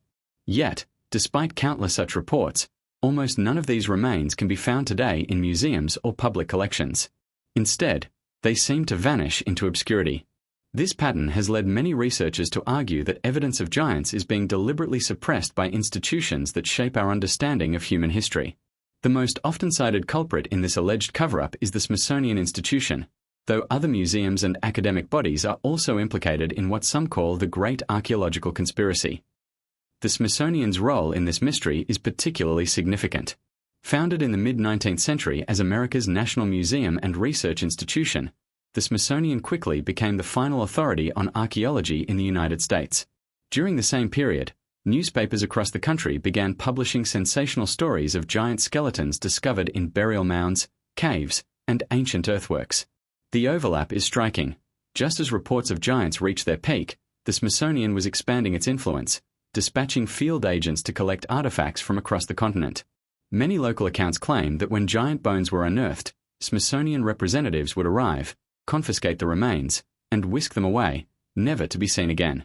Witnesses insisted that these relics were boxed up and shipped to Washington, D.C., where they disappeared into vast storage facilities. One of the most famous controversies surrounds the mound building cultures of North America. In the 19th century, settlers plowing fields across the Midwest often struck burial mounds containing skeletal remains. While many skeletons appeared ordinary, others measured far beyond human norms. Reports from Ohio, Wisconsin, and Tennessee describe skulls of extraordinary size, some with double rows of teeth. Yet today, despite thousands of mounds having been excavated, not a single giant skeleton is publicly displayed in any American museum. Mainstream archaeologists argue that early newspaper reports were exaggerated or misinterpreted, and that bones likely crumbled due to poor preservation. But alternative researchers ask a simple question. If giants were never real, why do the official records show so many consistent descriptions, And why did the remains vanish instead of being studied? The Smithsonian's critics point to a telling precedent. In the early 20th century, the institution was accused of destroying or hiding artifacts that did not fit the accepted historical narrative.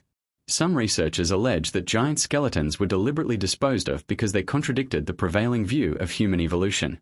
At the time, Darwin's theory of evolution was gaining dominance, and academic institutions were consolidating control over archaeology.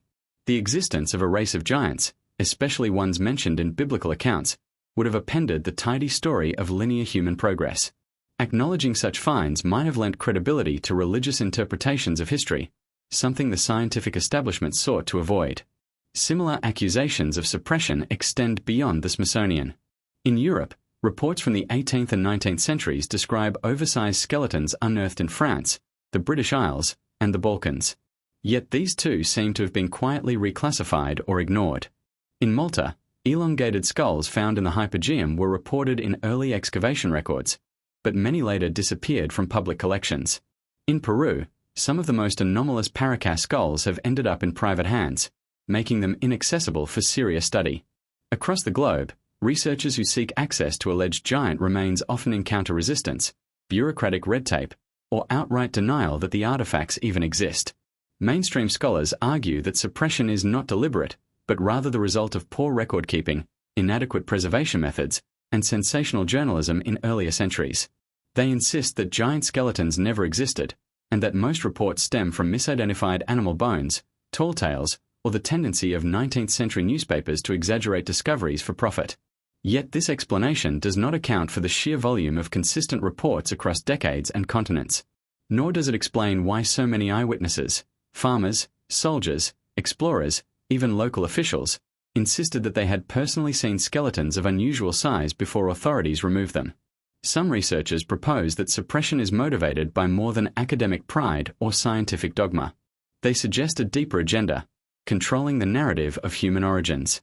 If giants were acknowledged as real, it would validate myths, legends, and religious texts that describe humanity's past as far more complex than modern science admits. It would force us to reconsider the Nephilim of Genesis, the Titans of Greece, and the giants of countless indigenous traditions as historical realities rather than cultural fictions.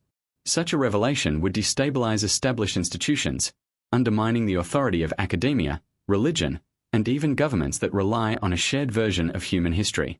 There is also a financial angle. Museums and universities receive funding, prestige, and authority by promoting a coherent timeline of human development.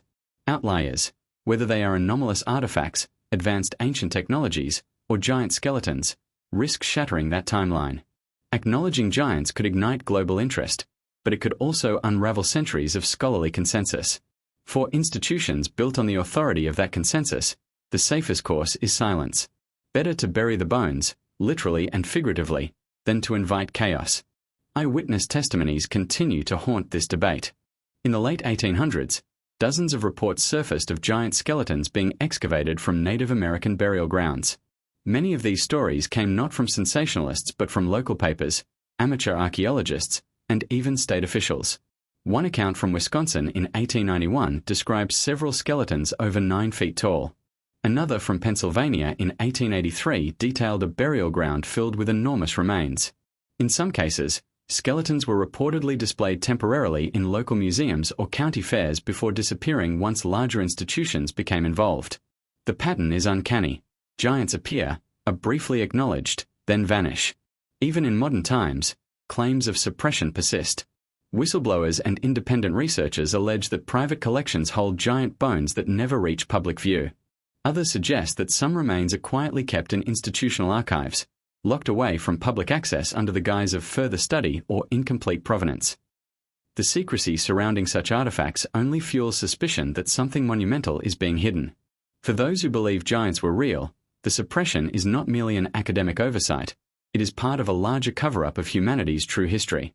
They argue that powerful institutions, whether scientific, governmental, or even spiritual, have a vested interest in keeping giants out of the official record. To admit their existence would be to admit that humanity's past includes beings that challenge our understanding of biology, evolution, and civilization itself. Giants were not just tall humans, they were something other, descendants of divine or supernatural unions, as described in ancient texts. Acknowledging them would mean acknowledging that myths are not myths, but history. Critics dismiss this as conspiracy theory, yet the absence of evidence is precisely what gives the theory its strength. If even one verified giant skeleton were put on public display, the debate would end. But instead, we are left with countless reports and no bones. Skeptics argue that this lack proves giants never existed. Believers counter that the lack itself proves a cover-up. In such a stalemate, the mystery deepens.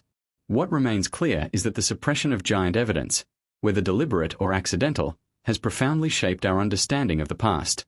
Without access to physical remains, we are left with fragments, old reports, faded photographs, and oral traditions. These fragments, however, all point to the same possibility, that giants once walked the earth, and that someone, somewhere, decided the world was not ready to know. Until institutions open their archives, or a new discovery emerges too large to hide, the story of giants will remain trapped between legend and history. For now, the suppression itself has become part of the mystery. Why would so many reports vanish? Why would institutions resist study rather than embrace it? Perhaps the answer lies not just in bones but in power. Whoever controls the past, as the saying goes, controls the future. And if giants are part of that past, then their erasure is more than archaeological oversight. It is the deliberate shaping of human memory. Across every corner of the globe, from icy Scandinavia to the sun-baked deserts of Africa, from the vast plains of North America to the islands of the Pacific, cultures separated by oceans and centuries share one remarkable similarity: stories of giants. These beings are described as towering over ordinary humans, possessing incredible strength, unusual features, and often a mixture of divine or supernatural traits. Mainstream scholars call these tales myths or symbolic stories. But the consistency of giant legends across civilizations raises an unsettling question. Could these be shared memories of real beings that once roamed the earth? In the ancient Near East, the Bible speaks of the Nephilim, Rephaim, and Anakim, giant tribes descended from forbidden unions between heavenly beings and mortal women. These giants, according to Scripture, were fierce warriors inhabiting fortified cities that struck terror into the Israelites. Their presence was not metaphorical. It was a literal challenge to human survival and divine order. Other texts from the same region echo this theme. Mesopotamian myths describe the Apkallu, semi-divine beings of great stature who brought knowledge to mankind but were punished in a flood. The Sumerian king lists speak of rulers who reigned for thousands of years, some of whom were described as giant kings. These parallels suggest that the Hebrew accounts were part of a broader regional memory of colossal beings. In Greece, giants were woven deeply into mythology. The Gigantes, children of the primordial earth goddess Gaia, waged war against the Olympian gods in a cataclysmic battle known as the Gigantomachy. Titans, another race of enormous beings, were said to have ruled before the Olympians, only to be overthrown and imprisoned in Tartarus. The Cyclopes, one-eyed giants, crafted the weapons of the gods, including Zeus's thunderbolts. These myths portray giants as both enemies and contributors to civilization, builders, smiths, and warriors whose fate was sealed in epic struggles with the gods. To the Greeks, giants were not merely fantasy figures. They were part of a remembered pre-human age. Norse mythology also abounds with giants, or Jotun, who inhabited Jotunheim, a realm distinct from that of men and gods. The Jotun were not always evil but were in constant conflict with the Aesir gods, creating a cosmic tension that would culminate in Ragnarok, the final battle where giants would rise again. Interestingly, some Norse myths describe the earth itself as being shaped from the body of a slain giant, Wymir, whose bones became mountains and blood became seas. This imagery suggests that giants were considered not just beings but primordial forces of nature, woven into the very fabric of existence. Turning to the Americas, Native American traditions are filled with accounts of giants. The Paiute people of Nevada tell of the Saiti-Ka, a red-haired race of cannibalistic giants who lived in the region before being driven into Lovelock Cave and exterminated. In the Ohio Valley, legends speak of giant mound builders who preceded the native tribes. Newspaper accounts from the 19th century often connected giant skeletons found in burial mounds with these stories, suggesting that oral tradition preserved real history. Other tribes, such as the Choctaw and the Iroquois, also recounted battles with gigantic enemies who threatened their survival. These stories are striking not only for their vividness but for their consistency across tribes that had little contact with one another. In South America, legends of giants are equally prevalent. The Inca spoke of the Cholpa, an ancient race of tall beings who built stone towers before the Inca inherited the land. In Patagonia, The Tehuelche people described encounters with enormous men, a tale so enduring that European explorers like Magellan and Drake reported seeing giants when they arrived in the 16th century.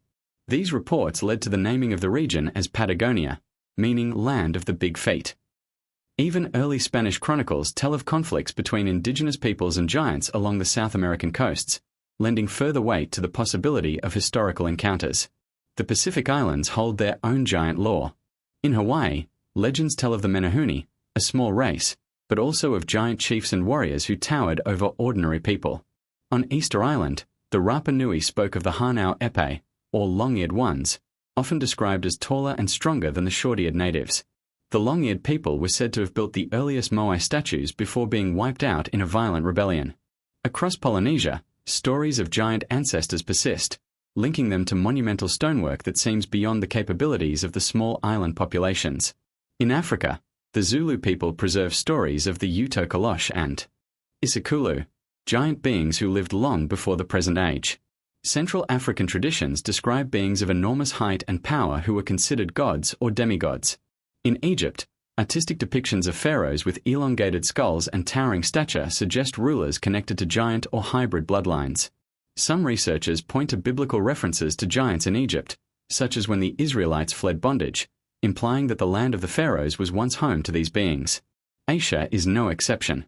In India, the Mahabharata and Ramayana describe warriors of immense size and strength, including Rakshasas and other giant-like beings who battled gods and heroes. In China, ancient texts mention Pangu, a cosmic giant who created the world, and others describe regions inhabited by people of extraordinary stature. Even Japanese folklore contains tales of Oni, ogre-like beings of great size who terrorized villages. While these figures are often cast as demons or supernatural foes, their repeated presence suggests a memory of encounters with beings who did not fit the mold of ordinary humans. What is particularly remarkable is not just the presence of giants in these myths, but the common details they share. Many are described as hybrid beings, part divine, part human. Many are said to possess advanced knowledge, building skills, or supernatural abilities. Often, they are portrayed as oppressors, devouring resources, enslaving humans, or even resorting to cannibalism. And almost universally, they are described as being wiped out in cataclysms, floods, divine wars, or battles with humans and gods. This pattern suggests a shared memory of a race that once existed, interacted with humanity, and was ultimately destroyed. Skeptics argue that giant myths arose independently as symbolic expressions of human fears and struggles. Giants, they say, represent chaos, tyranny, or the forces of nature. While this may be true in part, it does not explain why cultures separated by thousands of miles and with no contact developed such similar details. Why do Native American legends of red-haired giants align so closely with South American and European accounts of the same? Why do Near Eastern, Greek, and Norse myths all speak of divine human hybrids wiped out by floods or wars? The sheer consistency across civilizations is too great to dismiss as coincidence.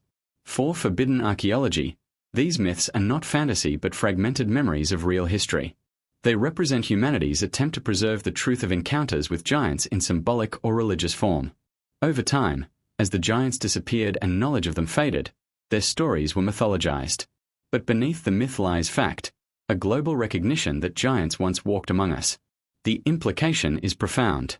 If giants truly existed, then myth and history are intertwined far more closely than we realize. Legends are not mere entertainment but encoded records of events too shocking to forget. They are testimonies whispered across time, from ancestors who lived in an age when humanity was not alone. Giants were real, and the stories of every culture bear witness to their existence. Red-haired giants. Few details in ancient lore are as strange, persistent, and provocative as this one. Across multiple continents, separated by oceans and centuries, cultures describe a race of towering beings with long red hair, light-colored eyes, and a terrifying appetite for domination. They were not just giants in size, but in presence, beings who inspired awe, dread, and legends that refuse to fade even into modern times. What is remarkable is how consistently this motif appears, not in one corner of the world but nearly everywhere giants are mentioned. To dismiss them as inventions is to overlook an extraordinary pattern in global memory, that among the giants, there existed a distinct and fearsome lineage, marked by its crimson mane. Let us begin with one of the most famous traditions, the Paiute legend of Nevada. According to the Paiute people, long before their own Tribes dominated the Great Basin.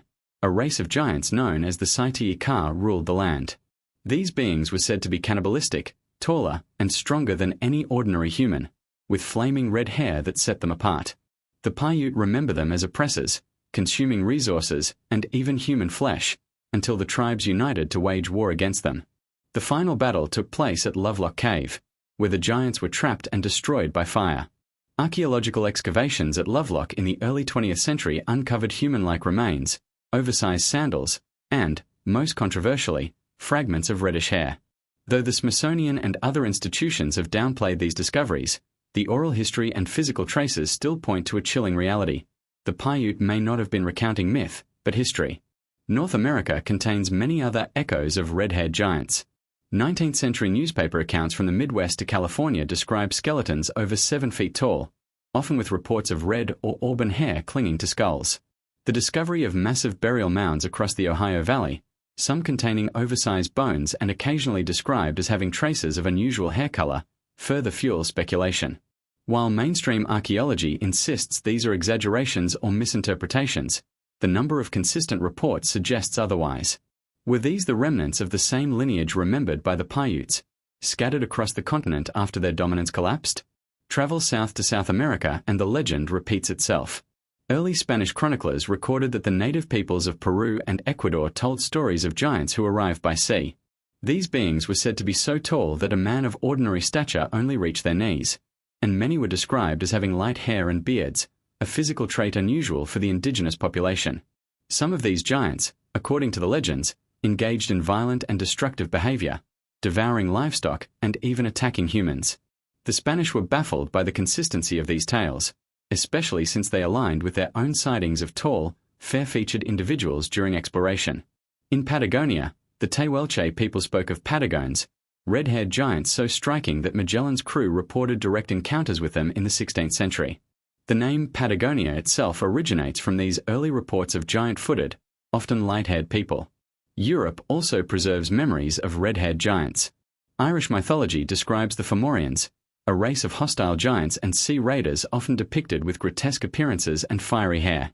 They were said to have battled the Tuatha de Danann, a godlike race who eventually defeated and drove them into obscurity. In Norse sagas, giants, or Jotun, were sometimes depicted as having reddish or light hair, further tying into the theme of distinct giant lineages with unusual features. In some medieval chronicles, accounts of unusually tall warriors, often red-haired, appear as though they were remnants of an older tradition, still lingering in cultural memory. Even in the Pacific, echoes remain. Legends of Easter Island's long-eared Hanau Epe, sometimes described as taller and more dominant than the island's short-eared natives, include occasional references to hair color that was not the typical black of Polynesian peoples. Some oral traditions suggest these rulers had lighter or reddish hair and used their power to force others into servitude. Though the Hanau Epe were ultimately overthrown, their possible connection to the wider motif of red-haired giants is hard to ignore. Skeptics often argue that reports of red hair on ancient remains could be the result of natural decomposition. Hair, when buried for centuries, can lose pigment and turn reddish due to chemical changes, leading to misidentification. While this may explain isolated cases, it cannot account for the sheer number of global traditions that specifically emphasize red hair as a defining trait of giants. The detail is too consistent, too important in the stories themselves to be coincidence. Oral traditions rarely preserve arbitrary physical descriptions unless they are significant. Why, then, would cultures across the Americas, Europe, and the Pacific all preserve this one peculiar detail? Some researchers suggest that red-haired giants may represent a distinct branch of humanity, or something beyond humanity altogether. Were they hybrids, perhaps descended from the mysterious sons of God and daughters of men described in Genesis? Could their striking features and violent tendencies mark them as an aberrant lineage that stood apart from other giants? In this view, the red hair is not merely cosmetic but symbolic of their difference, a physical marker of a bloodline that carried both strength and corruption. Others point to genetic anomalies as an explanation. Red hair is a rare trait globally, caused by mutations in the MC1 gene, and often associated with northern European populations. If giant skeletons were indeed discovered in the Americas with red hair, it raises unsettling possibilities about ancient transoceanic contact or migrations long before Columbus. How could such a genetic trait appear among giants in the New World unless there was some ancient connection between continents? The discovery of red-haired mummies in Peru, dating back thousands of years, adds weight to this possibility. These mummies, often taller than average and preserved with distinct red locks, remain one of archaeology's most tantalizing enigmas. The behavior attributed to red-haired giants is as significant as their appearance. They are often remembered as aggressive, predatory, even cannibalistic. The Paiutes describe them as flesh-eaters. The Irish remembered the Fomorians as destructive oppressors. The South Americans spoke of violent incursions by giant sea travelers. Time and again, these red-haired beings are portrayed not as benevolent rulers but as antagonists to human survival. Their end is often violent, trapped in caves, burned, drowned, or overthrown in rebellion. It is as though humanity itself conspired across continents to remember these giants not only for their size but for their cruelty. Yet, the persistence of these legends suggests that red-haired giants were not merely nightmare figures. They were real enough, distinct enough, and terrifying enough to be remembered in detail. The fact that physical traces, oversized bones, massive sandals, mummified remains with reddish hair, have been found in multiple locations lends credibility to the oral traditions. That such evidence often disappears into institutional vaults or is dismissed outright only deepens the mystery. If these beings truly existed, what does their story mean for us today? Perhaps it is a warning from our ancestors, a reminder of a time when humanity was not alone at the top of the food chain. Or perhaps it is evidence of genetic experiments, divine interventions, or lost civilizations that produced lineages now erased from the official record. Either way, the legacy of red-haired giants is not one that can be easily explained away. It is a global memory, stitched into myth, archaeology, and suppressed discovery, pointing to a chapter of human history that mainstream science refuses to open. The red-haired giants were more than myth. They were a distinct lineage of colossal beings who once dominated vast regions of the earth, remembered by terrified tribes, chronicled by explorers, and whispered about in legends that refuse to die. Their presence forces us to reconsider migration, genetics, and even the very boundaries of what it means to be human. If the past held such beings, what else remains buried beneath the soil, or in the shadows of history? Across the ancient world stand monuments so massive, so precise, and so enigmatic that even today, with our advanced technology, we struggle to explain how they were created. Towering megaliths weighing hundreds of tons, cyclopean walls that defy mortar, and stones fitted so tightly that even a razor blade cannot slide between them. These are the legacies of ancient builders whose identities remain a mystery. Archaeologists attribute these works to human ingenuity and persistence, but alternative researchers ask a darker, more forbidden question. Were giants the true architects of the world's most puzzling megalithic structures? The possibility is not as far-fetched as it seems. Legends across cultures often credit giants with building massive monuments. In biblical accounts, the Anakim and Rephaim were associated with fortified cities of enormous proportions. In Irish mythology, the Giant's Causeway is attributed to Fionn mac Cumhaill, a giant warrior who constructed the basalt pathway to cross the sea. In South America, the Tiwanaku ruins of Bolivia, blocks weighing over 100 tons, were said by locals to have been built by a race of colossal beings. Even in the Pacific, the construction of Easter Island's Moai statues is linked by oral tradition to supernatural strength possessed by long-forgotten ancestors. The recurring theme is undeniable. Where humanity finds impossibly large stones, stories of giants follow. Take Baalbek in Lebanon, one of the most baffling megalithic sites in existence. The Temple of Jupiter sits atop a foundation of megalithic stones, some weighing over 800 tons, the famous trilithon. These stones are not only gargantuan but perfectly aligned, as if placed with deliberate precision.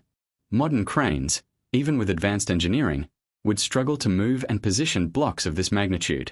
How could ancient builders without steel tools or heavy machinery accomplish such a feat? Local legends provide a clue. They say Baalbek was once the city of giants. According to folklore, Nimrod, the biblical giant king, commanded these beings to build a great fortress before the flood. The echoes of that story remain carved into stone, daring us to question whether myths contain more truth than we admit. Across the Mediterranean, the megalithic walls of Sacsayhuaman in Peru inspire the same awe. Here, massive stones, some exceeding 100 tons, are cut with polygonal precision and locked together without mortar, forming walls that have survived earthquakes for centuries. The Inca, who inherited the site, claimed they did not build it. Instead, they credited earlier, godlike beings with the work. Local Quechua myths describe giant men who possessed the strength to move stones as though they were pebbles. Mainstream archaeology insists these walls were built with human ingenuity alone, yet no experimental archaeology has been able to replicate the feat with the same precision, especially with stones of such overwhelming size. The possibility that giants, or at least beings with abilities beyond our own, played a role cannot be dismissed so easily. Stonehenge in England, while smaller in scale, carries similar associations. Folklore tells us that Merlin the wizard brought the stones from a distant land with the help of giants. The site's function, part calendar, part temple, part mystery, only deepens the intrigue. If giants indeed existed in Neolithic Europe, could they have had a hand in constructing monuments aligned with the stars? And if so, what knowledge did they possess that has been lost to us? The Easter Island Moai statues provide yet another case study. Weighing up to 90 tons, these statues were carved and transported across the island, an engineering problem that continues to baffle experts. Oral tradition records that the statues walked into place, but some stories also describe long-eared rulers of great stature who commanded supernatural strength. Could these accounts reference a lineage of giants who once dominated the island? If so, the Moai may not just commemorate ancestors but embody the likeness of towering beings who ruled before their downfall. In the Middle East, the ruins of Jericho and other cities of giants recorded in the Bible raise tantalizing questions. When the Israelite spies entered Canaan, they reported seeing cities with walls up to the heavens, inhabited by descendants of giants. While mainstream interpretations dismiss this as exaggeration, archaeological remains of ancient fortified cities, constructed with massive stones and defensive walls, lend a surprising parallel. Were these cities indeed the handiwork of larger-than-life builders? Africa, too, has its share of enigmatic structures. The Great Zimbabwe ruins, with their cyclopean stone walls, remain a mystery. Local legends insist they were built by ancestors of great size and strength, though colonial archaeology dismissed this in favor of attributing the structures to more recent African dynasties. Even in Egypt, whispers of giants linger. The sheer size of the Great Pyramid stone blocks, some weighing over 70 tons, invite speculation about whether human labor alone was sufficient, or whether myths of gods and giants assisting in construction contain kernels of forgotten truth. What makes these global sites so mysterious is not only the scale of the stones but the precision with which they were handled. Stones were not just moved, they were shaped, fitted, and aligned with astronomical accuracy. Some suggest advanced lost technologies, others propose giant manpower. Perhaps both were true. If giants did exist, their sheer strength would have provided the raw power, while their possible access to lost knowledge, or their hybrid divine nature, could explain the engineering brilliance encoded in megalithic sites. Skeptics argue that invoking giants is unnecessary, that human ingenuity, patience, and simple tools could explain the construction of these monuments. Experiments with teams of workers moving small replicas of stones are cited as proof. Yet these experiments never scale to the true size and weight of the megaliths in question. It is one thing to move a 10-ton block with ropes and levers. It is quite another to move a 1,000-ton block, elevate it, and place it with mathematical precision. The argument that humans did it with persistence remains plausible only until you stand before the Trilithon at Baalbek or the polygonal walls of Sacsayhuaman. Then, the human-only explanation begins to crack. The legends, of course, remain our most consistent clue. Cultures did not invent the same story in isolation. Instead, they remembered. They remembered giants who lifted stones that ordinary men could not, who built fortresses, temples, and monuments to their own power. They remembered a time when humanity shared the earth with beings whose abilities bordered on the divine. If giants were the megalithic builders, then these sites are not merely archaeological puzzles. They are monuments to a lost race, testaments carved in stone to their existence. What remains is the question of why these beings built such monuments in the first place. Were they temples to their gods? Thrones to declare their power? Astronomical markers for knowledge they possessed? Or perhaps survival fortresses designed to withstand cataclysm? The truth is buried in stone, but one fact seems undeniable. The scale of these constructions reflects the scale of their builders. Giants may not only have walked the earth, they may have shaped it, leaving behind markers of their lost age that still tower over us today. If true, then megalithic sites are not simply the achievements of ancient humans but the fingerprints of a parallel history, one in which giants left indelible marks upon the landscape. To stand before these monuments is to confront a mystery too large to ignore, a mystery that may one day force us to admit that the builders were not like us at all. For more than a century, whispers of giant skeletons being unearthed have haunted the margins of archaeology. Newspaper articles from the 1800s and early 1900s, local reports from farmers and miners, and scattered accounts from amateur diggers all point to the same astonishing claim: human-like skeletons, some measuring 7, 8, 10, and even 12 feet tall, were discovered and then quietly spirited away. If true, these discoveries should have rewritten the very foundations of history. Instead, they vanished into silence, leaving behind only fragments of testimony, yellowed headlines, and an overwhelming sense of suppression. Why would such evidence disappear? And who benefits from burying the bones of giants? That is the dark heart of this section. In the late 19th century, when the United States was expanding westward, newspapers regularly printed reports of giant skeletons being found in burial mounds, caves, and forgotten gravesites. The New York Times itself published numerous articles, including one in 1885 describing the discovery of skeletons over 9 feet tall in Pennsylvania. Another report from 1897 detailed the unearthing of a skeleton nearly 8 feet tall near Maple Creek, Wisconsin. Similar stories came from Ohio, Kentucky, Minnesota, and the Dakotas, regions dense with mound builder earthworks whose origins were already shrouded in mystery. These finds were not isolated oddities. They were part of a wave of discoveries that seemed to confirm Native American oral histories of a race of giant predecessors.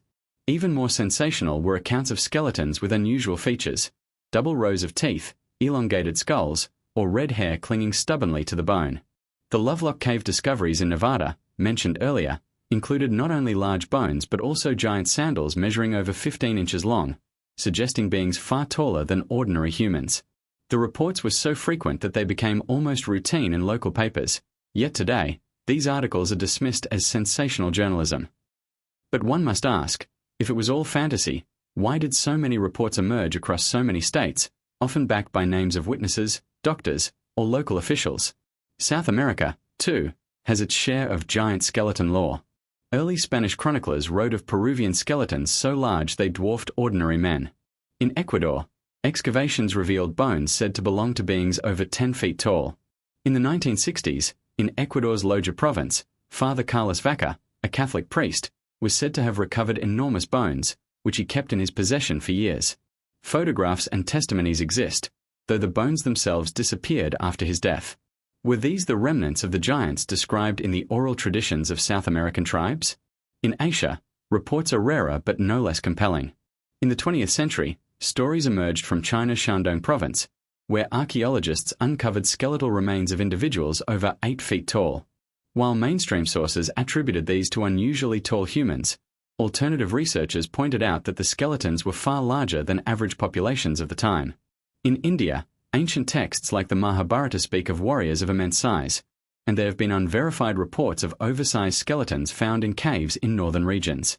While photographs circulate online, some admittedly hoaxes, others more ambiguous, the persistent rumors suggest that the mystery is not confined to the Western Hemisphere. One of the most disturbing aspects of the giant skeleton story is how often the Smithsonian Institution appears in connection with the suppression narrative. Many reports claim that skeletons unearthed in the 19th century were sent to the Smithsonian for study, only to vanish without explanation. In 2014, the Supreme Court even received a lawsuit alleging that the Smithsonian deliberately destroyed thousands of giant skeletons in the early 20th century to protect the established narrative of human evolution. While the Smithsonian denied the allegations, the sheer persistence of the claim, and the institution's silence on specific reported finds, has only deepened suspicion. Why would such evidence be suppressed? One theory is that giant skeletons would directly challenge Darwinian evolutionary models. If beings of enormous stature coexisted with humans, the linear progression of human development becomes far less straightforward. Another theory points to theological implications. The existence of giants would lend credence to biblical accounts of the Nephilim, Rephaim, and Anakim, stories long dismissed as allegory. For institutions committed to a secular narrative of history, such a confirmation would be explosive and destabilizing. Yet another possibility is that governments and institutions are protecting knowledge of ancient advanced civilizations, fearing that acknowledging giants would unravel too many interconnected mysteries.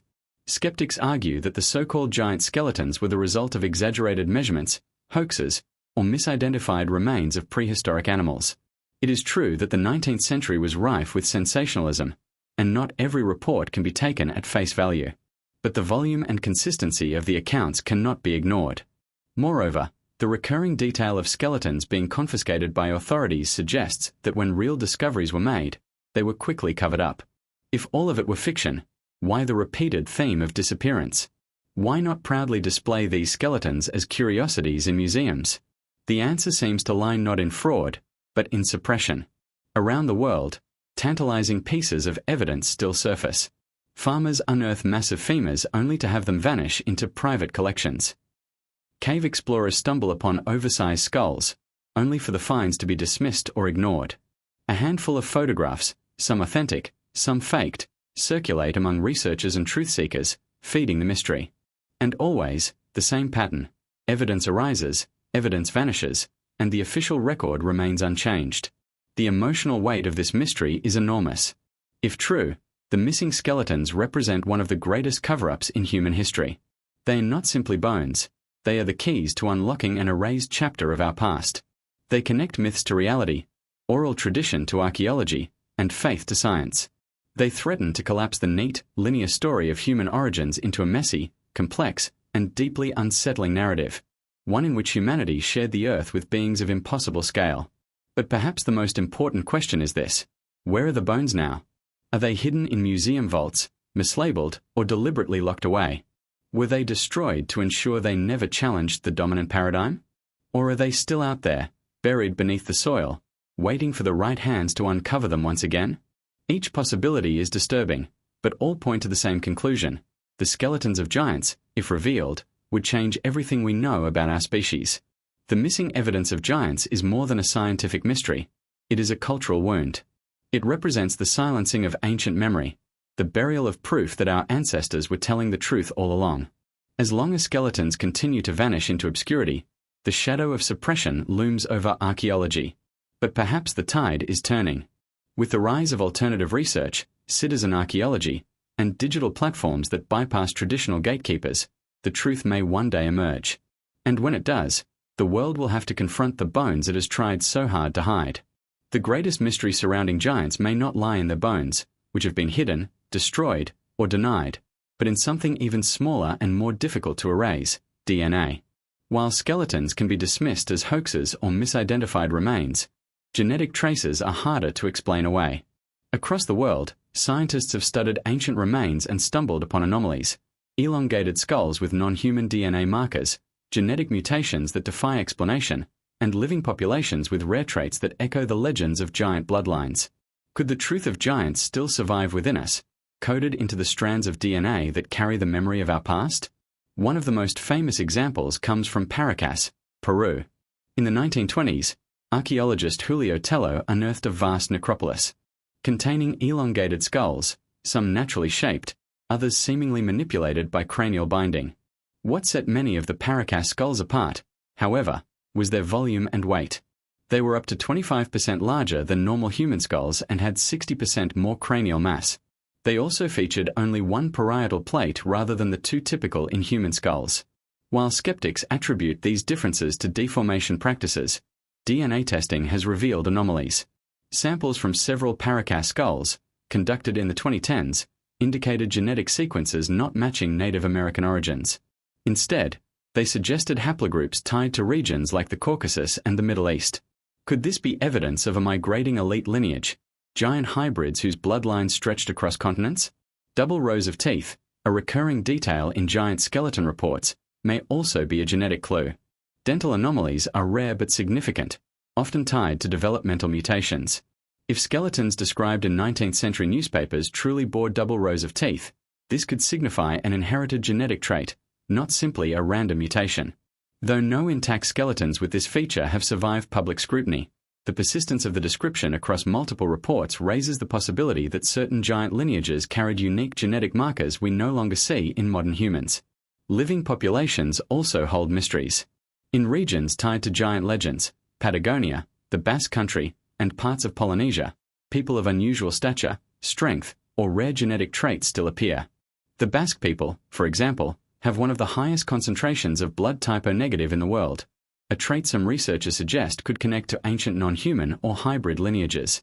While mainstream science regards this as a simple genetic variation, Alternative thinkers see it as a fingerprint of ancient ancestry, preserved across millennia. Gigantism in modern humans complicates the picture. The condition, usually caused by a tumor on the pituitary gland, produces abnormally tall individuals but often with health problems. Skeptics argue that ancient giants were simply cases of gigantism. Yet the descriptions of giants in myth and discovery reports suggest beings with proportionate builds and extraordinary strength, not the fragile, disease-prone condition we know today. Moreover, gigantism does not explain the repeated genetic anomalies seen in ancient remains, nor the consistent mythological association of giants with divine or hybrid origins. The Nephilim of the Bible were described as hybrids, the offspring of the sons of God and the daughters of men. If we take this account literally, it implies a genetic mixture of two different species or entities. Ancient myths worldwide echo this theme, gods or star beings interbreeding with humans, producing offspring of great size and power. Could DNA be the smoking gun proving these unions took place? If such unions occurred, the resulting genetic material would have been unlike anything we see in ordinary humans. Perhaps this is why certain remains, like the Paracas skulls, show anomalies inconsistent with standard human DNA. Another genetic puzzle comes from the Denisovans, a mysterious hominin species discovered through DNA fragments in Siberia's Denisova cave. Though only a few bone fragments have been found, their genetic legacy survives in modern humans, particularly in Melanesian and Aboriginal populations. Some scientists speculate Denisovans may have been very large, possibly even giant-like. Could this mysterious branch of humanity, largely unknown until the 21st century, connect with the legends of giants? If their genes remain in modern populations, the possibility of larger-than-human ancestors is not as far-fetched as once thought. Equally intriguing are the reports of red-haired mummies discovered in Peru, China, and Egypt. In the Dariem Basin of China, mummies thousands of years old were found with Caucasian features and red or light-colored hair. These individuals were unusually tall for their time and carried genetic markers not native to East Asia. The same pattern appears in South America, where red-haired mummies were unearthed, echoing Native American traditions of red-haired giants. DNA analysis of these remains revealed European and Near Eastern haplogroups, further blurring the boundaries of accepted history. Did these red-haired people represent remnants of giant bloodlines, scattered across the globe in prehistoric times? If DNA holds the key, why is so little of it made public? The problem lies in control. Institutions and governments oversee most genetic research on ancient remains. Testing requires permissions often denied to independent researchers, and results are filtered through official channels. When anomalies appear, genetic markers that don't fit established migration models, they are often dismissed or explained away as contamination. Yet whispers persist of suppressed DNA findings that reveal lineages with no clear origin in the human tree. The implications of proving a giant bloodline are staggering. It would mean that human history is not the story of one species evolving neatly over time, but of multiple lineages, some larger, stronger, perhaps more advanced, interacting, competing, and even interbreeding. It would mean myths of gods and giants were not fantasy but distorted memories of genetic reality. It would mean that even now, traces of giant ancestry could linger in the human genome, hidden in those rare individuals who grow taller, stronger, or more unusual than their peers. For now, the evidence remains fragmented. A skull here, a genetic test there, a rumor of suppressed data elsewhere. But as technology advances and as more independent researchers gain access to ancient remains, the truth may come into sharper focus. DNA is history written in code, and unlike bones, it cannot be buried forever. The story of giants may ultimately be the story of humanity itself, a tangled lineage of gods, hybrids, and lost species, written not just in myths and megaliths but in the very blood that flows through us. Somewhere within that code may lie the final proof that giants were not just the stuff of legend, but our ancestors, our rivals, and perhaps even our creators. From the earliest myths of Mesopotamia to the stories passed down in the Americas, one theme recurs with haunting consistency. Giants once walked the earth, but their reign ended in catastrophe. Nearly every culture has a version of a great flood or cataclysm that swept away an earlier race of beings, cleansing the world and preparing it for a new humanity. Could this global memory represent more than myth? Could it be that the giants, once rulers and builders of civilizations now lost, were destroyed by a disaster so immense it still echoes in the deepest layers of legend? Section 37 plunges into this idea, the connection between giants and the Great Flood. The Bible offers perhaps the most famous account. In Genesis 6, we read that the sons of God came unto the daughters of men, producing offspring known as the Nephilim. These hybrid beings were described as mighty, men of renown, feared for their size and violence. The text goes on to say that God, seeing the corruption and wickedness filling the earth, resolved to destroy it with a flood. Many biblical scholars and alternative historians argue that the flood was not merely a judgment on humanity's wickedness, but specifically an act to wipe out the corrupted bloodlines of giants. The Ark of Noah, then, becomes not just a story of survival, but a deliberate reset of human history, an attempt to remove the genetic influence of the Nephilim from the earth. The apocryphal Book of Enoch provides even more detail, portraying the giants as the offspring of fallen angels who taught humanity forbidden knowledge. According to this text, the giants became so destructive, consuming all resources and even turning to cannibalism, that their cries rose up to heaven. The punishment was twofold. The watchers, fallen angels, were bound and cast into the depths, and the giants were doomed to perish in the flood. Their spirits, Enoch claims, became wandering demons, forever cut off from both heaven and earth. Here we see a chilling link between giants, destruction, and divine retribution. Yet the story is not confined to biblical tradition. The Sumerian flood myth, older than the Genesis account, also speaks of great beings wiped out in a cataclysm. In the Epic of Gilgamesh, the demigod king himself, a figure often depicted as of gigantic stature, seeks out Utnapishtim, the Sumerian Noah. The echoes are unmistakable: a race of extraordinary beings, a world out of balance, and a great deluge to restore order. Gilgamesh himself may have been remembered as one of the last of these semi-divine giants, a remnant of a lineage nearly erased. Greek mythology tells a parallel tale. The Gigantomachy, the war between the Olympian gods and the giants, ends with the gods triumphant and the giants cast down, often associated with natural disasters and upheavals. In some versions, the flood of Deucalion is the final punishment, sweeping away the corrupted races and beginning humanity anew. Again, the pattern emerges: giants rise, dominate, and then are destroyed by divine wrath and overwhelming waters.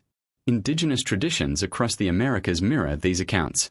The Paiute people of Nevada spoke of the red-haired giants, the Saiti Ka, who were wiped out in a battle and later by floodwaters.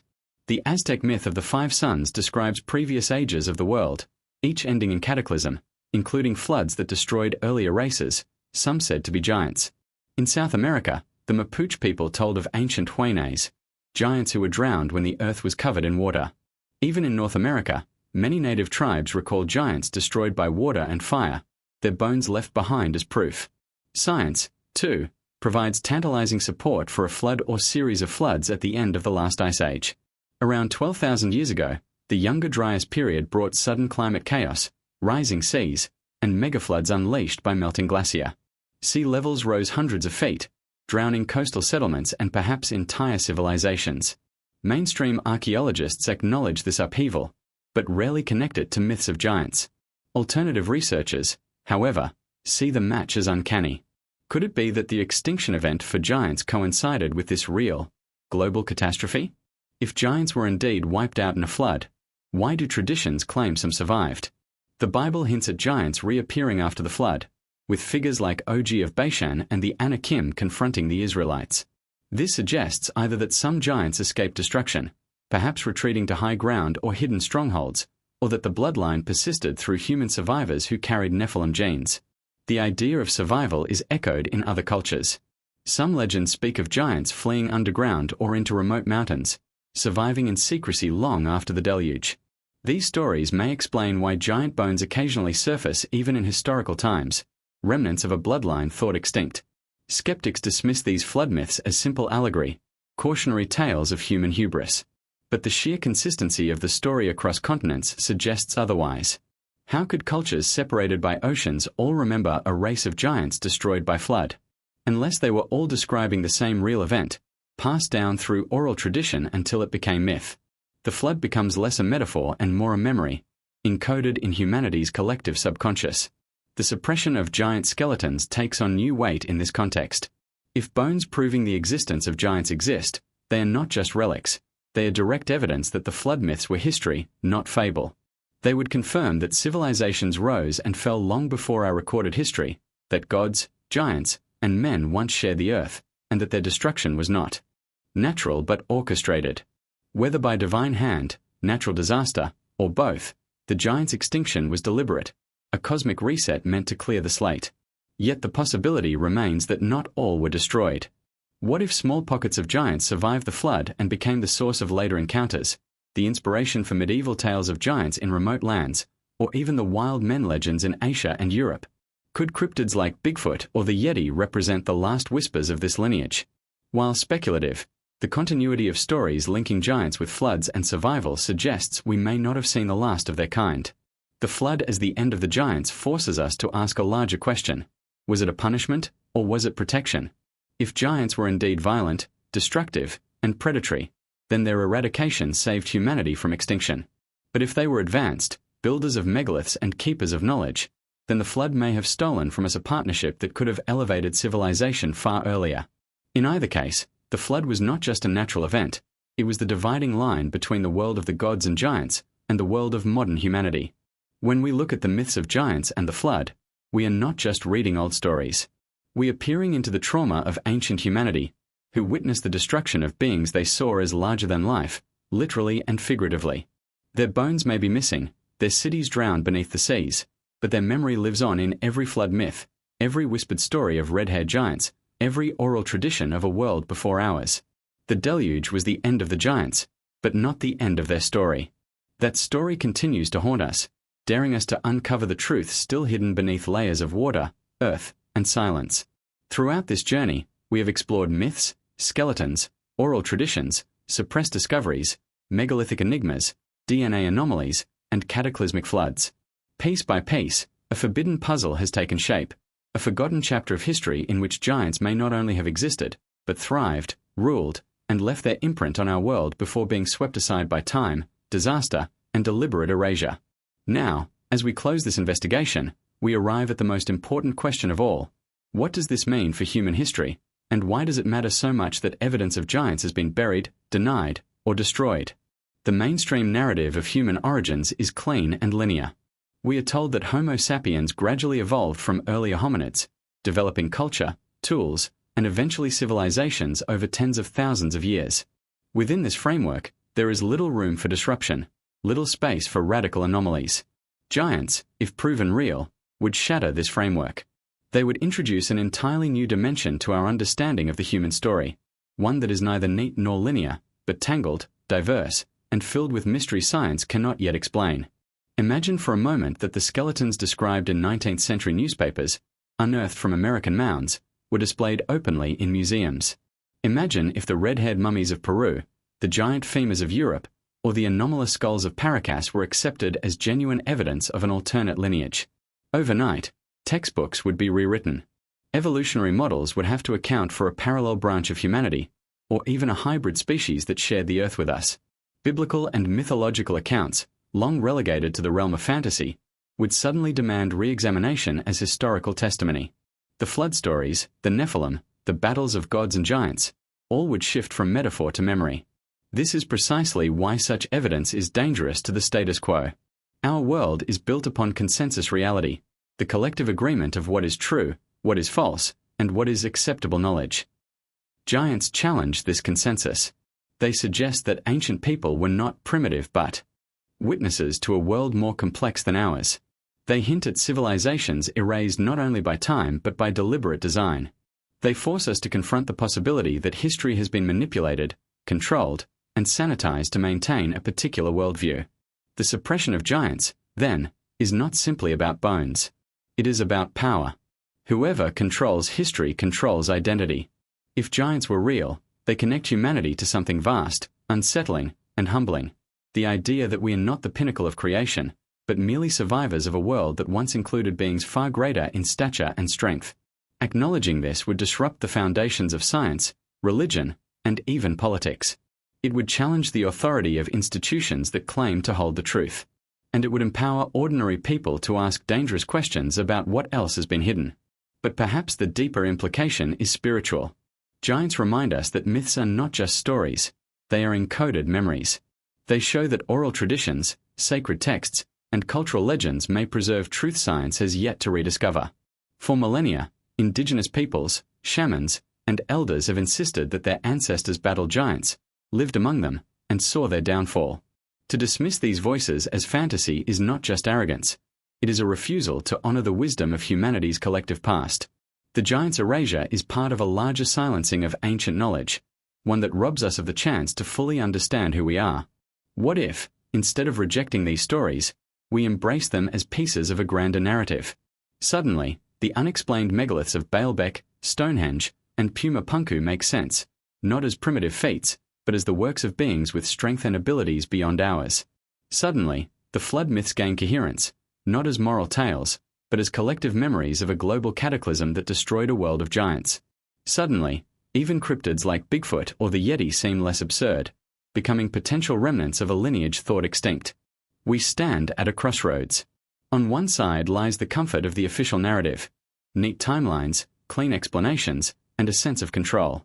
On the other side lies the messy, awe-inspiring, terrifying possibility that history is far stranger than we dare admit. To choose the second path is to embrace uncertainty, to risk ridicule, but also to unlock wonder. For if giants were real, then what else might be real? Lost civilizations beneath the sea? Advanced technologies forgotten by time? Encounters between humanity and beings we call gods? Giants are not just a story of bones and skeletons. They are the doorway to an entirely different understanding of reality. Consider the psychological impact. Humanity has long wrestled with questions of identity. Who are we? Where did we come from? Why are we here? Giants complicate those questions in ways that are both thrilling and unsettling. If we once lived alongside beings larger than ourselves, beings who shaped our myths and challenged our ancestors, then humanity's story is one of survival, adaptation, and humility. We are not alone in our history. We are not the sole inheritors of the earth. We are part of a legacy shared with forgotten giants whose presence still lingers in stone, in blood, and in story. And yet, there is also a warning. The giants, as remembered in myths, were not always noble. They were often violent, destructive, consumed by greed and appetite. Perhaps their extinction was necessary for humanity's survival. If so, then their story is not only about power but about responsibility. Knowledge, strength, and size do not guarantee wisdom. The fall of the giants may serve as a cautionary tale for us today. Civilizations that grow arrogant, that consume without balance, that turn their gifts into weapons, eventually invite catastrophe. The flood that swept away the giants may echo as a warning of what happens when creation spirals into corruption. So, where does this leave us? Giants may never be acknowledged by mainstream science, at least not in our lifetimes. But the evidence, mythological, archaeological, genetic, and anecdotal, refuses to disappear. It calls to us from burial mounds, from sacred texts, from oral traditions, and from suppressed archives.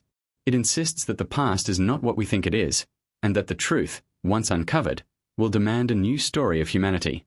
Perhaps that is the greatest gift of the giants. They remind us that history is alive, that truth cannot be buried forever, and that each of us is part of the search. To ask the question, were giants real, is to challenge the boundaries of knowledge itself. It is to reject the comfort of ignorance and to step into the realm of mystery. Whether the bones remain hidden or one day are revealed, the giants have already achieved immortality, not in flesh, but in the questions they leave behind. And so, as we close this exploration, one truth becomes clear. Giants were more than myth. They were part of a world deliberately forgotten, erased by cataclysm and concealed by those who feared the implications. To rediscover them is to rediscover ourselves, to see humanity not as the beginning and end of history, but as one chapter in a much larger epic. The giants are gone, but their shadow remains.